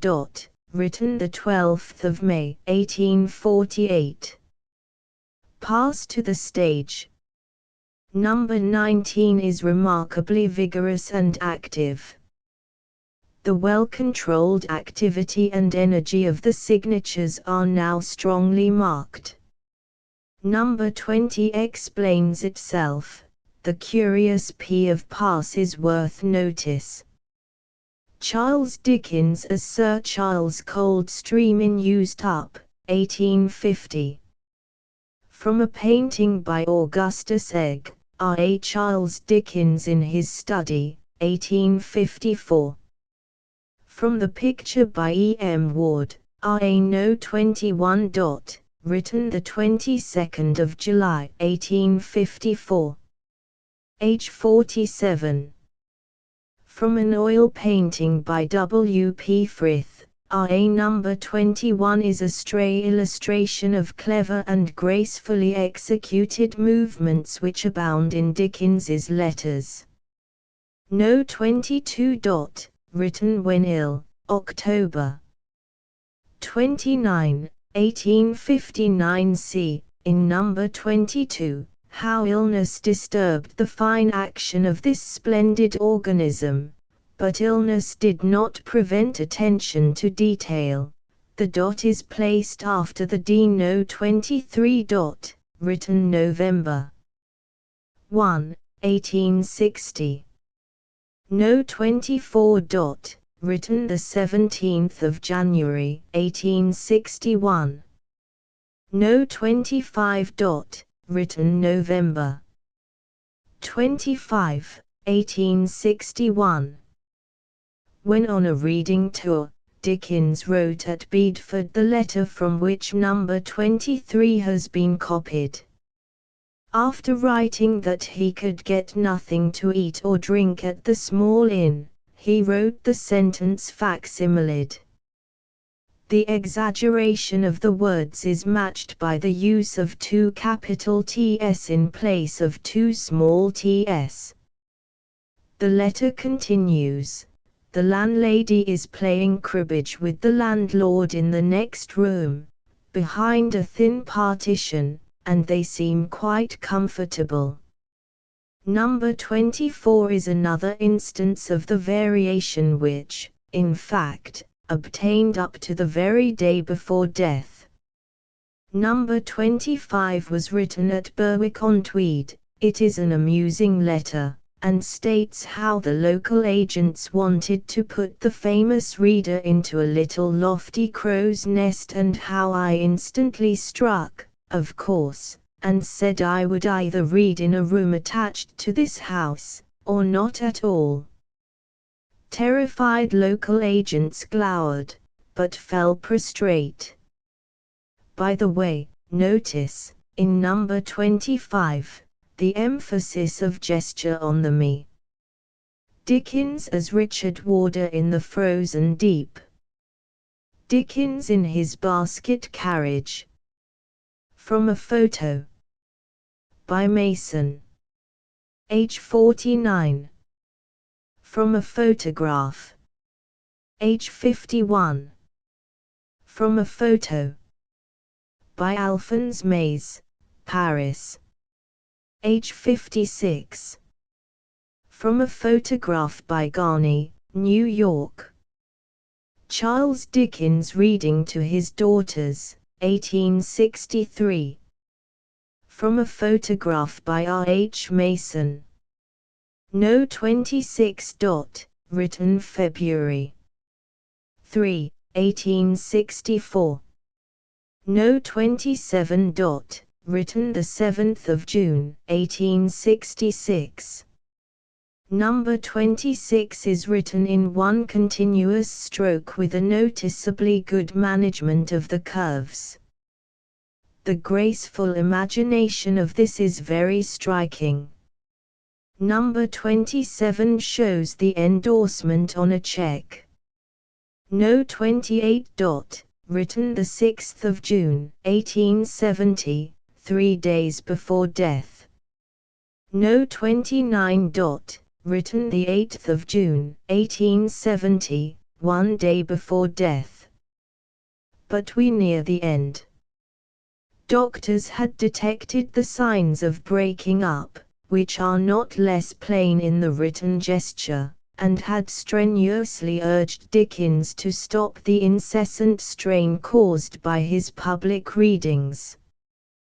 The stimulus of facing an appreciative audience would spur him on time after time, and then, late at night, he would write affectionate letters giving details of the house etc., but which are painful to see if one notices the constant droop of the words and of the lines across the page. Contrast the writing in number 28, broken and agitated, with some of the earlier specimens I have shown you. This was written 3 days before death. The wording of the letter from which number 29 has been copied tells no tale of weakness, but the gesture which clothes the words is telltale. The words, and the lines of words, run downward across the paper, and number 29 is very suggestive of serious trouble, and it is specially suggestive to those who have studied this form of gesture. Look, for example, at the ill-managed flourish. No 30. Written the 8th of June, 1870, 1 day before death. From the last letter written by Charles Dickens. Now comes a facsimile taken from the last letter written by Charles Dickens. It has been given elsewhere, but, not satisfied with the facsimile I saw, I obtained permission to take this direct from the letter in the British Museum. This was written an hour or so before the fatal seizure. Every word droops below the level from which each starts, each line of writing descends across the page, the simple CD is very shaky, and the whole letter is broken and weak. Charles Dickens was not ready at 3 o'clock, he died at 10 minutes past 6 p.m. And so ends this too scanty notice of a great man's written gesture. Note: considerations of space and of the avoidance of technicalities have prevented a really full account of the written gesture of Charles Dickens. Scanty as the foregoing account is, the illustrations it contains could not have been supplied by any one collector of Charles Dickens's letters. I express my sincere gratitude to the many persons who have enabled me to give these illustrations, and only regret that one collector refused my request for the loan of some very early and interesting letters. J.H.S. The Mirror. By George J.P. It has always been said that the Japanese are the French of the Orient. Be that as it may, it is very clear that in certain traits which characterize the French, there is no resemblance whatever between the people of those two nations. Almost as soon as a French baby, a girl, be it understood, is born, its first instinct is to stretch out its tiny hands for a mirror, in which to admire its beautiful little face and its graceful movements. This natural, and we may say inborn, taste grows with the child's growth, and ere the fair girl has reached her 17th year, her ideal of perfect bliss is to find herself in a room with mirrors on every side. There is indeed a room in the Palace of Versailles which is the Elysium of the French woman. It is a long room with looking glasses from ceiling to floor, and the said floor is polished so that it reflects, at any rate, the shadow of the feet. Now, in the little Japanese village of Yokosuka a looking glass was an unheard of thing, and girls did not even know what they looked like, except on hearing the description which their lovers gave them of their personal beauty, which description, by the by, was sometimes slightly biased, according as the lover was more or less devoted. He picked up one day in the street a small pocket hand mirror. Now it happened that a young Japanese, whose daily work was to pull along those light carriages such as were seen at the last Paris exhibition, picked up one day in the street a small pocket hand mirror, probably dropped by some English lady tourist on her travels in that part of the world. It was, of course, the first time in his life that Kikism had ever gazed on such a thing. He looked carefully at it, and to his intense astonishment saw the image of a brown face, with dark, intelligent eyes, and a look of awestruck wonderment expressed on its features. Kikism dropped on his knees, and gazing earnestly at the object he held in his hand, he whispered, "It is my sainted father. How could his portrait have come here? Is it, perhaps, a warning of some kind for me?" He carefully folded the precious treasure up in his handkerchief, and put it in the large pocket of his loose blouse. When he went home that night he hid it away carefully in a vase which was scarcely ever touched, as he did not know of any safer place in which to deposit it. He said nothing of the adventure to his young wife, for, as he said to himself, women are curious, and then, too, sometimes they are given to talking, and Kikism felt that it was too reverent a matter to be discussed by neighbors, this finding of his dead father's portrait in the street. For some days Kikism was in a great state of excitement. He was thinking of the portrait all the time, and at intervals he would leave his work and suddenly appear at home to take a furtive look at his treasure. Always with the same solemn expression. Now, in Japan, as in other countries, mysterious actions and irregular proceedings of all kinds have to be explained to a wife. Lilithzi did not understand why her husband kept appearing at all hours of the day. Certainly he kissed her every time he came in like this. At first she was satisfied with his explanation when he told her that he only ran in for a minute to see her pretty face. She thought it was really quite natural on his part. But when day after day he appeared, and always with the same solemn expression on his face, she began to wonder in her heart of hearts whether he was telling her the whole truth. And so Lilithzi fell to watching her husband's movements, and she noticed that he never went away until he had been alone in the little room at the back of the house. What was it she saw? Now the Japanese women are as persevering as any others when there is a mystery to be discovered, and so Lilithzi set herself to discover this mystery. She hunted day after day to see if she could find some trace of anything in that little room which was at all unusual, but she found nothing. One day, however, she happened to come in suddenly and saw her husband replacing the long blue vase in which she kept her rose leaves in order to dry them. He made some excuse about its not looking very steady, and appeared to be just setting it right, and Lilithzi pretended there was nothing out of the common in his putting the vase straight. The moment he had gone out of the house, though, she was up on a stool like lightning, and in a moment she had fished the looking-glass out of the vase.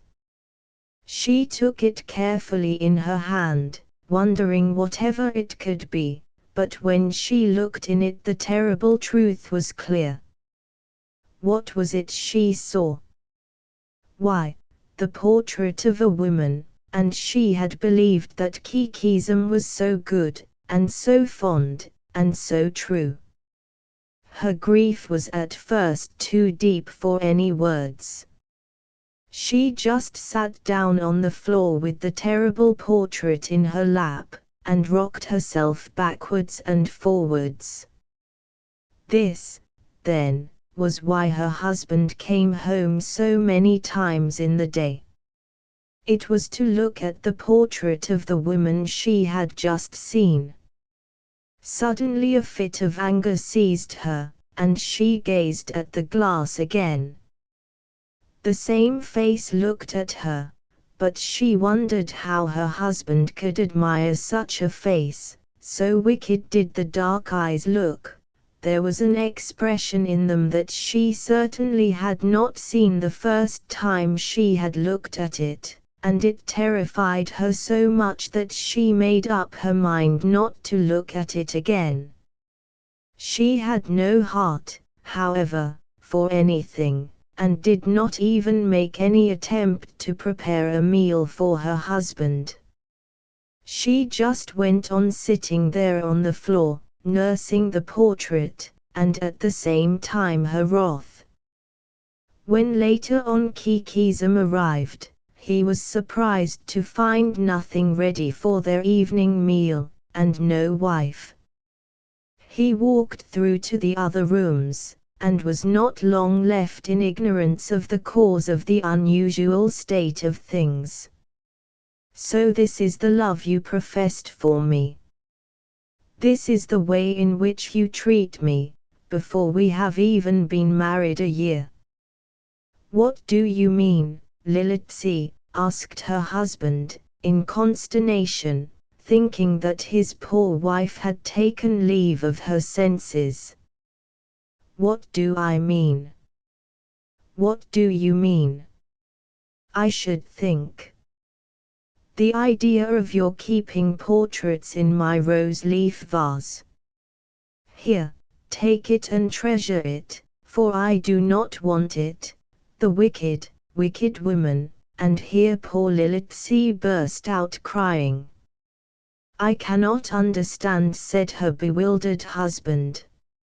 "Oh, you can't," she said, laughing hysterically. "I can, though, well enough. You like that hideous, villainous-looking woman better than your own true wife. I would say nothing if she were at any rate beautiful, but she has a vile face, a hideous face, and looks wicked and murderous, and everything that is bad." "Lilitsy, what do you mean?" asked her husband, getting exasperated in his turn. "That portrait is the living image of my poor dead father. I found it in the street the other day, and put it in your vase for safety." Lilitsy's eyes flashed with indignation at this apparently barefaced lie. "Hear him," she almost screamed. "He wants to tell me now that I do not know a woman's face from a man's." Kikism was wild with indignation, and a quarrel began in good earnest. The street door was a little way open, and the loud, angry words attracted the notice of a bonze, one of the Japanese priests, who happened to be passing. "My children," he said, putting his head in at the door, "why this unseemly anger, why this dispute?" "Father," said Kikism, "my wife is mad." "All women are so, my son," more or less interrupted the holy bonze. "You were wrong to expect perfection, and must abide by your bargain now. It is no use getting angry, all wives are trials." "But what she says is a lie." "It is not, father," exclaimed Lilitsy. "My husband has the portrait of a woman, and I found it hidden in my rose-leaf vase. I swear that I have no portrait but that of my poor dead father," explained the aggrieved husband. My children," said the holy bonze, majestically, "show me the portraits." "Here it is. There is only one, but it is one too many," said Lilitsy, sarcastically. The bonze took the glass and looked at it earnestly. He then bowed low before it, and in an altered tone said, "My children, settle your quarrel and live peaceably together. You are both in the wrong. This portrait is that of a saintly and venerable bonze. I know not how you could mistake so holy a face. I must take it from you and place it amongst the precious relics of our church." So saying, the bonze lifted his hands to bless the husband and wife, and then went slowly away, carrying with him the glass which had wrought such mischief. Handcuffs. Written and illustrated by Inspector Maurice Moser, late of the Criminal Investigation Department, Great Scotland Yard. The ordinary connection of ideas between handcuffs and policemen does not need very acute mental powers to grasp, but there is a further connection, a philological one, which is only evident at first sight to those who have made a small acquaintance with the science of words. The word handcuff is a popular corruption of the Anglo-Saxon handcop, i.e., that which cops or catches the hands. Now, one of the most common of the many slang expressions used by their special enemies towards the police is copper, i.e., he who cops the offending member. Strange as it may seem, handcuffs are by no means the invention of these times, which insist on making the life of a prisoner so devoid of the picturesque and romantic. We must go back, past the Dark Ages, past the stirring times of Greek and Roman antiquity, till we come to those blissful mythological ages when every tree and every stream was the home of some kindly god. In those olden days there dwelt in the Carpathian Sea a wily old deity, known by the name of Proteus, possessing the gift of prophecy, the fruits of which he selfishly denied to mankind. Even if those who wished to consult him were so fortunate as to find him, all their efforts to force him to exert his gifts of prophecy were useless, for he was endowed with the power of changing himself into all things, and he eluded their grasp by becoming a flame of fire or a drop of water. There was one thing, however, against which all the miracles of Proteus were of no avail, and of this Aristoelus was aware. So Aristoelus came, as Virgil tells us, from a distant land to consult the famous prophet. He found him on the seashore among his seals, basking in the afternoon sun. Quick as thought he fitted handcuffs on him, and all struggles and devices were now of no avail. Such was then the efficacy of handcuffs even on the persons of the immortal gods.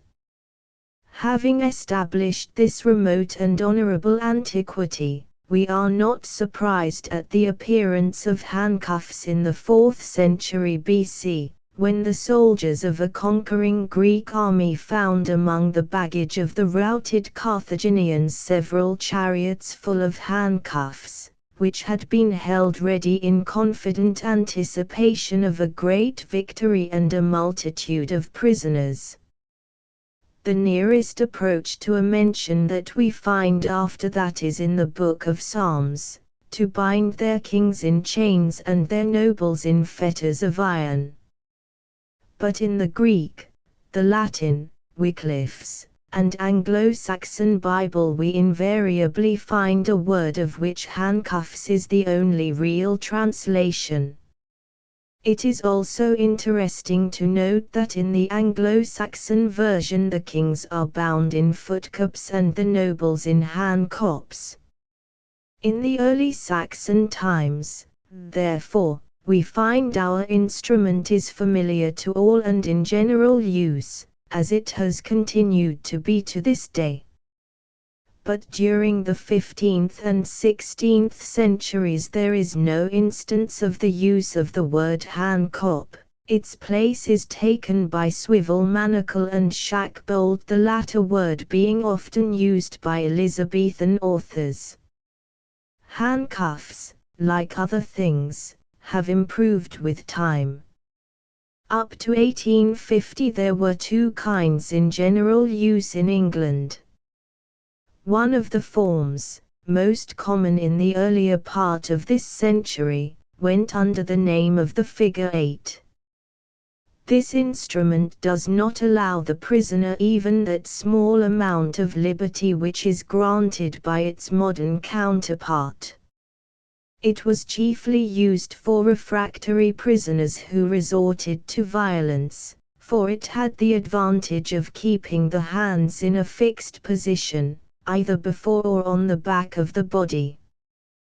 The pain it inflicted made it partake of the nature of a punishment rather than merely a preventive against resistance or attack.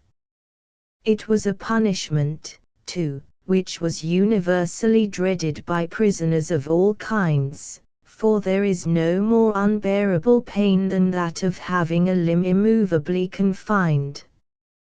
No. 1. The flexible. The other kind of form known as the flexible, number 1, resembled in general outlines the handcuffs used every day by detectives.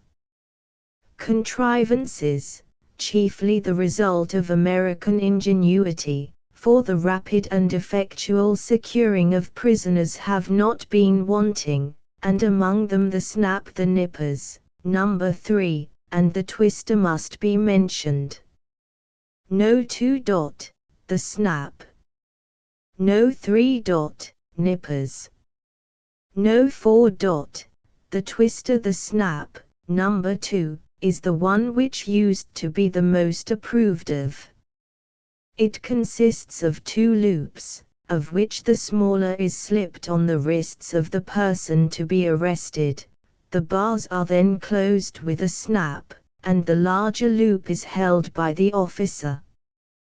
The manner in which the twister, number 4, was used savours very much of the brutal, and, indeed, the injuries it inflicted on those who were misguided enough to struggle when in its grasp caused its abolition in Great Britain.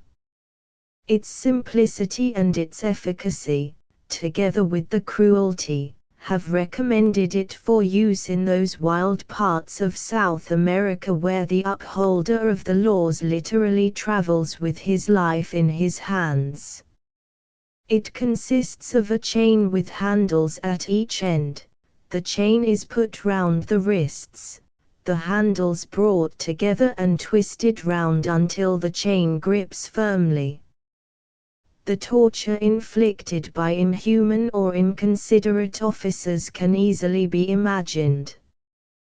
When we see the comparative facility with which the detective slips the handcuffs on the villain in the last act of Adelphi dramas, we are apt to be misled as to the difficulty which police officers meet with in the execution of one of the most arduous parts of their duty. The English handcuffs, number 1, are heavy, unwieldy, awkward machines, which at the best of times, and under the most favorable circumstances, are extremely difficult of application.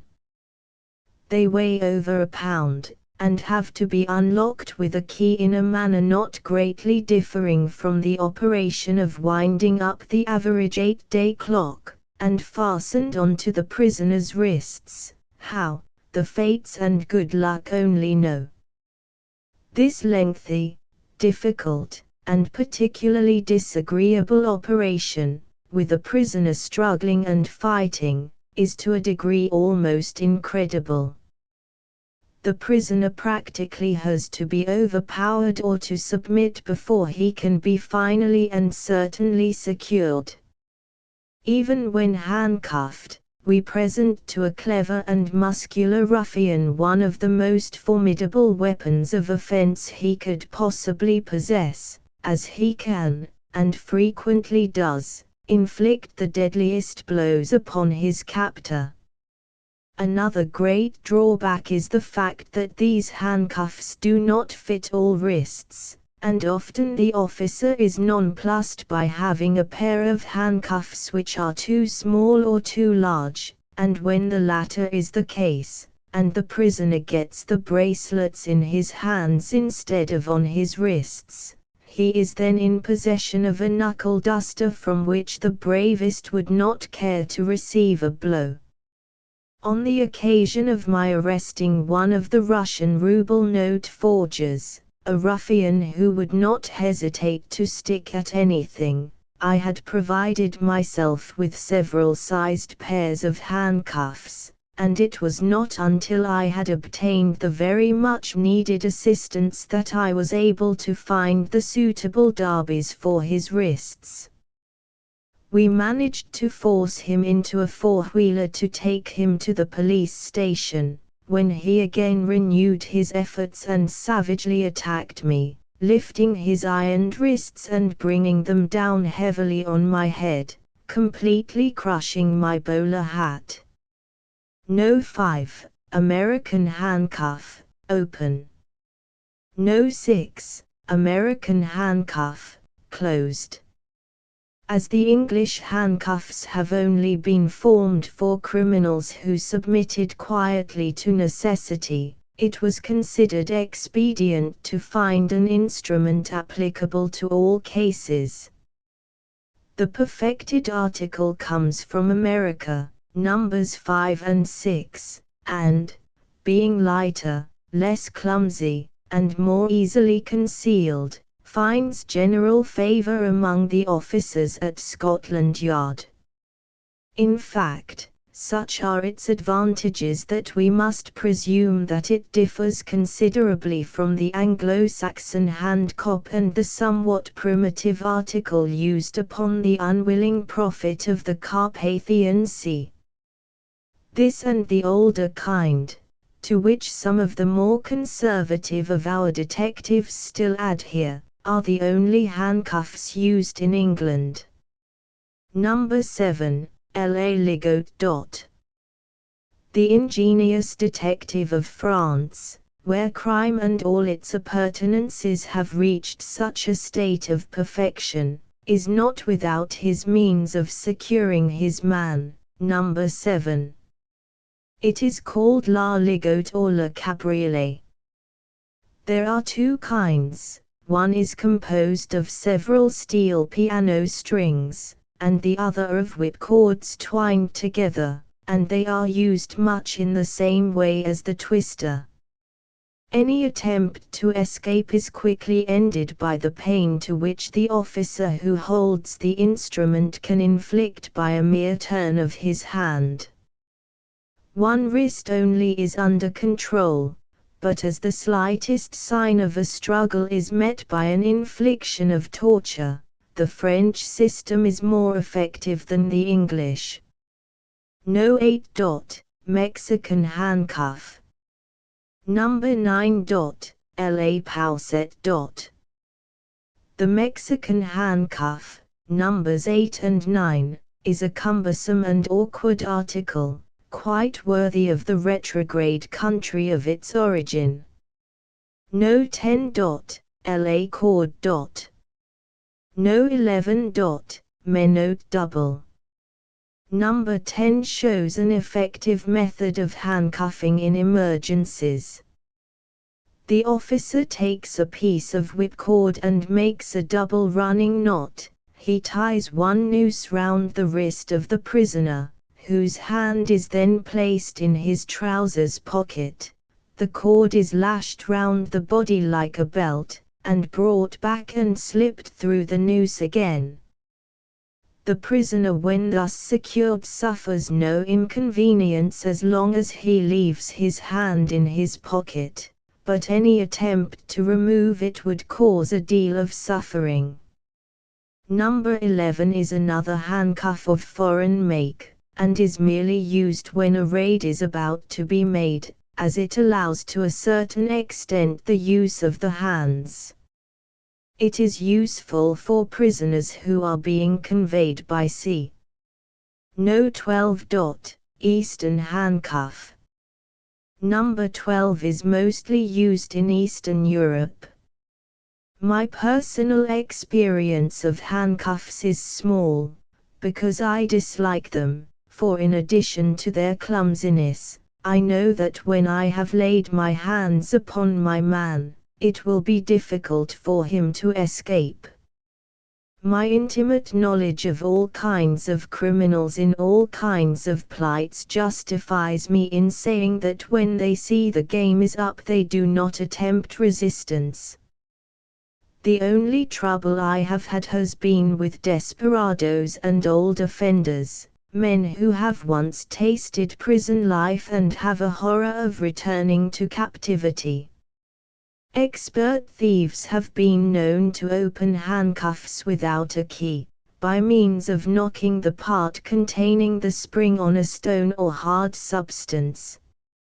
It will be remembered that when the notorious criminal Charles Peace was being taken to London by train, he contrived, although handcuffed, to make his escape through the carriage window.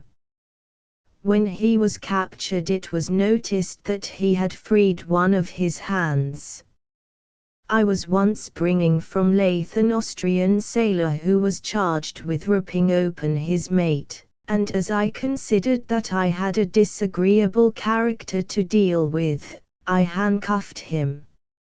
Naturally, he found the confinement irksome, and on our journey he repeatedly implored me to take them off, promising that he would make no attempt to escape.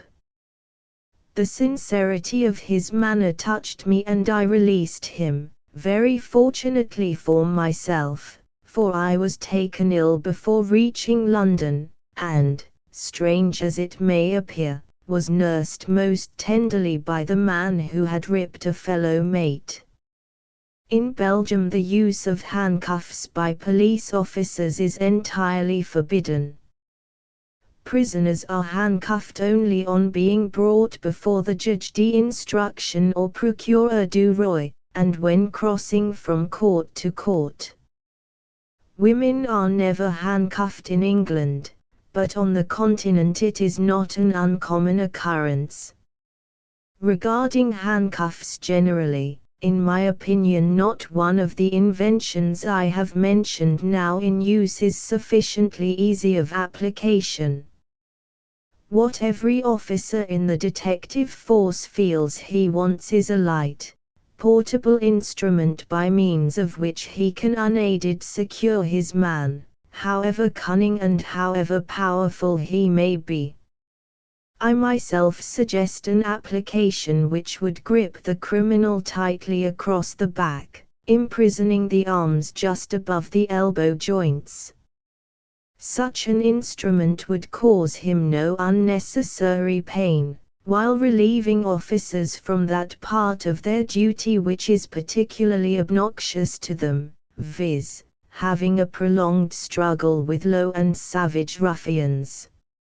I cannot refrain from relating a piquant little anecdote told to me by a French colleague, who had occasion to make an arrest, and came unexpectedly on his man. Unfortunately he was unprovided with handcuffs and was somewhat at a disadvantage, but being a quick-witted fellow, he bethought himself of an effectual expedient. Taking out his knife he severed the prisoner's buttons which were attached to his braces, thus giving the man occupation for his hands and preventing a rapid flight. I am indebted to M. Gorin, chief of the detective department in Paris, and other colleagues for some of the specimens here reproduced by me. The family name. From the French of Henry Marlin. One afternoon, Mons. Sauvelier received from his younger son, a lieutenant in garrison at Versailles, the following letter: Versailles, the 25th of May, 1883. My dear father, a terrible catastrophe has befallen me, one which will be a blow to you also. I am writing about it, because I dare not face you. I deserve never to see you again. Led astray by a companion, I have been gambling on the bourse, and am involved in yesterday's crash, in which so many fortunes have been suddenly swamped. I scarcely dare to tell you how much I have lost. Yet I must do so, for the honor of the Sauveliers is concerned. Alas! You will be all but ruined. I owe the sum of 468,000 francs. Oh! What a miserable wretch I am! When I found that the smash was inevitable, I went mad, and entered my room with the intention of putting an end to my wretched existence. But more sober thoughts prevailed. I changed my mind. I had heard that officers were being recruited for Tonkin, and I determined to volunteer for this service. My suicide would not have bettered matters, it would rather have left an added blot upon our family name. Out there, at all events, my death may be of use. It will cause you no shame, and may perhaps move you to a little compassion for your guilty, but most unhappy and despairing son, who suffers agonies at thought of the trouble he has brought upon you, and who now bids you an eternal farewell. Camille Sauvelier. Mons. Sauvelier, who had been a widower for several years past, was one of the most respected businessmen of Paris, the owner of a foundry, a judge of the Tribunal of Commerce, and an officer of the Legion of Honor. He had two sons, Camille, the lieutenant, and Auguste, an artist of some originality, who was the husband of a charming wife, and the father of a little 6-year-old maiden named André. Mons. Sauvelier had always deterred his sons from embarking in trade. He had shrunk from exposing them to the ups and downs of business life, its trying fluctuations, its frequent cruel mischances.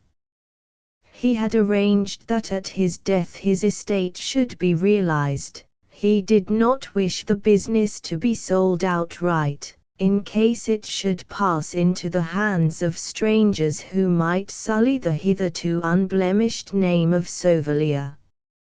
And now, in spite of all his precautions, a disaster greater than any he had dreamed of had overwhelmed him. He rose with difficulty.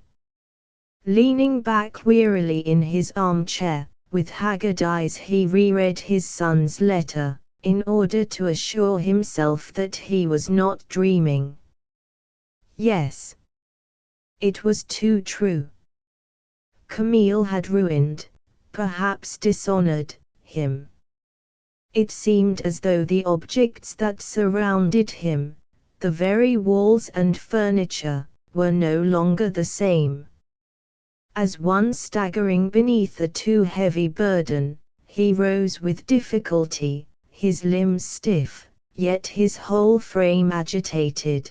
Then he sank back into his chair, with two big tears flowing down his cheeks. By hook or by crook he must procure the sum, and the debt should be paid tomorrow. It would be a difficult task. The wealth of the manufacturer consists of material and merchandise. Would so hurried a realization yield the necessary amount? He could not tell. Again, when this debt was paid, would he be able to fulfill his engagements? Bankruptcy stared him in the face. A Sauvelier bankrupt. An officer of the Legion of Honor, a judge of the Tribunal of Commerce, insolvent. Never. he would die first. But before it came to that, he would try every expedient, he would strain every nerve. So all night long the poor man planned and calculated, and in the morning, with heavy heart, proceeded to put his plans into effect.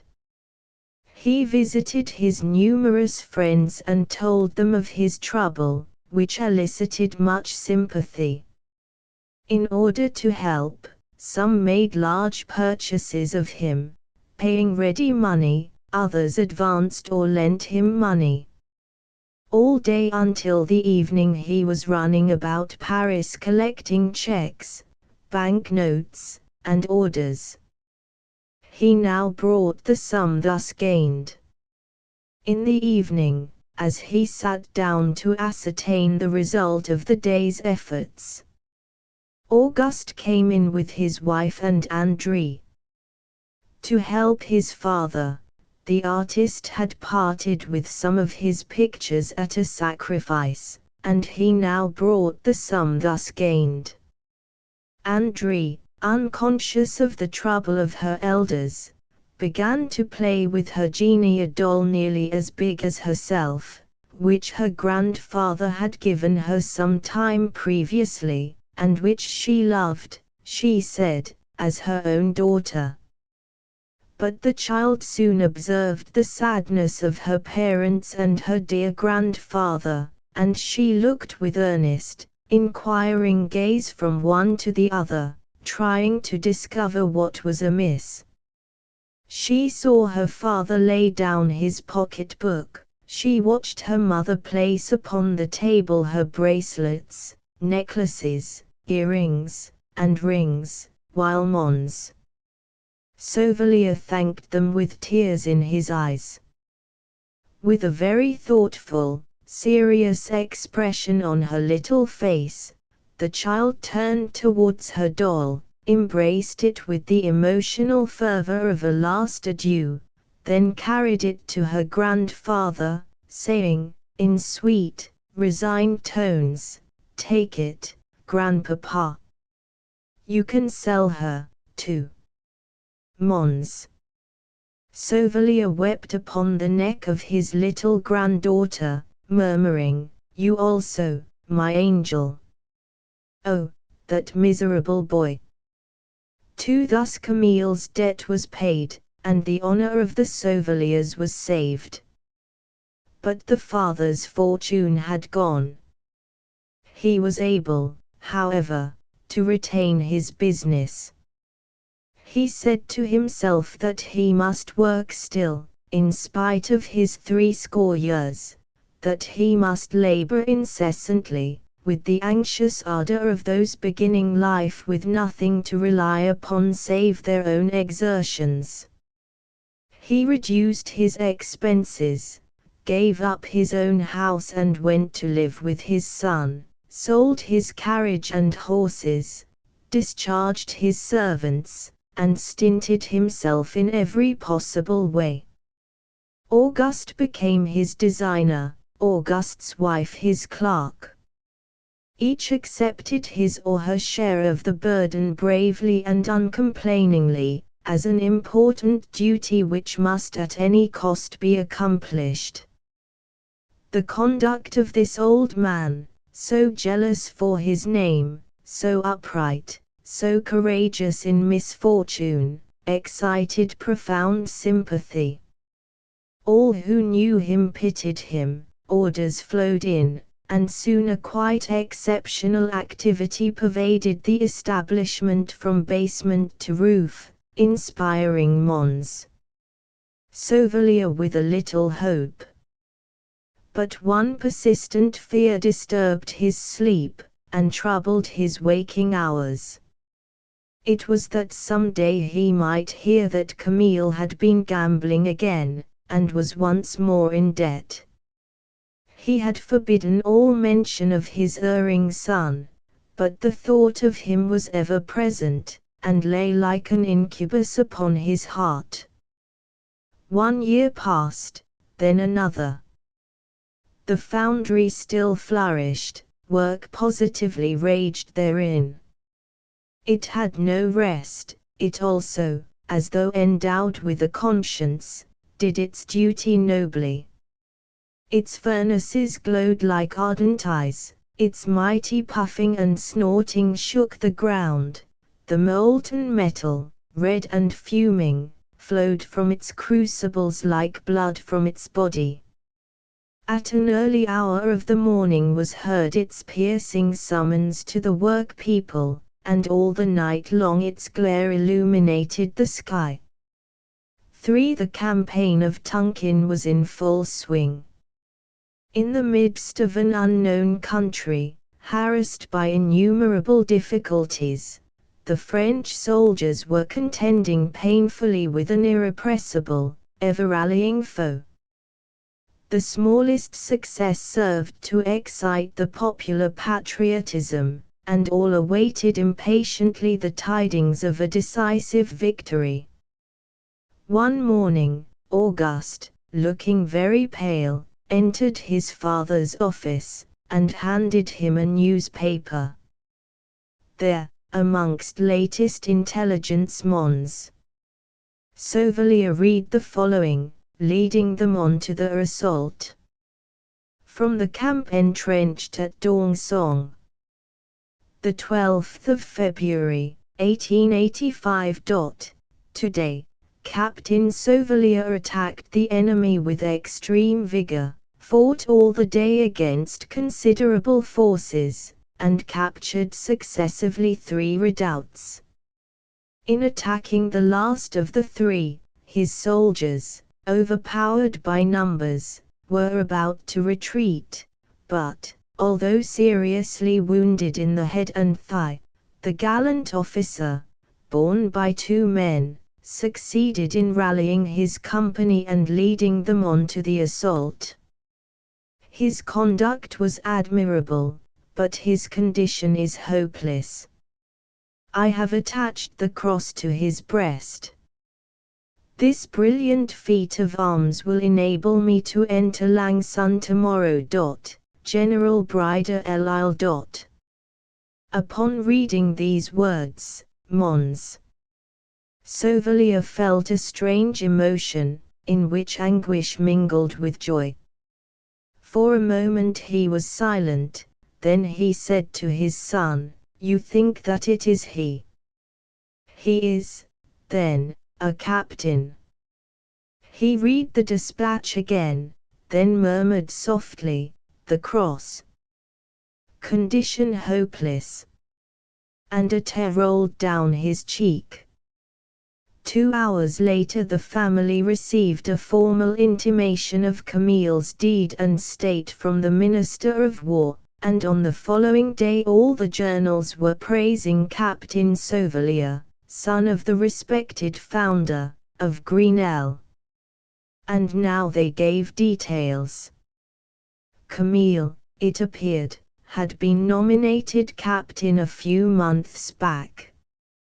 Throughout the campaign he had distinguished himself by his imperturbable coolness under fire, and reckless scorn of the death which he seemed to seek.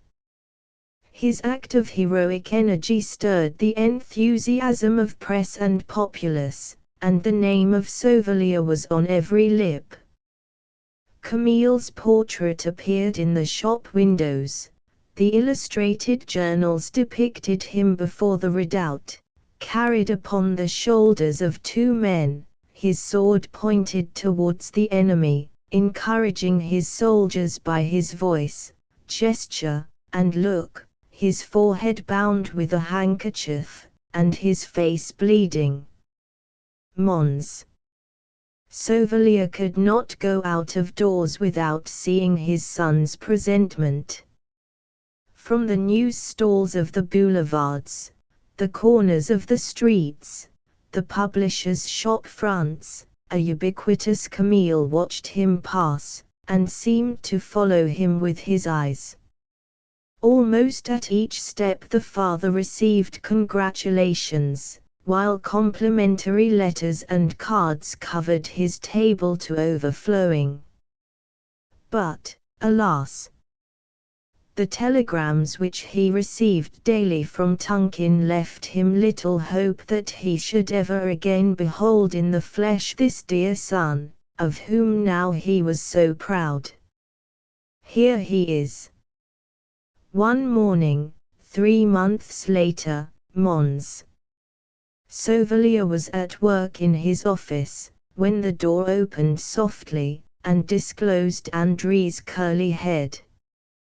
The little one seemed in high spirits, her eyes sparkled with glee. "See, grandfather, here he is," she said, and led into the room Captain Sauvelier. Auguste and his wife followed the pair. Mons. Sauvelier, taken completely by surprise, rose quickly from his chair, then stood motionless, overcome by his emotion. He saw before him Camille, with the scar upon his forehead, and the cross upon his breast. Camille, the hero of the hour, who had shed such luster upon the family name. Timid and embarrassed, like a child who has been guilty of a fault, Camille stood with bowed head, and when he saw how much his father had aged, he knew that it was his conduct which had wrought the sad change, and his contrition was deepened tenfold. But as he was about to throw himself at his father's feet, Mons. Sauvelier, with a sudden movement, clasped him to his breast, exclaiming, in a voice full of tears, "No, Camille! In my arms! In my arms!" Father and son, locked together in closest embrace, mingled their sobs, while Auguste and his wife, looking on, wept in sympathy. The silence was broken by Andre. The child had vanished for a moment, but speedily reappeared, fondling her precious doll, which, it is needless to say, had not been sold. Holding it out to the captain, she said in her liveliest manner, "Here is Jeannie, uncle. You remember her. Give her a kiss directly. Don't you think that she has grown?" The queer side of things, among the freaks. Major Microbe. "I've been in the show business now going on for 43 years," said the doorkeeper, "and I haven't yet found a dwarf with human feelings. I can't understand why it is, but there ain't the least manner of doubt that a dwarf is the meanest object in creation. Take General Bacillus, the dwarf I have with me now. He is well made, for a dwarf, and when he does his poses plastic, such as Ajax defying the lightning or Samson carrying off Delilah by the hair and all the rest of those scripture tableaus, he is as pretty as a picture, provided, of course, you don't get too near him. He is healthy, and has a good appetite, and he draws a good salary, and has no one except himself to look after. And yet that dwarf ain't happy. On the contrary, he is the most discontented, cantankerous, malicious little wretch that was ever admitted into a moral family show. And he ain't much worse than an ordinary dwarf. Now, the other freaks, as a rule, are contented so long as they draw well and don't fall in love. The living skeleton knows that he can't expect to live long, most of them die at about 35, but, for all that, he is happy and contented. A short life and a merry one is what I goes in for, he often says to me, and he seems to think that his life is a merry one, though I can't myself see where the merriment comes in. So with all the rest of my people. They all seem to enjoy themselves except the dwarf. My own belief is that the organ of happiness has got to be pretty big to get its work in, and that there ain't room in a dwarf's head for it to work. I had a dwarf with me once. Major Microbe is what we called him on the bills, where he was advertised as the smallest man in the world, which, of course, he wasn't, but, then, every dwarf is always advertised that way. It's a custom of the profession, and we don't consider it to be lying, any more than a president considers the tough statements lying that he makes in his annual message. A showman and a politician must be allowed a little liberty of statement, or they couldn't carry on their business. Well, as I was saying, the sheer Major Microbe was in my show a matter of 10 years ago, when we were in Cincinnati, and he was about as vicious as they make them. The giant, who was a good 7-footer, working up to 7.5 feet, as an engineer might say, with the help of his boots and helmet, was the exact opposite of the dwarf in disposition. He was altogether too good-tempered, for he was always trying to play practical jokes on the other freaks. He did this without any notion of annoying them, but it was injudicious, he being, like all other giants, weak and brittle. What do I mean by brittle? Why, I mean brittle and nothing else. It's a good United States word, I reckon.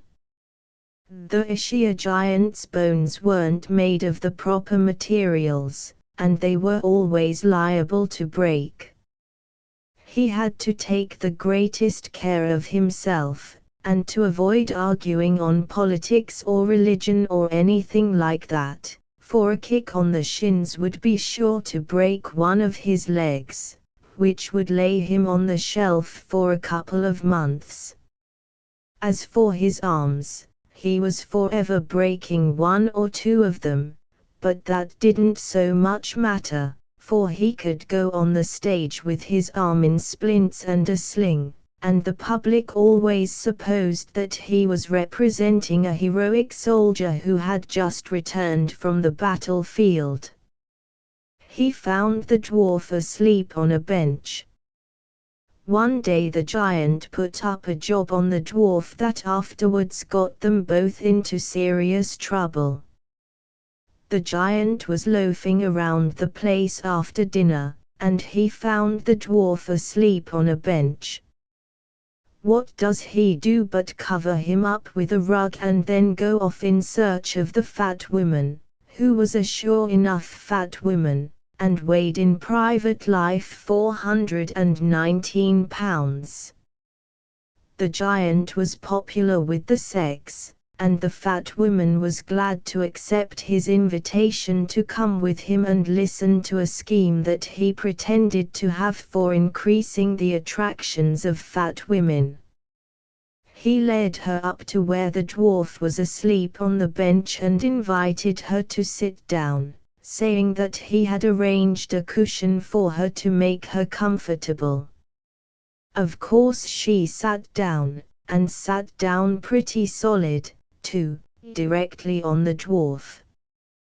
The dwarf yelled as if he had room for the voice of 2 full-grown men, and the fat woman, as soon as she felt something squirming under her, thought that one of the boa constrictors had got loose, and that she had sat down on it. So naturally she fainted away. I came running in with one of my men as soon as I heard the outcries, and after a while we managed to pry up the fat woman with a couple of cart rungs and get the dwarf out from under her, after which she came to in due time and got over her fright. But the dwarf was a good deal flattened out by the pressure, and I was afraid at first that his ribs had been stove in. It turned out in the end that he was not seriously injured, but he was in the worst rage against the giant that you can imagine, and would have killed him then and there if he had been able to do it. I knew well enough that in course of time the dwarf would get square with the giant, no matter how long it might take and how much it might cost. He was as revengeful as a Red Indian.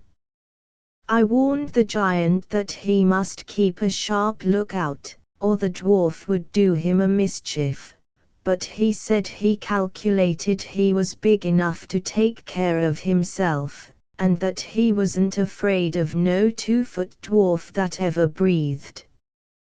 Of course, this sounded brave, but my own belief is that the giant was pretty badly frightened.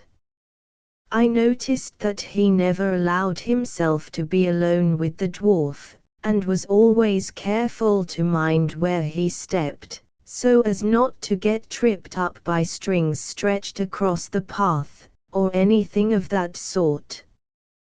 The dwarf pretended that he had forgotten the whole business, and was as friendly with the giant as he had ever been, but I knew him well enough to know that he never forgot anything, and was only waiting for a chance.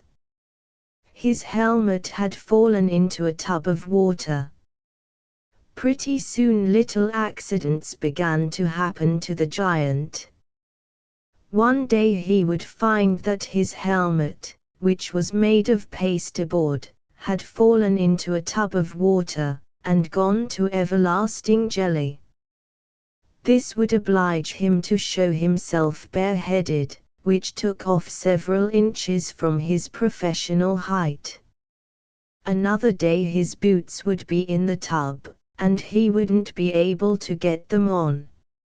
I've seen him go on the stage in a general's uniform with carpet slippers and no hat, which everyone knew must be contrary to the regulations of the Arabian army, in which he was supposed to hold his commission. One night his bedstead broke down under him, and he came very near breaking a leg or so. In the morning he found out that someone had sawed a leg of the bedstead nearly all the way through, and, of course, he knew that the dwarf had done it. But you couldn't prove anything against the dwarf. He would always swear that he never had any hand in the accidents, and there was never any evidence against him that anybody could get hold of. I didn't mind what games he played on the giant as long as the giant wasn't made to break anything that would lay him on the shelf, and I told the dwarf that I was the last man to interfere with any man's innocent amusements, but that in case the giant happened to break a leg, I should go out of the giant and dwarf business at once. But that didn't scare him a particle. He knew that he was worth his salary in any dime museum in America, and more than that, he had money enough laid up in the bank to live on, assuming, of course, that he could draw it out before the cashier should bolt to Canada with it. So he was as independent as you please, and told me that if I chose to hold him responsible for other people's legs he couldn't help it, and had nothing to say about it. At that time I had a female Samson. She wasn't the combined female contortionist and strongest woman in the world that is in my show at present, but she was in about the same line of business. These strong women are all genuine, you understand. You can embellish them a little on the handbills, and you can announce that the cannon that the strong woman fires from her shoulder weighs 100 or 2 pounds more than it actually weighs, but unless a strong woman is really strong and no mistake, she might as well try to pass herself off as a living skeleton or a two-headed girl at once.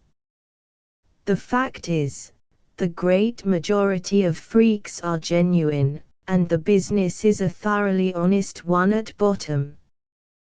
Why, if you told the exact truth in the handbills about every freak in my show, barring the tattooed girl and the wild man, they would still constitute a good drawing attraction in any intelligent community. This female Samson was a good sort of woman in her way, though she was a little rough and a bit what you might call masculine in her ways. She didn't like the dwarf, and he didn't like her. She pulled him over to her by his collar. The freaks were all at supper one night when the dwarf said something insulting to the female Samson.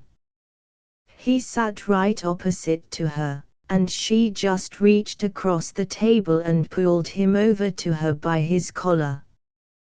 Then she stretched him across her lap and laid into him with her slipper till he howled as if he was a small boy who had gone in swimming on Sunday and his mother had just found it out. It wasn't so much the slipper that hurt him, though the female Samson put all her muscle into the operation, but it was the disgrace of the thing, and when you remember that the dwarf was 42 years old, you can understand that he felt that the woman had taken a liberty with him.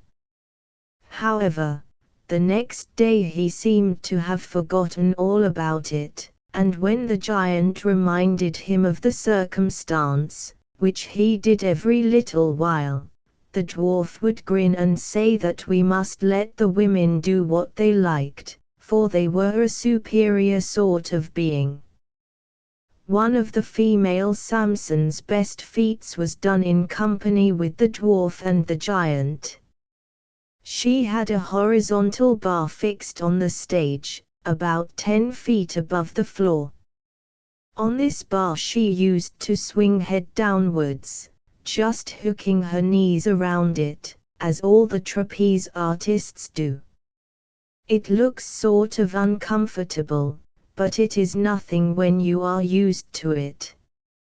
I had a trapeze chap once who would often go to sleep that way in hot weather.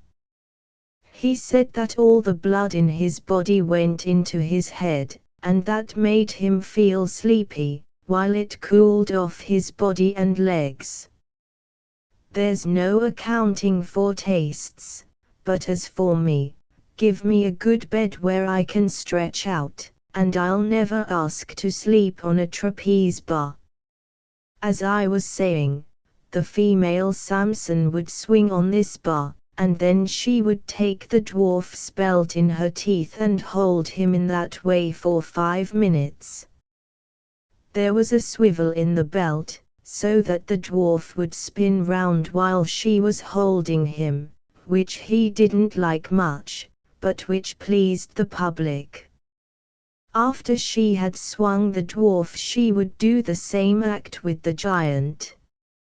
She had to be very careful not to drop the giant, for he was terribly afraid of breaking a leg, being, as I have said, particularly brittle, but she always said that he was as safe in her teeth as he would be if he was lying in his bed.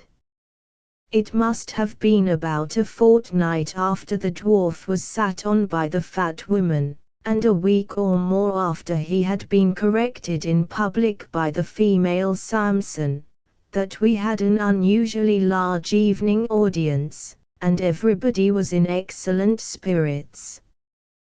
The female Samson had swung the dwarf in her teeth, and after she had let go of him he had climbed up on a chair just behind her, and stood with his arms stretched out over her and the giant as if he was saying "Bless you, my children," which was a regular part of the act, and never failed to bring him a round of applause, and induce people to say, "What a jolly little chap that dwarf is."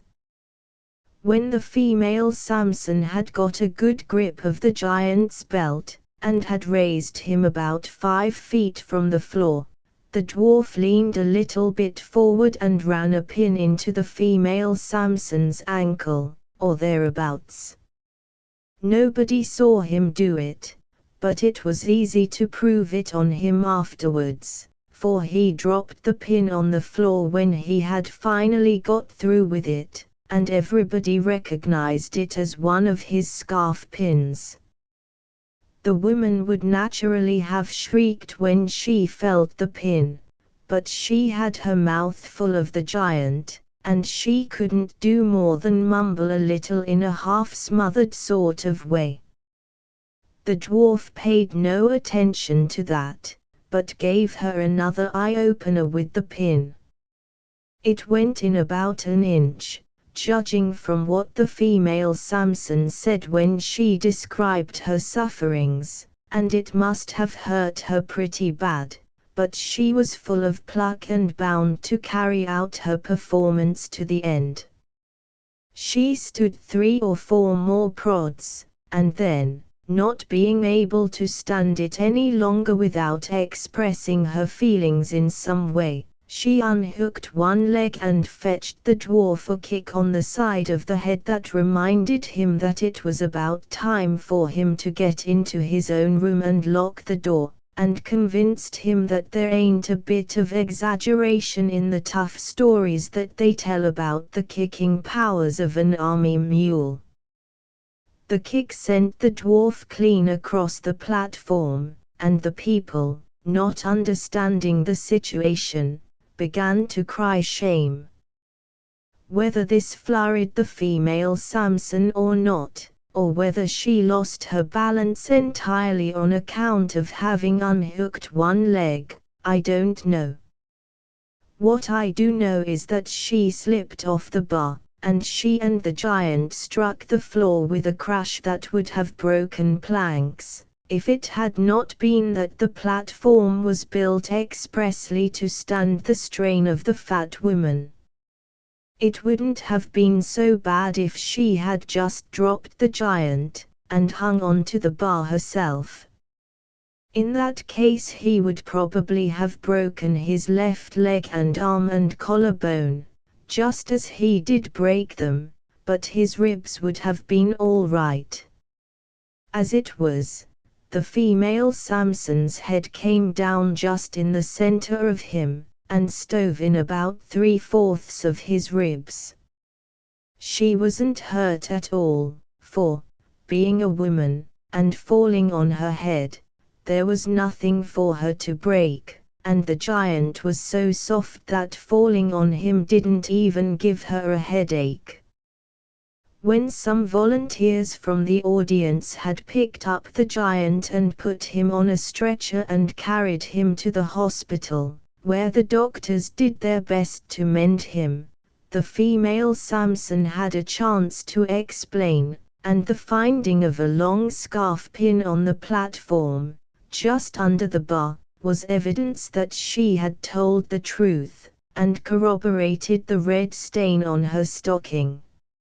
It took 4 men and a policeman to hold her. It took 4 men and a policeman to hold her, and get her locked up in her room. She was that set on tearing the dwarf into small pieces, and she'd have done it too, if she could have got at him. He had sense enough to see the situation, and to discharge himself without waiting for me to discharge him. He ran away in the course of the night, and I never saw him again. I don't think he ever went into another dime museum, and I have heard that he got a situation as inspector of gas meters, which is very probable, considering what a malicious little rascal he was. Well, we have to deal with all sorts of people in our business, and I suppose it's the same with you, though you haven't mentioned what your business is. But you take my advice and steer clear of dwarfs. There ain't a man living that can do anything with them except with a club, and no man likes to take a club to anything as small as a dwarf. W. L. Alden. Lamps of all kinds and times. Two styles, a tale with a moral. Uffizi Robinson was blessed with a very full rich tenor voice but a very empty purse, and he stood in need of a holiday. So he cut his hair and otherwise disguised himself and went off to Brighton, and having hired a piano and boy took up his station on the front and started in to make his fortune. He sang song after song, all of them highly classical, in his most approved style, but his audience being limited and critical, his prospects looked gloomy. A gentle hint from his boy set him thinking. He disappeared. A shadow on the blind gave the only indication of what he was doing. Until one evening he reappeared on the front in all the glories of collar and banjo, sang vulgar comic songs in a vulgar comic manner to a vast and appreciative audience, and lived in clover for the rest of the season. End of the Project Gutenberg ebook. The Strand Magazine, Vol. 07, Issue 37, January, 1894. Updated editions will replace the previous one, the old editions will be renamed. Creating the works from print editions not protected by U.S. copyright law means that no one owns a United States copyright in these works, so the Foundation, and you, can copy and distribute it in the United States without permission and without paying copyright royalties. Special rules, set forth in the general terms of use part of this license, apply to copying and distributing Project Gutenberg trademark symbol electronic works to protect the Project Gutenberg trademark symbol concept and trademark. Project Gutenberg is a registered trademark, and may not be used if you charge for an ebook, except by following the terms of the trademark license, including paying royalties for use of the Project Gutenberg trademark. If you do not charge anything for copies of this ebook, complying with the trademark license is very easy. You may use this ebook for nearly any purpose, such as creation of derivative works, reports, performances and research. Project Gutenberg ebooks may be modified and printed and given away. You may do practically anything in the United States with ebooks not protected by U.S. copyright law. Redistribution is subject to the trademark license, especially commercial redistribution. Start. Full license. The full Project Gutenberg license. Please read this before you distribute or use this work to protect the Project Gutenberg trademark symbol mission of promoting the free distribution of electronic works, by using or distributing this work, or any other work associated in any way with the phrase Project Gutenberg. You agree to comply with all the terms of the full Project Gutenberg trademark symbol license available with this file or online at www.gutenberg.org/license. Section 1. General Terms of Use and Redistributing Project Gutenberg Trademark Symbol Electronic Works 1.0. By reading or using any part of this Project Gutenberg trademark symbol electronic work, you indicate that you have read, understand, agree to and accept all the terms of this license and intellectual property, trademark / copyright, agreement. If you do not agree to abide by all the terms of this agreement, you must cease using and return or destroy all copies of Project Gutenberg trademark symbol electronic works in your possession. If you paid a fee for obtaining a copy of or access to a Project Gutenberg trademark symbol electronic work and you do not agree to be bound by the terms of this agreement, you may obtain a refund from the person or entity to whom you paid the fee as set forth in paragraph 1.e.8. 1.b Project Gutenberg is a registered trademark. It may only be used on or associated in any way with an electronic work by people who agree to be bound by the terms of this agreement. There are a few things that you can do with most Project Gutenberg trademark symbol electronic works even without complying with the full terms of this agreement. See paragraph 1.c below. There are a lot of things you can do with Project Gutenberg trademark symbol electronic works if you follow the terms of this agreement and help preserve free future access to Project Gutenberg trademark symbol electronic works. See paragraph 1.e below. 1.c The Project Gutenberg Literary Archive Foundation, the Foundation or PGLAF, owns a compilation copyright in the collection of Project Gutenberg trademark symbol electronic works. Nearly all the individual works in the collection are in the public domain in the United States. If an individual work is unprotected by copyright law in the United States and you are located in the United States, we do not claim a right to prevent you from copying, distributing, performing, displaying or creating derivative works based on the work as long as all references to Project Gutenberg are removed. Of course, we hope that you will support the Project Gutenberg trademark symbol mission of promoting free access to electronic works by freely sharing Project Gutenberg trademark symbol works in compliance with the terms of this agreement for keeping the Project Gutenberg trademark symbol name associated with the work.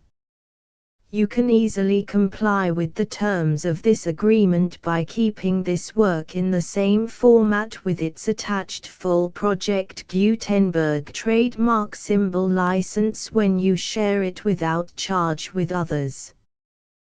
1.d The copyright laws of the place where you are located also govern what you can do with this work. Copyright laws in most countries are in a constant state of change. If you are outside the United States, check the laws of your country in addition to the terms of this agreement before downloading, copying, displaying, performing, distributing or creating derivative works based on this work or any other Project Gutenberg trademark symbol work. The Foundation makes no representations concerning the copyright status of any work in any country other than the United States.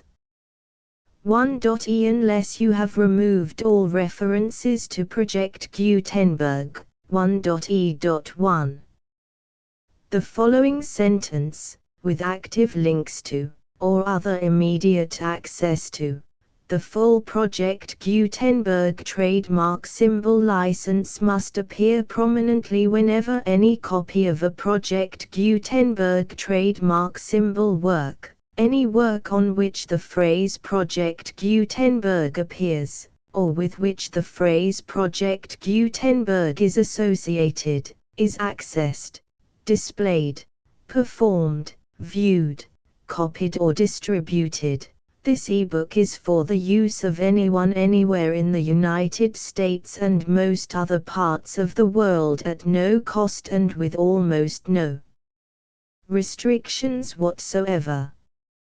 You may copy it, give it away or reuse it under the terms of the Project Gutenberg license included with this ebook or online at www.gutenberg.org.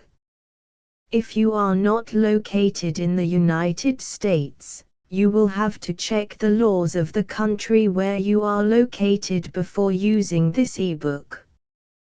1.e.2 If an individual Project Gutenberg trademark symbol electronic work is derived from texts not protected by U.S. copyright law, does not contain a notice indicating that it is posted with permission of the copyright holder, the work can be copied and distributed to anyone in the United States without paying any fees or charges.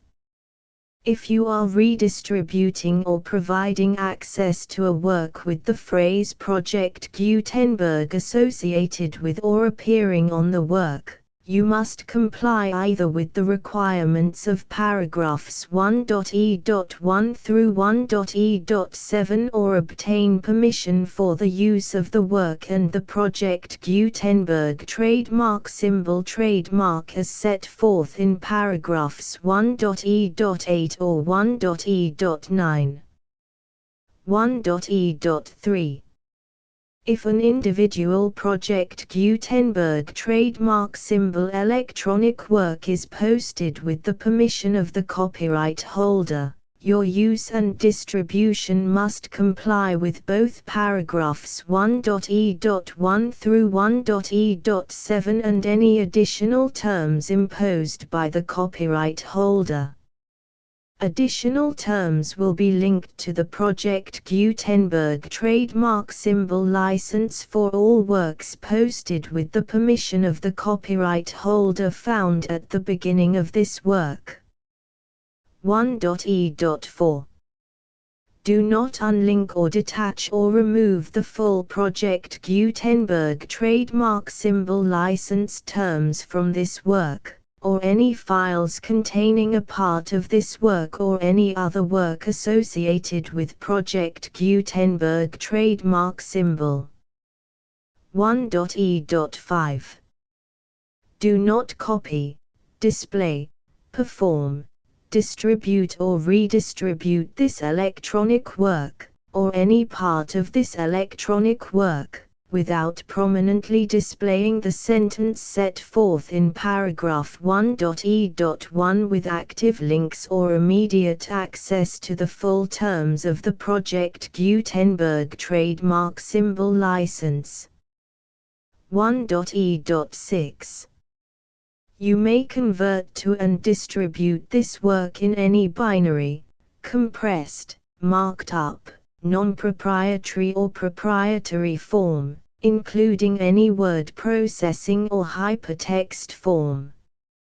However, if you provide access to or distribute copies of a Project Gutenberg trademark symbol work in a format other than plain vanilla ASCII or other format used in the official version posted on the official Project Gutenberg trademark symbol website, www.gutenberg.org, you must, at no additional cost, fee or expense to the user, provide a copy, a means of exporting a copy, or a means of obtaining a copy upon request, of the work in its original plain vanilla ASCII or other form. Any alternate format must include the full Project Gutenberg trademark symbol license as specified in paragraph 1.e.1. 1.e.7 Do not charge a fee for access to, viewing, displaying, performing, copying or distributing any Project Gutenberg trademark symbol works unless you comply with paragraph 1.e.8 or 1.e.9. 1.e.8.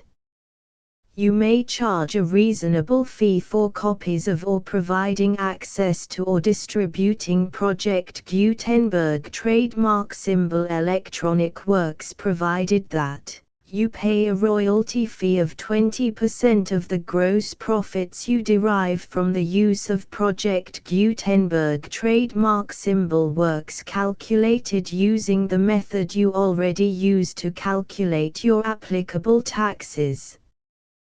The fee is owed to the owner of the Project Gutenberg trademark symbol trademark, but he has agreed to donate royalties under this paragraph to the Project Gutenberg Literary Archive Foundation. Royalty payments must be paid within 60 days following each date on which you prepare, or are legally required to prepare, your periodic tax returns. Royalty payments should be clearly marked as such and sent to the Project Gutenberg Literary Archive Foundation at the address specified in Section 4. Information about donations to the Project Gutenberg Literary Archive Foundation. You provide a full refund of any money paid by a user who notifies you in writing, or by email, within 30 days of receipt that he does not agree to the terms of the full Project Gutenberg trademark symbol license. You must require such a user to return or destroy all copies of the works possessed in a physical medium and discontinue all use of and all access to other copies of Project Gutenberg trademark symbol works. You provide, in accordance with paragraph 1.f.3, a full refund of any money paid for a work or a replacement copy, if a defect in the electronic work is discovered and reported to you within 90 days of receipt of the work. You comply with all other terms of this agreement for free distribution of Project Gutenberg trademark symbol works. 1.e.9. If you wish to charge a fee or distribute a Project Gutenberg trademark symbol electronic work or group of works on different terms than are set forth in this agreement, you must obtain permission in writing from the Project Gutenberg Literary Archive Foundation, the manager of the Project Gutenberg trademark symbol trademark. Contact the Foundation as set forth in Section 3 below. 1.f1.f.1. Project Gutenberg volunteers and employees expend considerable effort to identify, do copyright research on, transcribe and proofread works not protected by U.S. copyright law in creating the Project Gutenberg trademark symbol collection. Despite these efforts, Project Gutenberg trademark symbol electronic works, and the medium on which they may be stored, may contain defects such as, but not limited to, incomplete, inaccurate or corrupt data, transcription errors, a copyright or other intellectual property infringement, a defective or damaged disk or other medium, a computer virus, or computer codes that damage or cannot be read by your equipment. 1.f.2. Limited warranty, disclaimer of damages, except for the right of replacement or refund described in paragraph 1.f.3, the Project Gutenberg Literary Archive Foundation, the owner of the Project Gutenberg trademark symbol trademark, and any other party distributing a Project Gutenberg trademark symbol electronic work under this agreement, disclaim all liability to you for damages, costs and expenses, including legal fees. You agree that you have no remedies for negligence, strict liability, breach of warranty or breach of contract except those provided in paragraph 1.f.3. You agree that the foundation, the trademark owner, and any distributor under this agreement will not be liable to you for actual, direct, indirect, consequential, punitive or incidental damages even if you give notice of the possibility of such damage. 1.f.3. Limited right of replacement or refund. If you discover a defect in this electronic work within 90 days of receiving it, you can receive a refund of the money, if any, you paid for it by sending a written explanation to the person you received the work from. If you received the work on a physical medium, you must return the medium with your written explanation. The person or entity that provided you with the defective work may elect to provide a replacement copy in lieu of a refund. If you received the work electronically, the person or entity providing it to you may choose to give you a second opportunity to receive the work electronically in lieu of a refund. If the second copy is also defective, you may demand a refund in writing without further opportunities to fix the problem. 1.f.4. Except for the limited right of replacement or refund set forth in paragraph 1.f.3, this work is provided to you as is, with no other warranties of any kind, express or implied, including but not limited to warranties of merchantability or fitness for any purpose. 1.f.5. Some states do not allow disclaimers of certain implied warranties or the exclusion or limitation of certain types of damages. If any disclaimer or limitation set forth in this agreement violates the law of the state applicable to this agreement, the agreement shall be interpreted to make the maximum disclaimer or limitation permitted by the applicable state law. The invalidity or unenforceability of any provision of this agreement shall not void the remaining provisions. 1.f.6. Indemnity. You agree to indemnify and hold the foundation, the trademark owner, any agent or employee of the foundation, anyone providing copies of Project Gutenberg trademark symbol electronic works in accordance with this agreement, and any volunteers associated with the production, promotion and distribution of Project Gutenberg trademark symbol electronic works, harmless from all liability, costs and expenses, including legal fees, that arise directly or indirectly from any of the following which you do or cause to occur. A. Distribution of this or any Project Gutenberg trademark symbol work. B. Alteration, modification, or additions or deletions to any Project Gutenberg trademark symbol work, and C. Any defect you cause. Section 2. Information about the mission of Project Gutenberg trademark symbol. Project Gutenberg trademark symbol is synonymous with the free distribution of electronic works in formats readable by the widest variety of computers, including obsolete, old, middle-aged and new computers. It exists because of the efforts of hundreds of volunteers and donations from people in all walks of life. Volunteers and financial support to provide volunteers with the assistance they need are critical to reaching Project Gutenberg trademark symbol's goals and ensuring that the Project Gutenberg trademark symbol collection will remain freely available for generations to come.